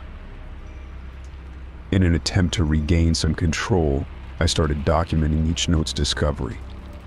I created a detailed log, noting the location, date, and content of each message. I hoped that by analyzing the patterns, I might find a clue about the sender's identity or motive. But the more I analyzed, the more it seemed that the notes were randomly placed, with no discernible pattern or logic. The situation began to affect my relationships. I grew increasingly isolated, reluctant to invite friends or family over for fear that they might be involved, or that their presence might somehow trigger another note. My social life dwindled, and I became consumed by the mystery of the hidden messages. One night, after a particularly distressing day, I found a new note on my bedside table. It was handwritten in the same cryptic style as the others. "The truth is closer than you think." The message felt ominous, and the fact that it was left in such a personal space heightened my anxiety. I felt as though my entire life had been turned upside down, with every aspect scrutinized by an unseen observer. In an attempt to regain my sense of security, I sought help from a private investigator. Detective Harris, a seasoned professional with a reputation for solving complex cases, took on the challenge. She reviewed the notes, interviewed neighbors, and conducted a thorough investigation. Despite her expertise, she struggled to find any concrete leads. As weeks turned into months, the notes became a constant source of tension. The cryptic messages continued to intrude into my life, leaving me feeling trapped and paranoid. Each new note seemed to strip away a layer of my sanity, and the relentless nature of the harassment left me emotionally exhausted. It wasn't until Detective Harris uncovered a potential lead that there was a glimmer of hope. She discovered that previous tenants of my apartment had reported similar incidents. It appeared that the building had a history of strange occurrences, and some tenants had experienced similar anonymous threats. The realization that I wasn't the only one affected provided a small measure of relief. It meant that the issue was not entirely personal, though it did little to alleviate the fear and anxiety that had become a constant companion. The knowledge that others had experienced similar disturbances suggested a pattern, but it also meant that the problem was deeply rooted in the building's history. With Detective Harris's help, I began to take additional measures to protect myself and seek a resolution. I continued to document every message and maintain an open line of communication with the authorities. The situation remained unresolved, but the support and guidance I received provided some solace. As time went on, the frequency of the notes diminished, though they never entirely ceased. The experience left a lasting impact on my sense of security and trust. Even after moving to a new location, I found myself wary of unexpected surprises and hidden messages. The hidden notes had been a haunting reminder of the fragile line between safety and invasion, and they served as a constant reminder of the vigilance required to protect oneself from unseen threats. Story 37. It started on a quiet Tuesday evening. I was preparing for bed, a nightly ritual I found comforting. As I brushed my teeth, I glanced at the bathroom mirror and noticed something odd. The reflection seemed slightly off, darker around the edges, with a faint distortion that made the reflection appear warped. I dismissed it as a trick of the lighting, or maybe a bit of residue on the mirror, so I cleaned it thoroughly, adjusting the light fixtures to ensure even illumination. The next morning, the distortion was still there, though less noticeable. I thought it might be due to the old age of the mirror, or perhaps an issue with the glass itself. I continued with my daily routine, but the feeling of unease lingered. I decided to inspect the mirror more closely.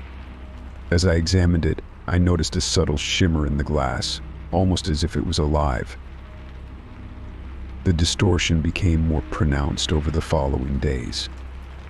It wasn't just the warping, it was as if the mirror was playing tricks on me. Sometimes, while brushing my teeth or washing my face, I would catch glimpses of people standing behind me in the reflection. They were indistinct, shadowy figures that vanished the moment I turned around. My heart would race, and a cold shiver would run down my spine, but whenever I looked behind me, there was no one there. I began to feel like I was losing my grip on reality. The more I tried to ignore it, the more intense the experience became. I started avoiding the bathroom whenever possible, dreading the moments when I had to face that eerie reflection. The mirror became a source of constant anxiety, and the feeling of being watched grew stronger. One night I was in the bathroom, trying to calm my racing thoughts. I was washing my hands when I caught sight of a figure standing behind me in the mirror. It was a tall, shadowy silhouette, and though I couldn't make out any distinct features, I could feel its presence intensely. I spun around, but the room was empty. My heart pounded as I turned back to the mirror, only to find the reflection normal, with no sign of the figure. Desperate for answers, I tried adjusting the lighting again. I replaced the bulbs with brighter ones and repositioned the fixtures, hoping that better illumination would solve the problem. But the distortions persisted. The mirror seemed to warp and bend light in strange ways, creating unsettling patterns and shapes that defied explanation. I decided to seek professional help. I contacted a local glass specialist who came to examine the mirror. He inspected it thoroughly but found no flaws or defects. He suggested that the issue might be related to the positioning of the mirror or the structure of the bathroom itself, but he couldn't offer any definitive answers. His professional opinion was that the mirror was fine, but he couldn't explain the distortions or the unsettling reflections. Feeling frustrated and confused, I turned to online forums and communities for advice. I described the strange occurrences and asked if anyone had experienced similar issues. To my surprise, I received several responses from people who had encountered similar phenomena. Some suggested that the mirror might be a portal or that it could be harboring some residual energy. Others recommended performing a cleansing ritual to rid the space of any negative influences. Skeptical but desperate, I decided to try some of the suggested rituals.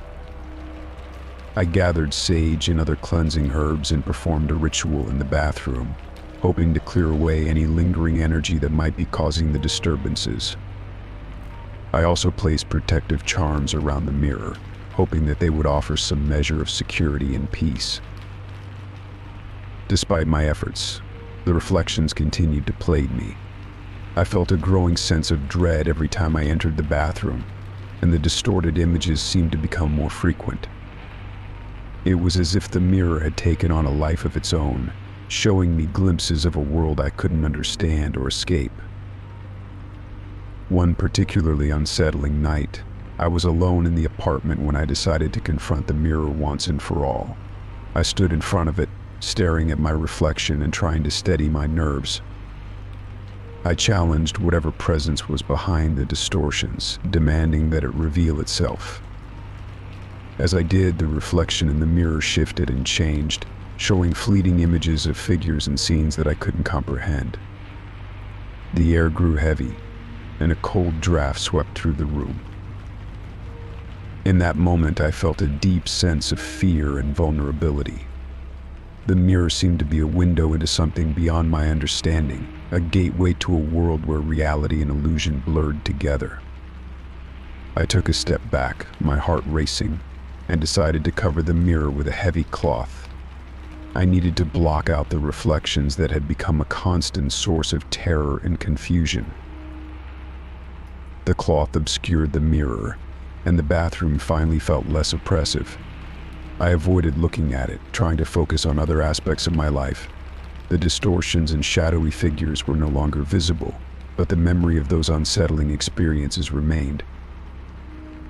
As time went on, I learned to live with the covered mirror, finding some measure of peace in the absence of its haunting reflections. I continued to seek answers, but the mirror remained an enigma, a reminder of the strange and inexplicable events that had transpired. The experience had left me more cautious and aware of the mysteries that might lie hidden in everyday objects. Though I never found a definitive explanation for the mirror's distortions, I learned to trust my instincts and remain vigilant in the face of the unknown. The mirror, once a source of fear and uncertainty, became a symbol of the strange and often unsettling nature of reality, a reminder that some things are beyond our understanding and control. Story 38. It began on a dreary Wednesday evening. I was alone in my house, curled up with a book and a cup of tea when I first heard a faint, almost imperceptible voice calling my name. At first, I thought it was a figment of my imagination, a trick of the mind after a long day. But as I listened more closely, I realized it was real. The voice was soft, barely audible, and seemed to drift through the house like a whisper carried on a breeze. I set my book aside and listened carefully, trying to determine where the voice was coming from. It sounded distant, as if coming from another room, but there was no one else in the house. I called out, "Hello? Is someone there?" But the voice did not respond. The room fell silent, and I was left with a disconcerting sense of unease. Determined to investigate, I moved through the house, checking each room and calling out in an attempt to locate the source of the voice. As I moved from room to room, the voice seemed to follow me, growing louder and more insistent with each step. Yet, whenever I reached the room where I thought the voice was coming from, it would fade away, leaving me in eerie silence. I tried to reason with myself, thinking it might be a sound from outside a neighbor's voice, perhaps, or something carried in on the wind. But the voice sounded too close, too specific. It was as if someone was calling for me, deliberately and with a purpose. The voice continued its haunting pattern over the following days. Each night, as soon as I was alone in the house, it would begin again, soft, distant, and persistent. The sound was always the same, a gentle whisper calling my name, just barely audible. I would get up, search the house, and find nothing, only to return to my room feeling increasingly unsettled. I decided to install a few cameras around the house, hoping that capturing footage might provide some clue. I placed them strategically in the rooms where I'd heard the voice most often. When I reviewed the footage, I saw nothing out of the ordinary. There were no figures, no movement, just the stillness of my empty home. The voice grew more pronounced over time, almost as if it was trying to convey a sense of urgency. It would call my name in the middle of the night, disrupting my sleep and leaving me in a state of constant anxiety. I would wake up heart racing and find myself tiptoeing through the darkened house, trying to locate the source of the disembodied voice. I tried to keep my fear in check, reasoning that there must be a rational explanation. Perhaps the voice was a product of stress or exhaustion, a psychological trick played by my overactive mind. But the voice felt so real, so persistent, that it was impossible to dismiss.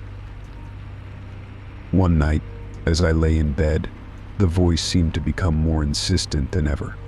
It called my name repeatedly, growing louder and more desperate. I decided to follow it, determined to confront whatever was causing the disturbance. The voice led me through the house, from room to room, until it seemed to be coming from the basement.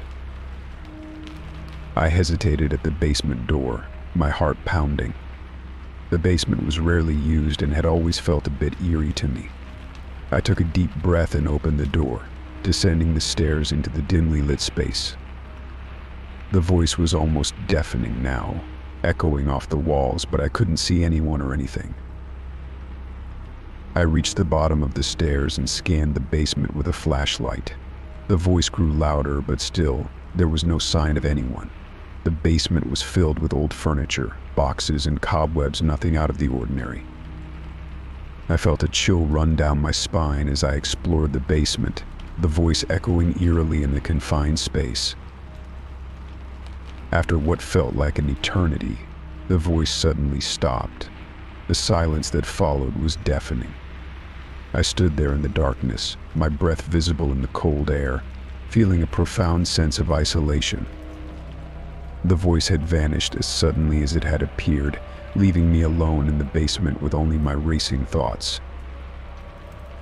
I retreated upstairs, feeling shaken and unnerved. The voice had stopped for the moment, but the sense of dread lingered.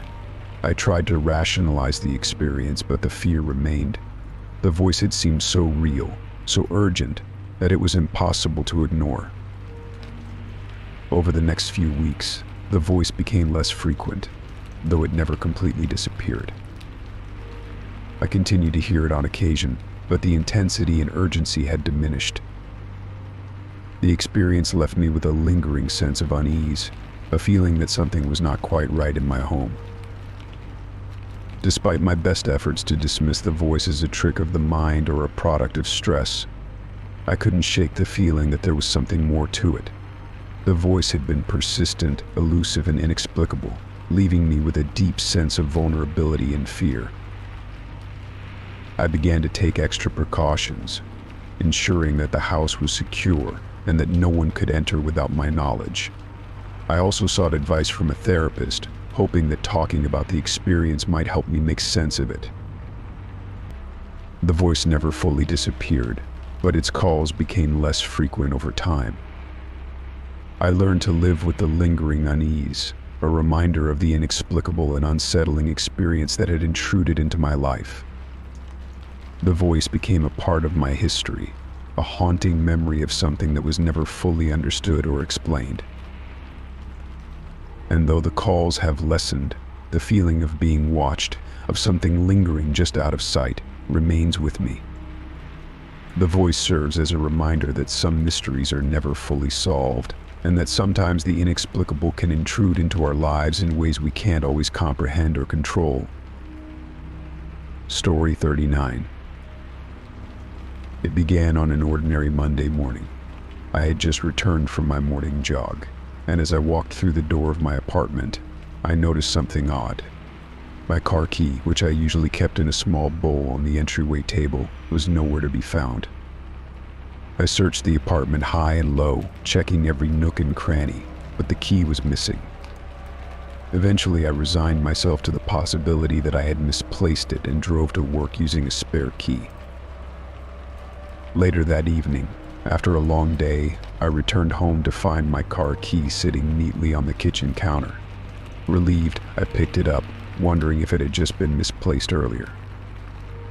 I made a mental note to be more careful with my belongings, thinking perhaps I had simply forgotten where I put it. But the next day, the situation took a bizarre turn. I came home to find the key once again missing. I searched the apartment thoroughly under the couch cushions, in the bathroom, even in the laundry basket, but it was nowhere to be found. After a frantic half-hour of searching, I gave up and used the spare key again. To my astonishment, the very next day I found the missing key in the fridge. It was sitting on a shelf beside the milk, as if someone had casually placed it there. I laughed it off as a peculiar joke, perhaps something my roommates were playing on me. But when I asked them, they looked just as puzzled as I was. None of them had touched the key or moved it. As the days went by, the car key began to appear in increasingly strange locations. One evening, I found it tucked under the couch, hidden away in a corner. Another time, it was lying in my bed, tucked under the pillow. I even discovered it once in the pantry, wedged between cans of soup. Each time, the key seemed to show up in the most unexpected places, defying any logical explanation. The bizarre occurrences began to take a toll on my peace of mind. I couldn't shake the feeling that someone was playing a cruel game with me, deliberately moving my key around to unsettle me. I grew anxious and frustrated, constantly on edge as I tried to track down the elusive key. I began to double-check every location, fearing that if I didn't find it in time, I would be stuck without a way to get to my car. I installed a small camera in the living room, hoping to catch whoever or whatever was responsible for the mysterious relocations. The footage revealed nothing unusual. The key would simply disappear and reappear without any sign of movement or intrusion. It was as if the key was vanishing and reappearing on its own. The situation reached a point where I began to question my sanity. I became increasingly paranoid, checking and rechecking my apartment for hidden cameras or recording devices. I even consulted a psychologist who assured me that the stress of daily life could sometimes lead to unusual perceptions. He suggested that I might be experiencing anxiety-induced delusions. Despite his reassurances, I couldn't shake the feeling that something was amiss. I decided to take a step back and reevaluate the situation. I took a short vacation, hoping that a change of scenery would help me clear my head and reduce the anxiety that had been consuming me. I left my apartment with the key securely in my possession, locked up, and went away for a week. When I returned, I hoped that the break would have reset whatever strange phenomenon had been occurring. But as soon as I walked in the door, I noticed the same unsettling pattern. The key was missing again. I searched the apartment once more, feeling the weight of frustration and fear press down on me. Finally, I found it hidden in a drawer I rarely used, a location so obscure that I couldn't fathom how it had ended up there. Determined to get to the bottom of it, I decided to involve the local authorities. I filed a report explaining the bizarre occurrences and my growing concern. The police were skeptical but agreed to conduct a brief investigation. They checked the apartment for signs of forced entry or tampering but found nothing unusual. They even interviewed my neighbors to see if anyone had witnessed anything out of the ordinary. A week later, a detective arrived at my apartment holding a small envelope. Inside was a note with no return address. It read, "I'm sorry for the confusion. It was just a prank. I thought it would be funny." The detective informed me that the note had been found at a local post office, and it appeared to be a prank from someone who knew me or was familiar with my routine. The revelation was a mix of relief and anger. The prank had gone too far, affecting my peace of mind and causing unnecessary stress. I learned that the perpetrator had been a former acquaintance who had apparently enjoyed watching my reaction to the bizarre game. With the mystery resolved, I took steps to safeguard my home and restore my sense of security. I changed my locks, installed additional security measures, and took a break from my routine to recover from the ordeal. The key continued to find its place in the small bowl on the entryway table, a symbol of the strange and unsettling experience that had tested my sanity. In the end, I gained a deeper appreciation for the simple, predictable aspects of life and the importance of maintaining a sense of security. Though the prank was unsettling, it served as a reminder of the fragility of our comfort and the resilience needed to reclaim it.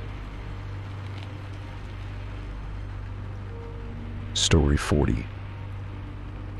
The phone rang every day at precisely 3:15 p.m. At first, I thought it was just a wrong number or a telemarketer, but the calls became a routine, arriving like clockwork, with no voicemail left and no message delivered. The number displayed on my phone was unfamiliar and untraceable, and each call was marked by an eerie, oppressive silence. It started as a minor irritation. I answered the first few times, hoping to discover who was behind the calls, but each time I was met with nothing but dead air. The absence of sound was more unsettling than if there had been a voice on the other end. I tried calling the number back, but each attempt was met with a number not in service message. It was as if the caller had vanished into thin air after making their daily intrusion. After a week, I decided to block the number. I hoped that this would put an end to the disturbing routine, but to my dismay, the calls continued. Each day, a new number appeared, always arriving at the same time. The consistent schedule made it clear that this wasn't just random harassment, but something more deliberate. It felt like someone was meticulously monitoring my daily routine, waiting for the precise moment to intrude. The calls were always silent. No static, no breathing, no hint of a human presence. It was as if the person on the other end was simply listening, observing. Each time I answered, the phone remained eerily quiet, the silence stretching out until I hung up, my heart pounding with anxiety. The repetitive nature of the calls created a sense of dread and paranoia that I couldn't shake. I tried everything to get rid of them. I changed my phone number, hoping that a fresh start would end the intrusion. But within days, the calls started again, from a new number, still at the same time. It was clear that the caller was relentless and had somehow tracked me even after the change. My anxiety grew with each passing day. The calls were no longer just an annoyance, they were a source of deep, creeping fear. I began to question whether someone was watching me, following my every move, and it gnawed at my sense of security. My home, once a sanctuary, now felt like a trap. The relentless calls made me feel like a prisoner in my own life, subjected to an unknown observer's whims. I reached out to my phone carrier, hoping they could trace the calls or offer some assistance. They assured me that they would look into it, but their efforts yielded no results. They couldn't trace the numbers or identify the caller, and their inability to provide answers only deepened my sense of helplessness. Desperate for relief, I contacted local law enforcement. The police took my report seriously and conducted their own investigation, but despite their efforts, they found no leads. The calls continued, and my sense of isolation grew. It felt like a cruel game, with me as the unwitting participant, trapped in a cycle of fear and uncertainty. I began to alter my daily routine in an attempt to break the pattern. I started leaving my house at different times, taking different routes, and avoiding predictable behavior. I hoped that by changing my schedule I could outsmart the caller and regain some control over my life. But no matter what I did, the calls persisted, always arriving at 3:15 p.m., as if mocking my attempts to escape. One particularly unsettling day, I decided to answer the call with a voice recorder running, hoping to capture any sound or clue that might help identify the caller. As I listened to the recording later, all I could hear was a faint, rhythmic tapping, like someone tapping their fingers on the phone's receiver. It was a small clue, but it only deepened the mystery. What did the tapping mean? Was it a signal, a code, or simply a part of the caller's psychological game? The relentless nature of the calls took a toll on my mental health. I struggled with insomnia, unable to escape the feeling that someone was always watching. The sense of paranoia became a constant companion, infiltrating my thoughts and actions. I avoided being alone, fearing that the caller's silence might be a prelude to something more sinister. Months passed, and the calls showed no sign of stopping. I had become a shell of my former self, living in a constant state of anxiety. The daily ritual of answering the phone only to be met with silence had become a source of constant dread. The uncertainty of not knowing who was behind the calls or why they were targeting me was unbearable. One afternoon, while sitting in my living room, I noticed something strange. A small envelope had been slipped under my front door. My heart raced as I picked it up, noting that it was addressed to me with no return address. Inside was a single sheet of paper with a message typed in bold, black letters you can't hide forever. We're always watching.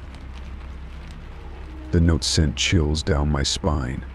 It confirmed my worst fears that someone had been tracking me, observing my every move. The words were a chilling reminder that the calls were part of a larger, more disturbing pattern. The message left me feeling vulnerable and exposed, knowing that my attempts to escape or hide had been futile. Determined to regain some sense of control, I sought the help of a private investigator.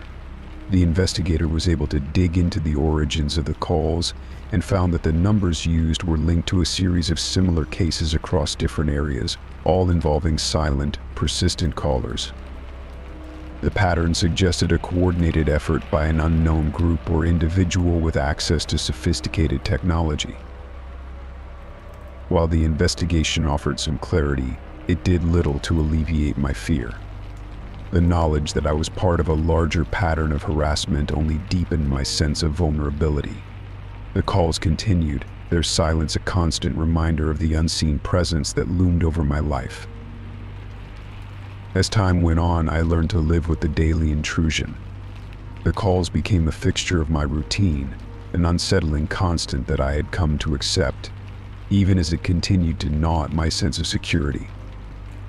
The mystery of the persistent caller remained unsolved, a dark shadow that lingered over my life, reminding me of the fragility of privacy and the relentless nature of fear. Story 41. The discovery of the old, dusty book on my bookshelf was an unsettling surprise.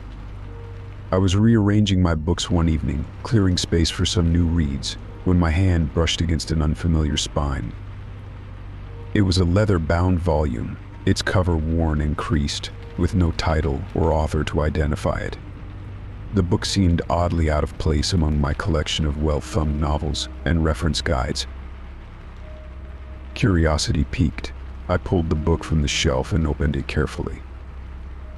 The pages were yellowed with age, and a musty scent wafted up as I flipped through them.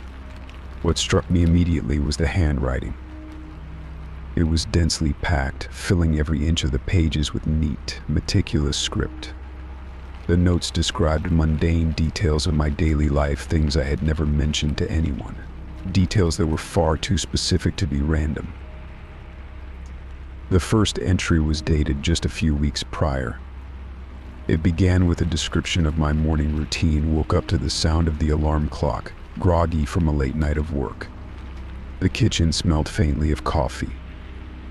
It went on to describe in unsettling detail my breakfast habits, including the exact brand of cereal I preferred and how I liked my coffee.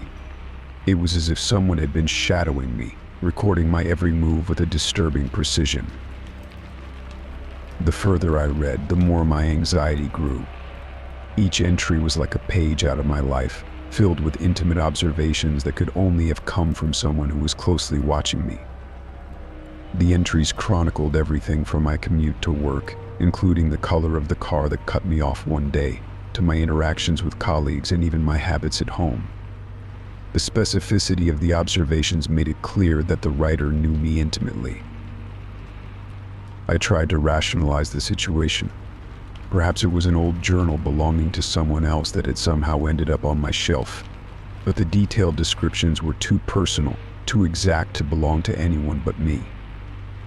I flipped through the book, searching for clues about its origin. There were no names, no hints about who had written it, just a relentless series of notes that chronicled my life in excruciating detail. But desperate for answers, I contacted local bookstores and antique shops, hoping someone might recognize the book or provide some insight into its origins. None of the store owners or antique dealers could recall seeing a book like it. They suggested it might be a private journal that had been misplaced or sold by mistake, but no one could offer a concrete explanation. I even reached out to the police, thinking that the book might be part of a larger issue or a potential threat. The officers took a report and examined the book, but without any concrete evidence or leads, they were unable to offer much assistance. They assured me that it was likely an isolated incident, but their lack of answers did little to ease my growing paranoia. As the days went by, the book became a source of constant anxiety. I began to feel like my private moments were being intruded upon, as if someone was watching me and recording every detail of my life. I became hyper-aware of my surroundings, constantly checking for signs of someone following me or lurking nearby. Every sound, every shadow became a potential threat. I also noticed changes in my behavior. I became more secretive, avoiding discussions about my daily routines with friends and family. I was afraid of revealing any more details that might end up in the book, adding to the disturbing collection of notes. The sense of intrusion was overwhelming, and I found myself second-guessing my every action, worried that someone was keeping tabs on me. One night, unable to sleep, I decided to confront the book directly. I sat in my dimly lit living room, the book open on the coffee table in front of me. I read through the entries again, trying to find some pattern or clue that might explain its presence. The notes had a disjointed quality, jumping from one day to the next without any clear sequence, making it difficult to decipher any meaning beyond the surface level. As I continued to read, I noticed something unsettling. Some of the more recent entries seemed to predict events before they happened. For instance, there was a note about a phone call I was going to receive from a friend, mentioning a specific topic of conversation that had not yet occurred. The book seemed to anticipate my actions, adding a layer of eeriness to the already unsettling observations. With no answers in sight, I decided to take matters into my own hands.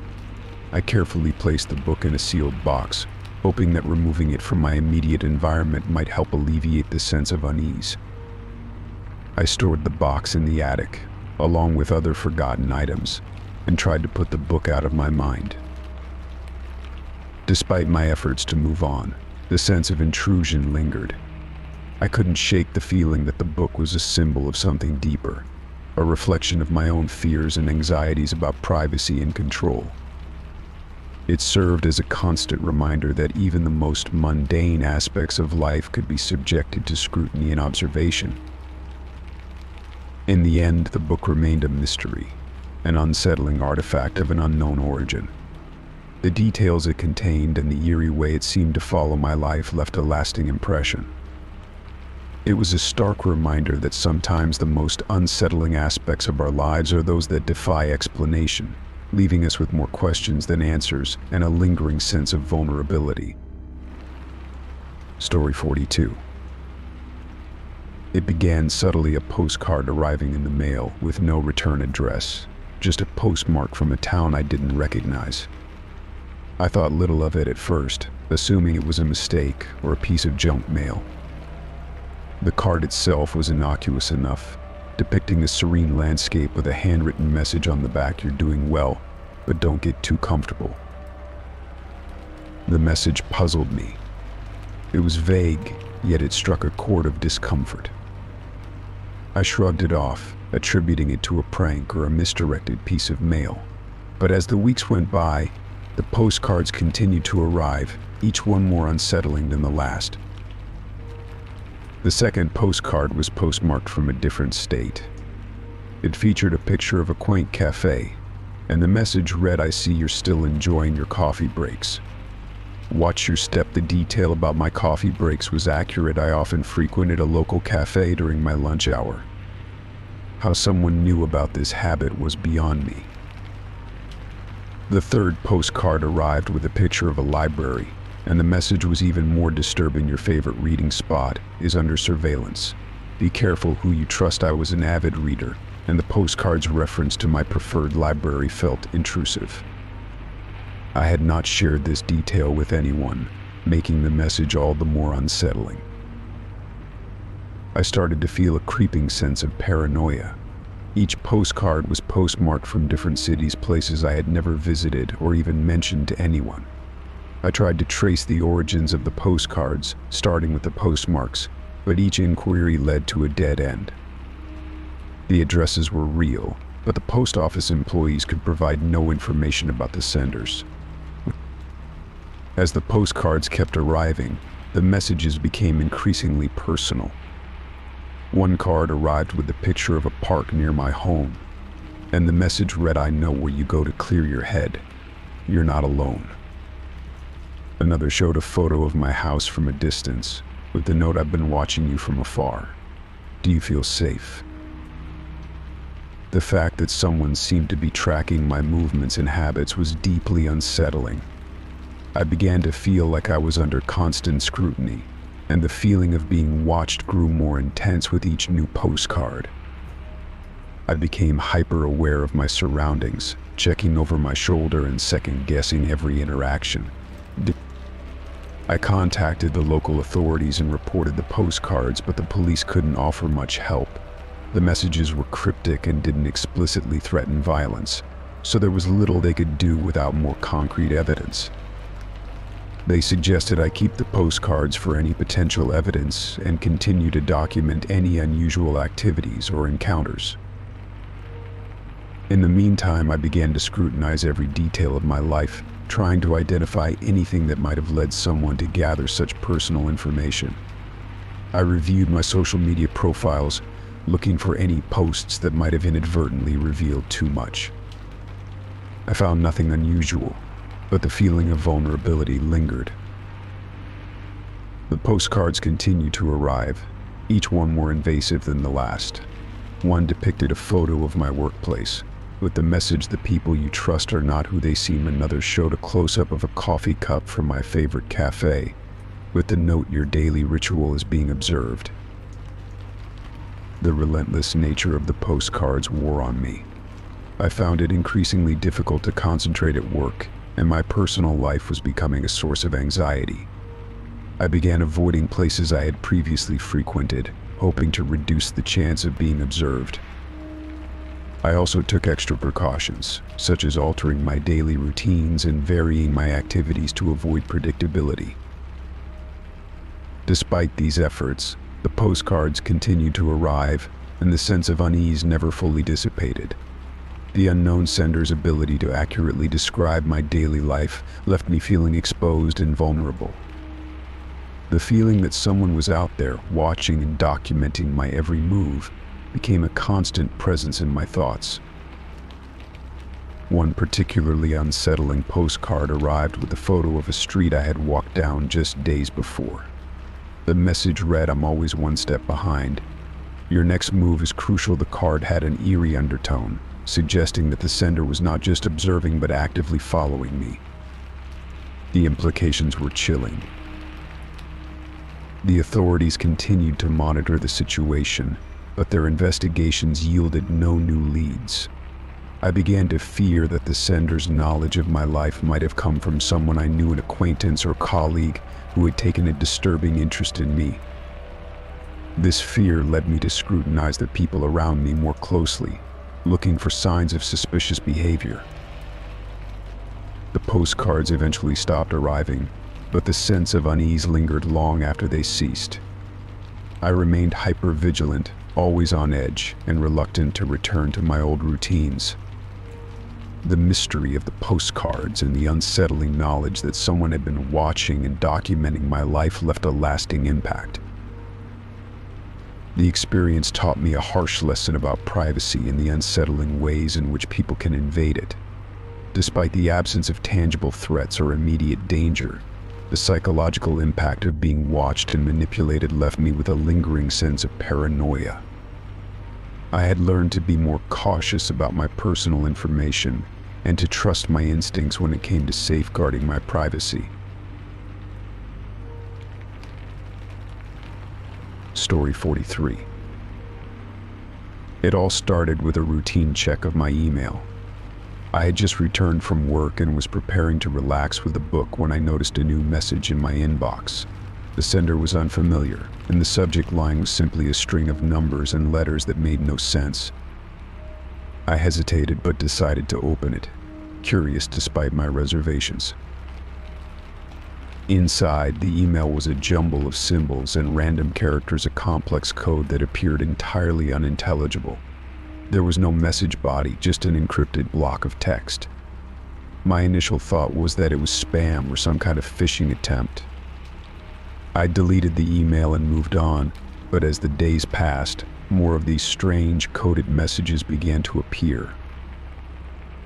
Each new message was more elaborate and cryptic than the last. They contained increasingly complex strings of characters, each one tailored to my personal experiences and fears. One message referenced a vacation I had taken months earlier, while another alluded to a conversation I had had with a close friend. The specificity of the references was both unsettling and perplexing. It was as if someone had access to my personal life and was using it to craft these disturbing messages. I decided to investigate further. I attempted to decode the messages myself, using various online tools and decryption software. Each attempt proved fruitless. The codes were too intricate and sophisticated for any simple decryption method. I spent hours trying to make sense of the patterns, but they only seemed to grow more complex with each message. As the coded messages continued to arrive, my anxiety increased. The content of the messages, combined with their targeted nature, made me feel as though someone was watching me closely. I couldn't shake the feeling that there was a hidden meaning behind the codes, a message that was meant to reach me but remained just out of reach. I reached out to a few friends, hoping they could offer some insight. They were as baffled as I was and suggested I contact a cybersecurity expert. Desperate for answers, I took their advice and consulted with a professional.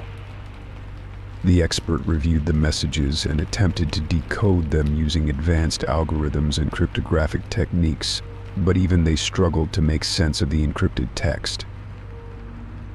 The expert confirmed that the codes were highly sophisticated, but they couldn't determine the origin or purpose behind them.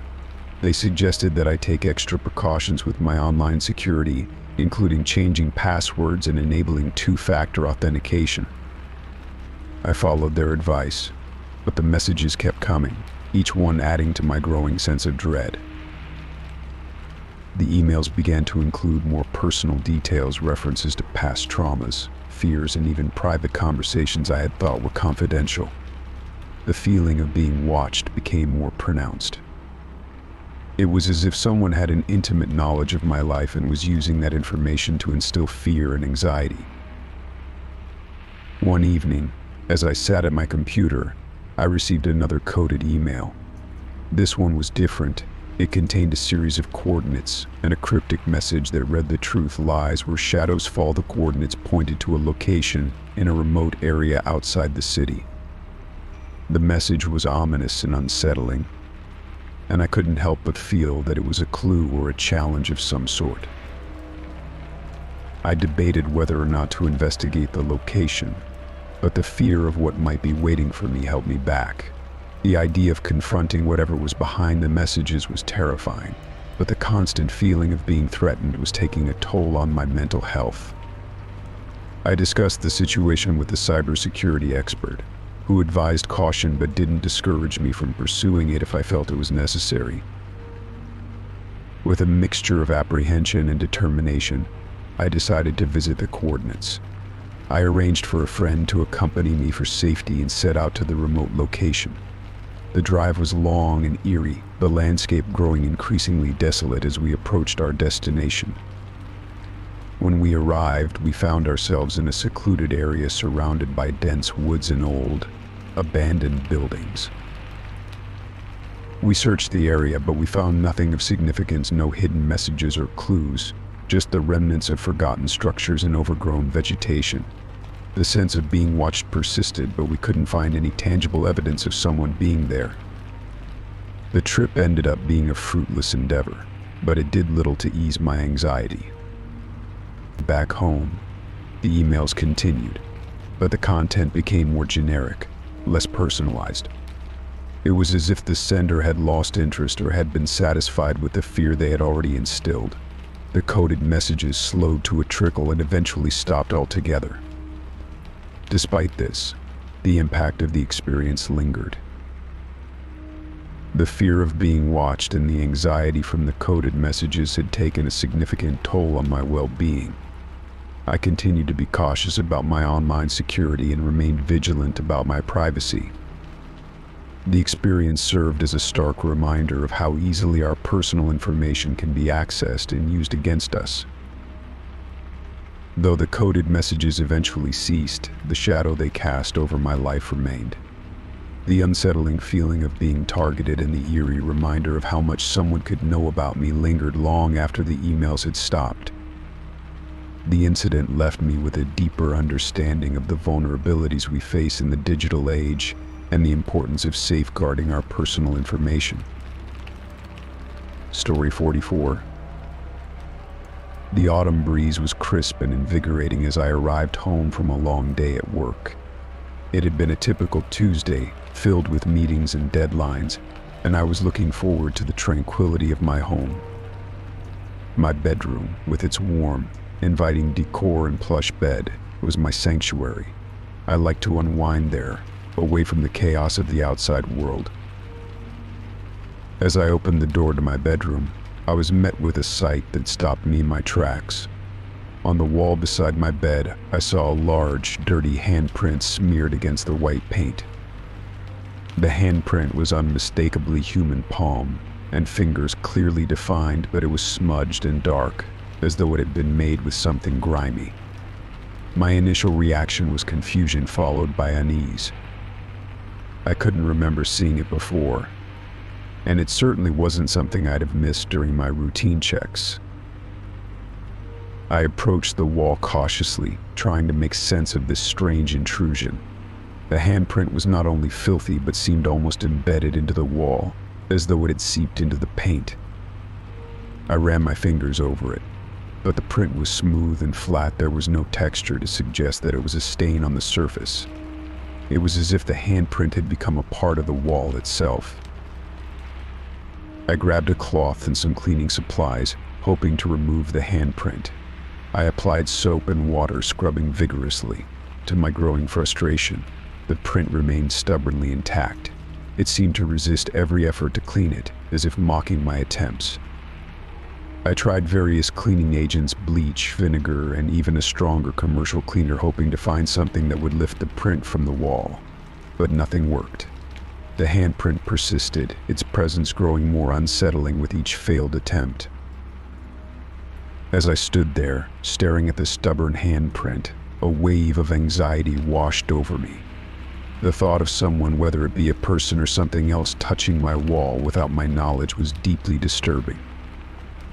I had lived alone in this house for years and had always felt safe and secure. The idea that an intruder had been in my home, touching my walls, was a frightening prospect. I considered the possibility of a practical joke or a prank. Perhaps a friend had come over and decided to leave an eerie mark on my wall. But the more I thought about it, the less plausible it seemed. My closest friends were all aware of my aversion to unsettling experiences, and none of them had a motive for such a prank. Besides, the handprint's persistence and the difficulty in removing it suggested something more sinister. I decided to call a handyman to inspect the handprint and see if there was any explanation. When he arrived the next day, he examined the wall and tried to clean the handprint himself. He was equally baffled by the mark's resistance to cleaning. He suggested it could be a result of a chemical reaction or a defect in the paint, but none of his theories seemed to fully account for the handprint's eerie presence. As days turned into weeks, the handprint became a constant, unsettling feature of my bedroom. I adjusted my routine to avoid looking directly at it, but its presence remained a source of anxiety. I tried to distract myself by redecorating other parts of the house, hoping that focusing on something positive might ease my discomfort. I even hung a large painting over the handprint, but it did little to quell the feeling of unease. One night, while lying in bed, I heard a faint sound coming from the direction of the wall with the handprint. It was a soft, scratching noise, like something moving slowly across the surface. My heart raced as I sat up and listened, straining to hear any other sounds. The scratching continued intermittently, sending chills down my spine. I got out of bed and approached the wall, but the noise stopped as soon as I got close. I turned on the lights and inspected the area, but found nothing out of the ordinary. The sensation of being watched or listened to became a persistent companion. I would catch myself glancing nervously at the wall whenever I was in the room, and the sense of dread never completely left me. I started to sleep with the lights on and kept the door to my bedroom tightly closed. Desperate for answers, I consulted a local paranormal investigator, hoping that they might be able to provide some insight into the mysterious handprint. The investigator arrived with various tools and devices designed to detect unusual energy or spiritual activity. They conducted a thorough examination of my home, including the area around the handprint. The investigators' findings were inconclusive. They reported no unusual energy readings or signs of paranormal activity, leaving me with more questions than answers. The handprint remained a perplexing anomaly, a symbol of an invasion that defied logical explanation. The experience took a toll on my mental well-being. The constant sense of unease and the persistent reminder of the handprint left me feeling vulnerable and unsettled. I began to question my own sanity, wondering if the handprint was a figment of my imagination or a manifestation of my fears. Despite my efforts to ignore it, the handprint had become a symbol of an unknown presence that had intruded into my private space. Eventually, I decided to repaint the entire room, hoping that a fresh coat of paint might erase the memory of the handprint and provide some closure. As the new paint dried, I felt a small sense of relief. The handprint was gone, replaced by a clean, blank wall. But even after the repainting, the sense of violation lingered. The experience had left an indelible mark on my psyche, a reminder that even the most secure spaces could be breached by unseen forces. The handprint was gone, but the feeling of being watched and the unsettling memory of its presence remained with me, a ghostly echo of an intrusion that had no clear explanation. Story 45. It was a chilly October morning when the parcel arrived. The air was crisp, the leaves rustling outside my window as I sipped my coffee. I was in the midst of preparing for a busy day when I noticed the small, unmarked box resting on my doorstep. Its plain brown wrapping and lack of any return address immediately caught my attention. It was an unusual delivery, but given the sporadic nature of my job, I often received packages from various clients and businesses. I set the box aside, intending to open it later when I had more time. Later that evening, after a long day of meetings and errands, I finally sat down to investigate the mysterious parcel. I was alone in the house, the evening sun casting long shadows across the room as I carefully peeled away the packaging. Inside, nestled among crumpled newspaper, was a collection of photographs. The stack was held together by a simple rubber band, and as I removed it, a chill ran down my spine. The first few photos were of familiar scenes, landscapes, family gatherings, and a few candid shots of friends. However, as I flipped through the stack, I began to notice something unsettling. Some of the photographs were of me, but they were taken from angles that seemed impossibly intimate. There were shots of me sitting at my desk, captured through a window, and others of me walking down the street, as if someone had been following me. The real horror set in when I noticed that the photos had been altered. In some, unsettling shadows had been added, as if someone had tried to obscure or manipulate the image.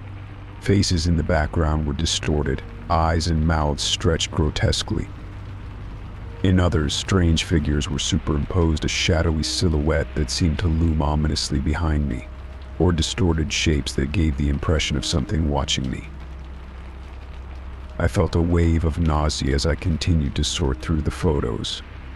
There were pictures of my apartment, both interior and exterior, with additional eerie elements, strange symbols scrawled on the walls, and ghostly apparitions lingering in the background.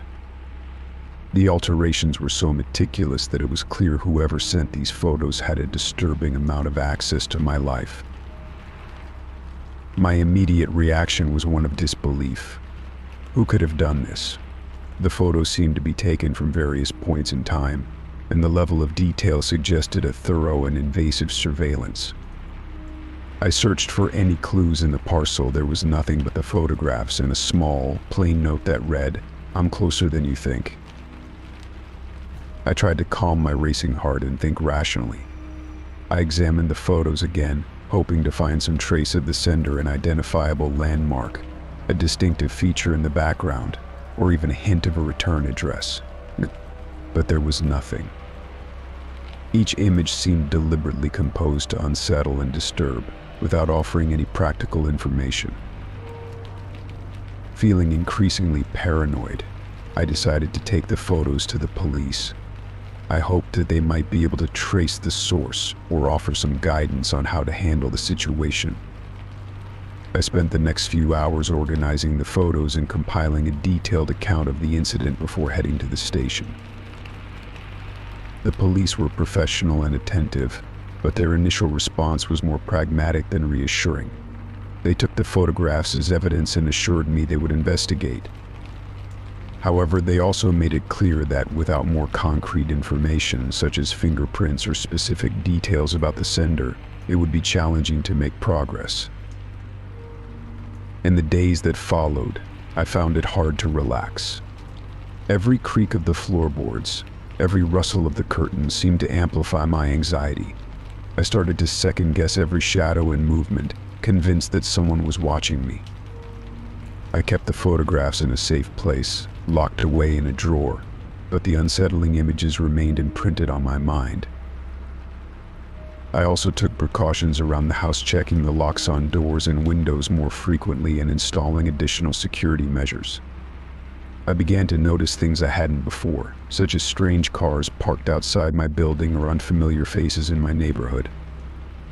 The paranoia crept into every aspect of my life, making it difficult to distinguish between genuine threats and my overactive imagination. Despite my efforts, the feeling of being watched never fully dissipated. I avoided going out alone and made sure to tell friends and family about the incident, though I could tell they were concerned and unsure how to help. The police contacted me occasionally with updates, but they had found no new leads, and the case remained open but unsolved. One particularly unsettling evening, as I was reviewing the photos again, I noticed something I had missed before. In one of the images showing my living room, there was a reflection in the glass of a picture frame, a blurry figure standing in the doorway. I hadn't noticed it initially, but now it seemed almost like a deliberate addition. The realization that someone might have been in my apartment without my knowledge was terrifying. I began to research similar incidents online, hoping to find some insight or advice from others who had experienced similar invasions of privacy. I came across disturbing stories of stalkers and digital harassment, each one a reminder of how vulnerable we can be to those with malicious intent. Months passed, and though the immediate fear subsided, the sense of invasion lingered. The police continued their investigation, but I had come to accept that the sender might never be identified. I tried to regain a sense of normalcy, though the experience had fundamentally changed my perception of safety and privacy. The photographs remained a haunting reminder of that unsettling period. They were a symbol of how easily our sense of security can be shattered, and how, despite our best efforts, there are things beyond our control. I kept the photos in a secure place, not as a source of comfort, but as a testament to the strange and unsettling realities that can disrupt our lives. Story 46. It started on an ordinary Tuesday morning. I was sipping coffee and catching up on emails when I noticed a new message in my inbox. The sender's address was a string of random characters, and there was no name or other identifying information. The subject line was blank, which struck me as odd, but curiosity got the better of me, and I opened the email. The content was unsettling. The email contained a single line of text. "I see you attached" were several photos taken from various angles around what looked like my apartment. The images showed me in different rooms, captured at moments I had no recollection of being photographed. There were no faces visible, just candid shots that made me feel incredibly exposed. I immediately checked my apartment for any signs of a break-in, but found nothing amiss. Panic set in. I attempted to trace the email address using various online tools, but every attempt led to dead ends. The account appeared to be a throwaway, with no real identifying information or way to contact the sender. I decided to report the email to the authorities, hoping they could track down the source. Officer Miller, who took my report, listened sympathetically but advised me that without more concrete information, it would be challenging to proceed. "Keep documenting everything," she said. "If this continues, we'll have a clearer picture of what's happening." The emails kept coming. They were always from the same untraceable address and contained more photos and increasingly disturbing details. The next email arrived with the subject line, "You're not alone." It included a photo of me walking my dog, taken from behind a tree in the park where I frequently walked. I had no idea someone had been following me, and the realization was chilling. The photos seemed to capture moments when I was alone, and the detail in them suggested someone had been watching me for a while. I started taking additional precautions. I changed my daily routine, altered my routes, and increased security around my apartment. I installed new locks, security cameras, and motion detectors. I even began varying my walking times and routes, hoping to throw off any potential observer.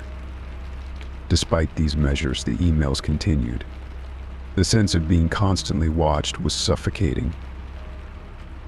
In one email, the sender wrote, I know your secrets. The message was accompanied by photos of my computer screen, taken while I was working from home.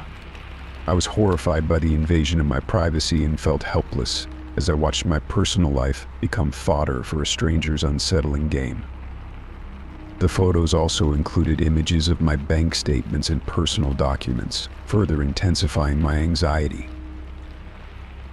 I consulted a cybersecurity expert, hoping they could help trace the source of the emails. Mr. Thompson, a skilled consultant, reviewed the emails and analyzed the metadata. His findings were grim. The sender is using sophisticated techniques to hide their tracks, he explained. They're utilizing a combination of anonymizing services and possibly compromised servers, making it nearly impossible to trace them directly. I felt a wave of despair. Despite my best efforts, the emails showed no signs of stopping. Each new message was a reminder of the invisible presence watching my every move. The invasion of privacy was beyond unsettling. It was psychologically debilitating. I struggled to focus on work, and my relationships began to suffer as I withdrew into a shell of fear and paranoia. One night, while working late, I received an email with the subject line, "Your turn." It contained a photo of my empty apartment, taken from inside my living room window. The image was so clear that it made me feel as though the sender had been in my home. My heart raced as I checked every corner of my apartment, ensuring that no one had entered. The fear was overwhelming, and I could no longer shake the sense of dread that had taken over my life. With the situation spiraling, I sought advice from a therapist. Dr. Stevens, who specialized in trauma and anxiety, helped me navigate the emotional toll of the stalking. "You're dealing with a psychological assault," she said. "It's important to focus on self-care and regain a sense of control." Her support was invaluable, but the fear of the unknown continued to overshadow my daily life. I began to take additional steps to secure my personal information. I changed all my passwords, set up two-factor authentication on my accounts, and carefully monitored my online presence. Despite these efforts, the emails persisted, each one adding to the growing list of intrusions. I became hyper-aware of my surroundings and overly cautious about sharing any personal information. Months passed, and the frequency of the emails started to wane. While the emails became less frequent, the fear and anxiety persisted.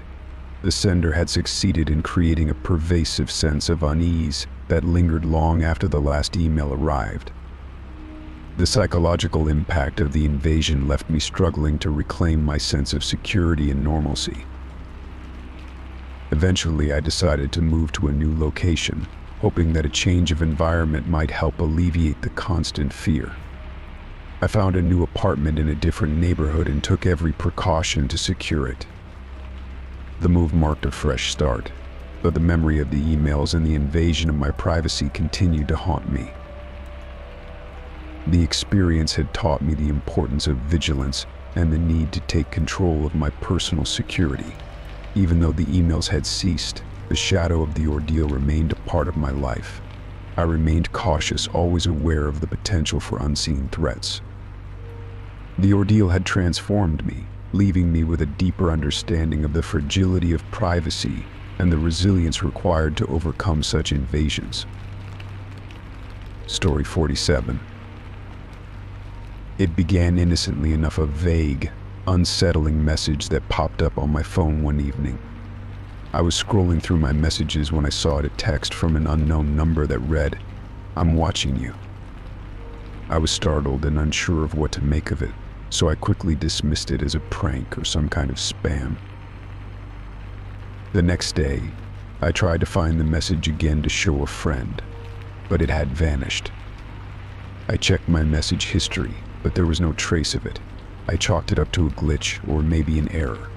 I wasn't too worried, figuring it was probably just a mistake or something that had been sent in error. However, the messages kept coming. They would arrive at random times, often late at night or during moments when I was least expecting them. Each time they were more threatening. "I know where you are. You can't hide soon. You'll regret it." The content was always unsettling. and each message seemed to play on my deepest fears. I tried to take screenshots of the messages to show others, but the moment I attempted to capture the screen, the messages would disappear before I could save them. It was as if my phone had a mind of its own, erasing the evidence before I could act on it. My heart raced every time a new message arrived, only to vanish in a matter of seconds. The feeling of being constantly watched and manipulated began to wear on me. I felt like I was being toyed with, and the lack of evidence made it even more unnerving. I started to question my own sanity. Was I imagining things? Was I losing my grip on reality? In an attempt to regain control, I reached out to my phone provider. I explained the situation and asked if there were any issues with my account. They assured me that everything seemed to be in order on their end and suggested that I perform a factory reset to see if that would resolve the problem. Reluctantly, I agreed, hoping that it would fix the issue. I backed up my important data and performed the reset, wiping my phone clean. After the reset, I reinstalled my apps and restored my data, eager to see if the strange messages would stop. For a few days, there was a brief respite. I felt a sense of relief, thinking that the reset had resolved the issue. But then, the messages started again. This time, they were even more disturbing. They would arrive while I was in the middle of something, making it impossible to capture or document them. The messages seemed to come at moments when I was most vulnerable, while I was alone at night, or when I was least prepared to deal with them. I grew increasingly paranoid, avoiding being alone as much as possible and staying in well-lit areas. I became hyper-vigilant, constantly checking my phone and scanning my surroundings for any signs of intrusion or surveillance. The fear of receiving another message was almost overwhelming. One evening, as I was preparing dinner, I received another message. This time I was ready. I had set up a secondary camera on my phone to record the screen. The moment the message appeared, I quickly activated the camera and captured a few frames before the message disappeared. My hands were shaking as I tried to focus the camera, but I managed to get some footage of the message. "Your time is running out." With the footage in hand, I felt a glimmer of hope. I contacted the police, providing them with the recorded evidence and explaining the situation. The officers took the footage seriously and assured me that they would investigate. They advised me to continue documenting any further messages and to be cautious about my personal safety. Despite their reassurance, the fear continued to gnaw at me. I became increasingly isolated, avoiding social interactions and retreating into my home. My anxiety mounted, and I found it difficult to focus on anything other than the unsettling messages. The constant anticipation of the next threat left me on edge, and I struggled to maintain a sense of normalcy. Weeks passed, and the messages seemed to taper off. I hoped that the police investigation had made some progress or that the sender had lost interest. I still received occasional messages, but they were less frequent and seemed to be less threatening. I felt a sense of cautious relief, though the fear lingered in the back of my mind. Then one day I received a final message. "You've been warned." After that, the messages stopped completely. The relief was palpable, but the experience had left me with lingering anxiety and distrust. I continued to keep a close eye on my phone and remained cautious about my surroundings. Looking back, I'm still haunted by the feeling of being watched and manipulated.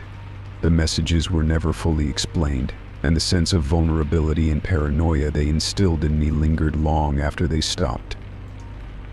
The experience taught me to be vigilant and to trust my instincts, but it also left me with a deep sense of unease about the unseen threats that can lurk in the digital age.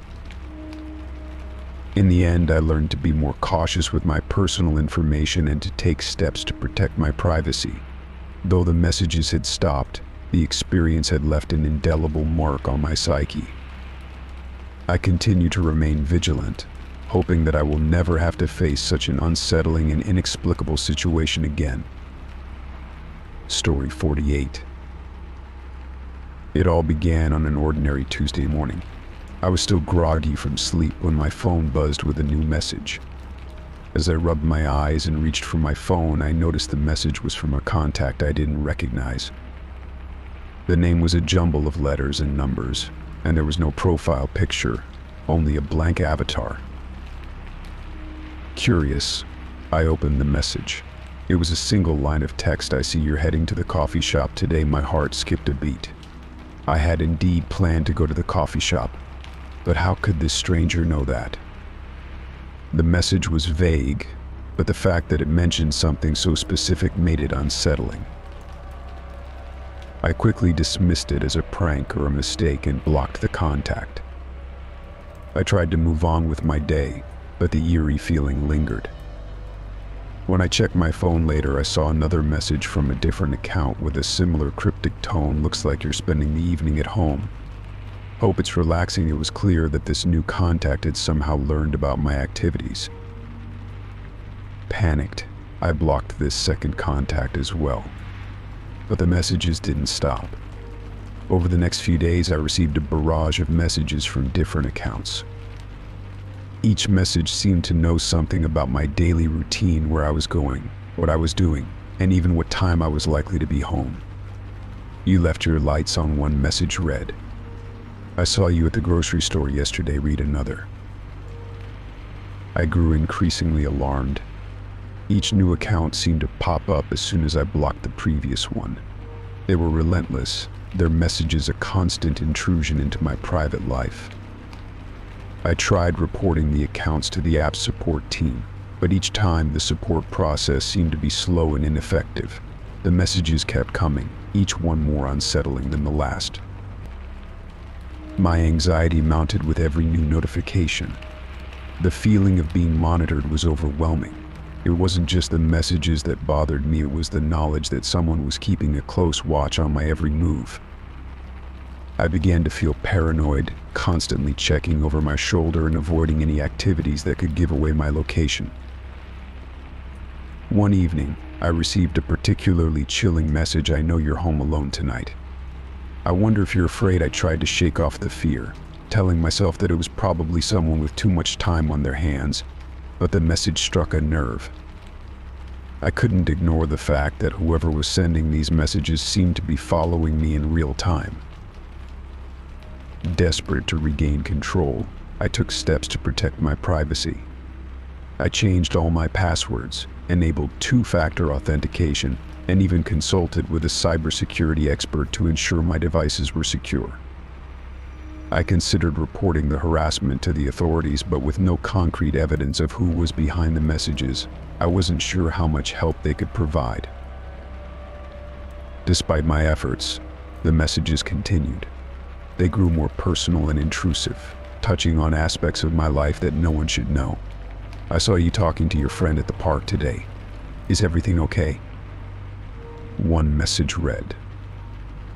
I felt like a puppet on strings, manipulated by someone who knew far too much about me. The constant bombardment began to take a toll on my mental health. I found it hard to focus on work, and my sleep was plagued by nightmares of being watched and followed. The once safe confines of my home no longer felt secure. I avoided going out and stopped using public Wi-Fi to prevent any further breaches.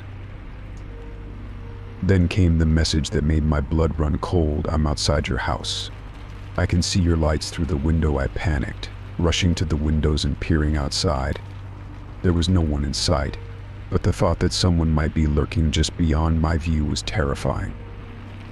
I locked all the doors and windows, checking multiple times before I could calm down.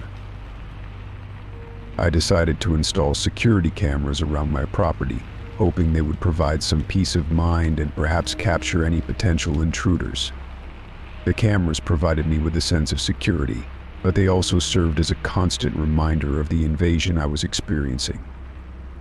Every time I reviewed the footage, I looked for any sign of a figure or movement that might confirm my fears.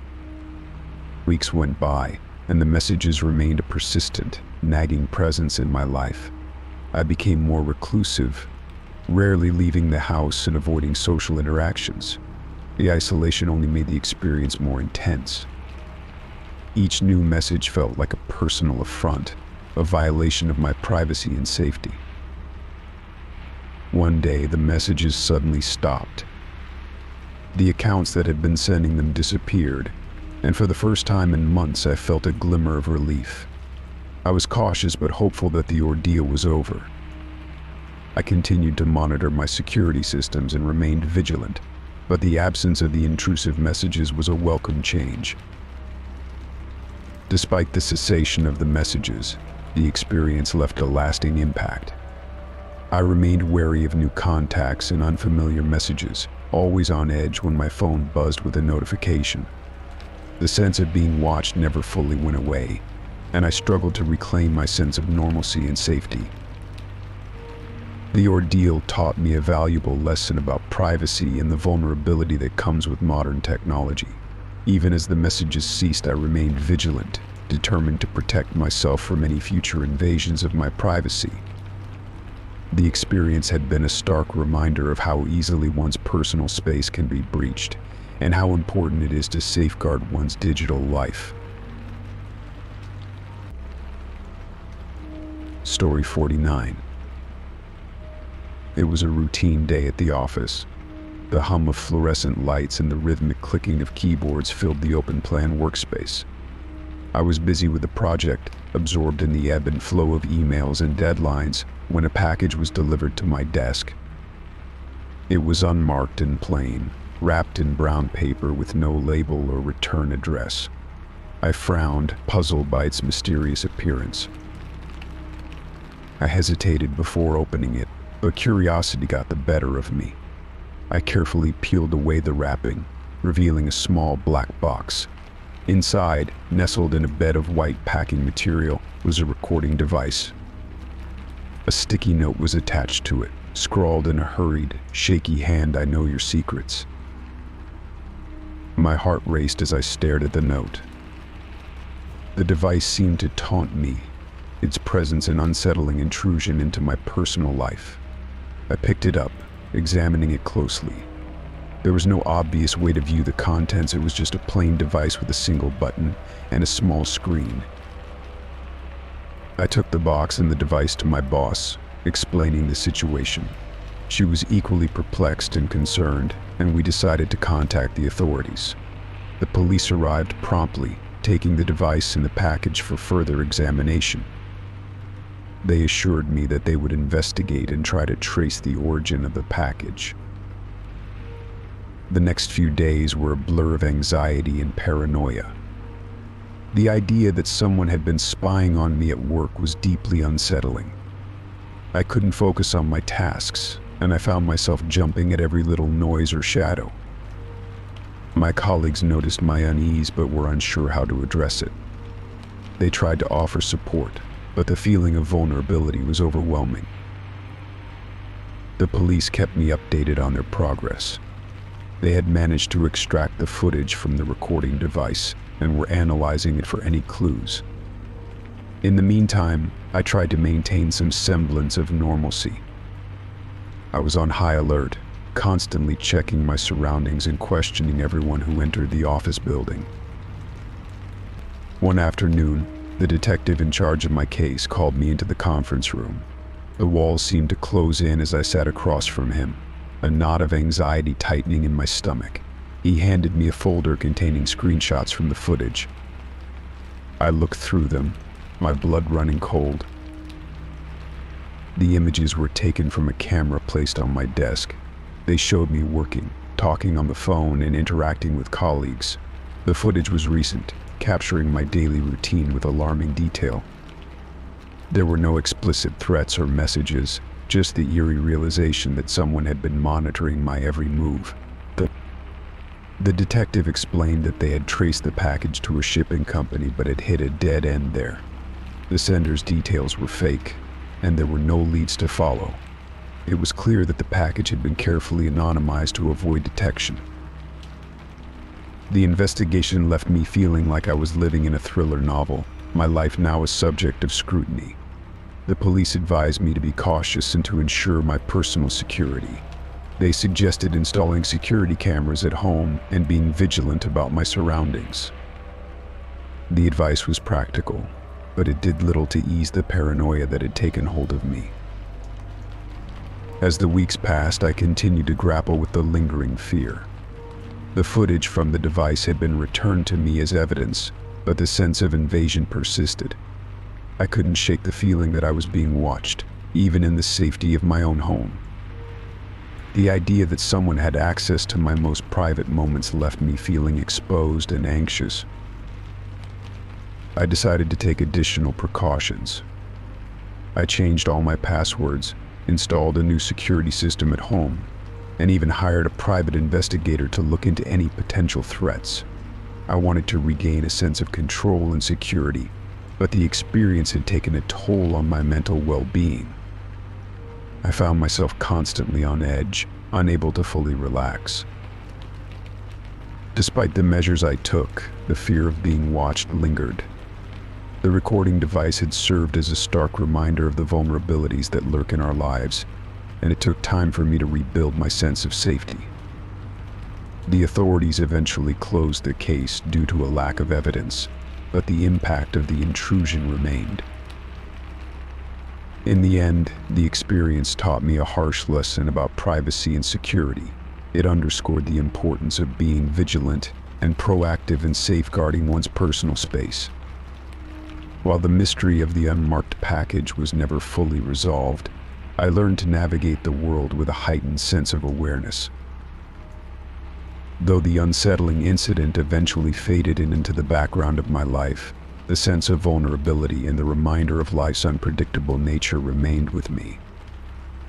It was a reminder that even in our everyday routines, we are not always as safe as we believe, and the shadows of our world can sometimes reveal unsettling truths. Story 50. The first time I saw him, it was just a fleeting glimpse, a shadowy figure standing across the street, partially obscured by the trees lining the edge of my neighborhood. I dismissed it as a trick of the light, or perhaps a passerby who had caught my attention momentarily. But as days passed, I noticed him again, always lingering in the background, his presence becoming increasingly unsettling. He was always there, but never in a way that would allow me to get a good look at him. Each time I glanced his way, he seemed to melt into the surroundings, his silhouette blending with the trees or disappearing behind parked cars. It was as if he had an uncanny ability to remain just out of reach, always visible but never accessible. At first I tried to convince myself it was a coincidence. Maybe he was a new resident, or someone with a legitimate reason to be in the neighborhood. But as the days turned into weeks, his presence became a constant source of anxiety. No matter where I went or what I did, I had the unsettling sensation that he was watching me, his eyes trained on my every move. My attempts to confront him only seemed to escalate the situation. One afternoon, driven by a growing sense of unease, I decided to approach him. I noticed him standing by the corner of my street, just beyond the reach of my porch light.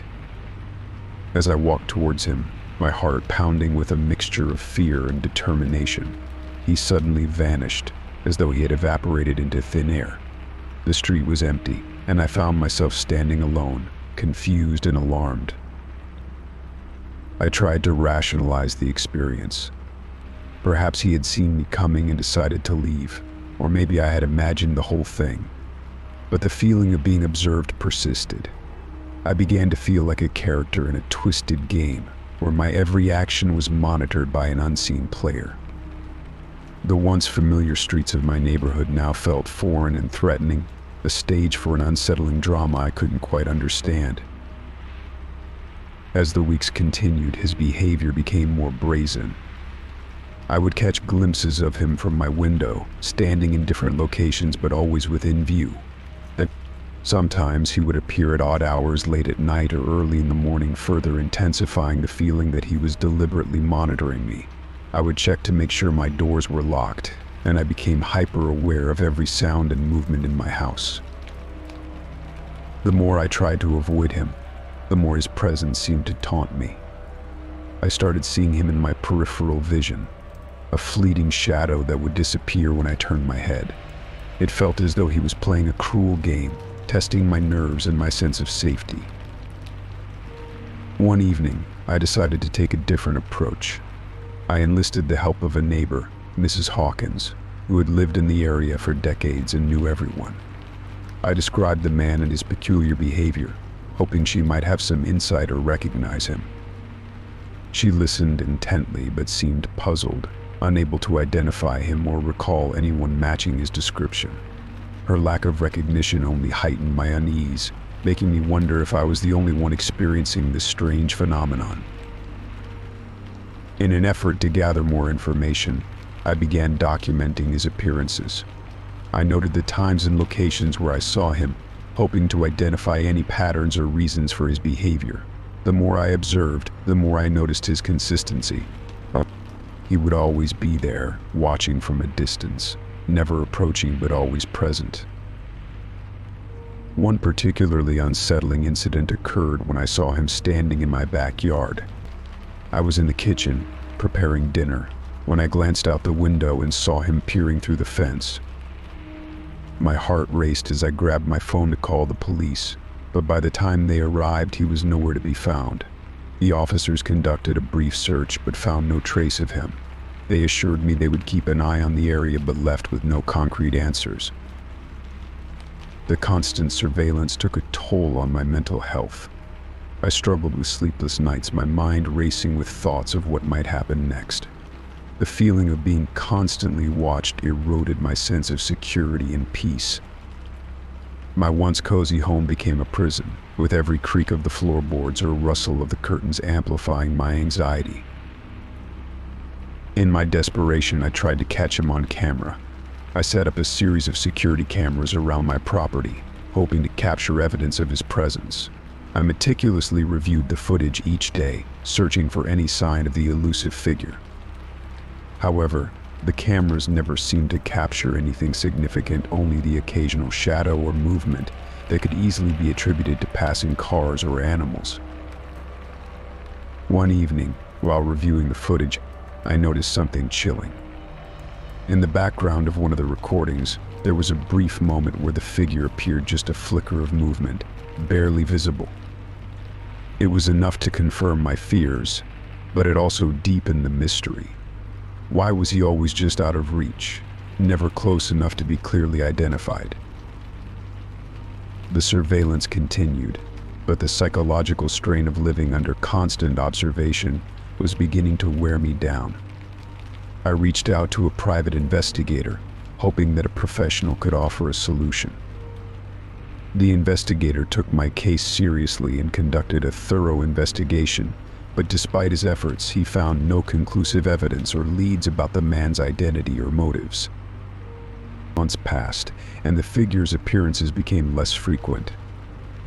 The once constant presence in my neighborhood dwindled, leaving me with a lingering sense of dread and unease. The mystery of the Watcher remained unresolved, and though the intensity of his presence had faded, the psychological impact remained. The experience left me with a heightened awareness of my surroundings and a profound sense of vulnerability. The knowledge that someone had been watching me, seemingly without reason or explanation, left an indelible mark on my life. My once safe neighborhood was forever tainted by the specter of the Watcher, and though the shadow had receded, the memories of his unsettling presence continued to haunt me,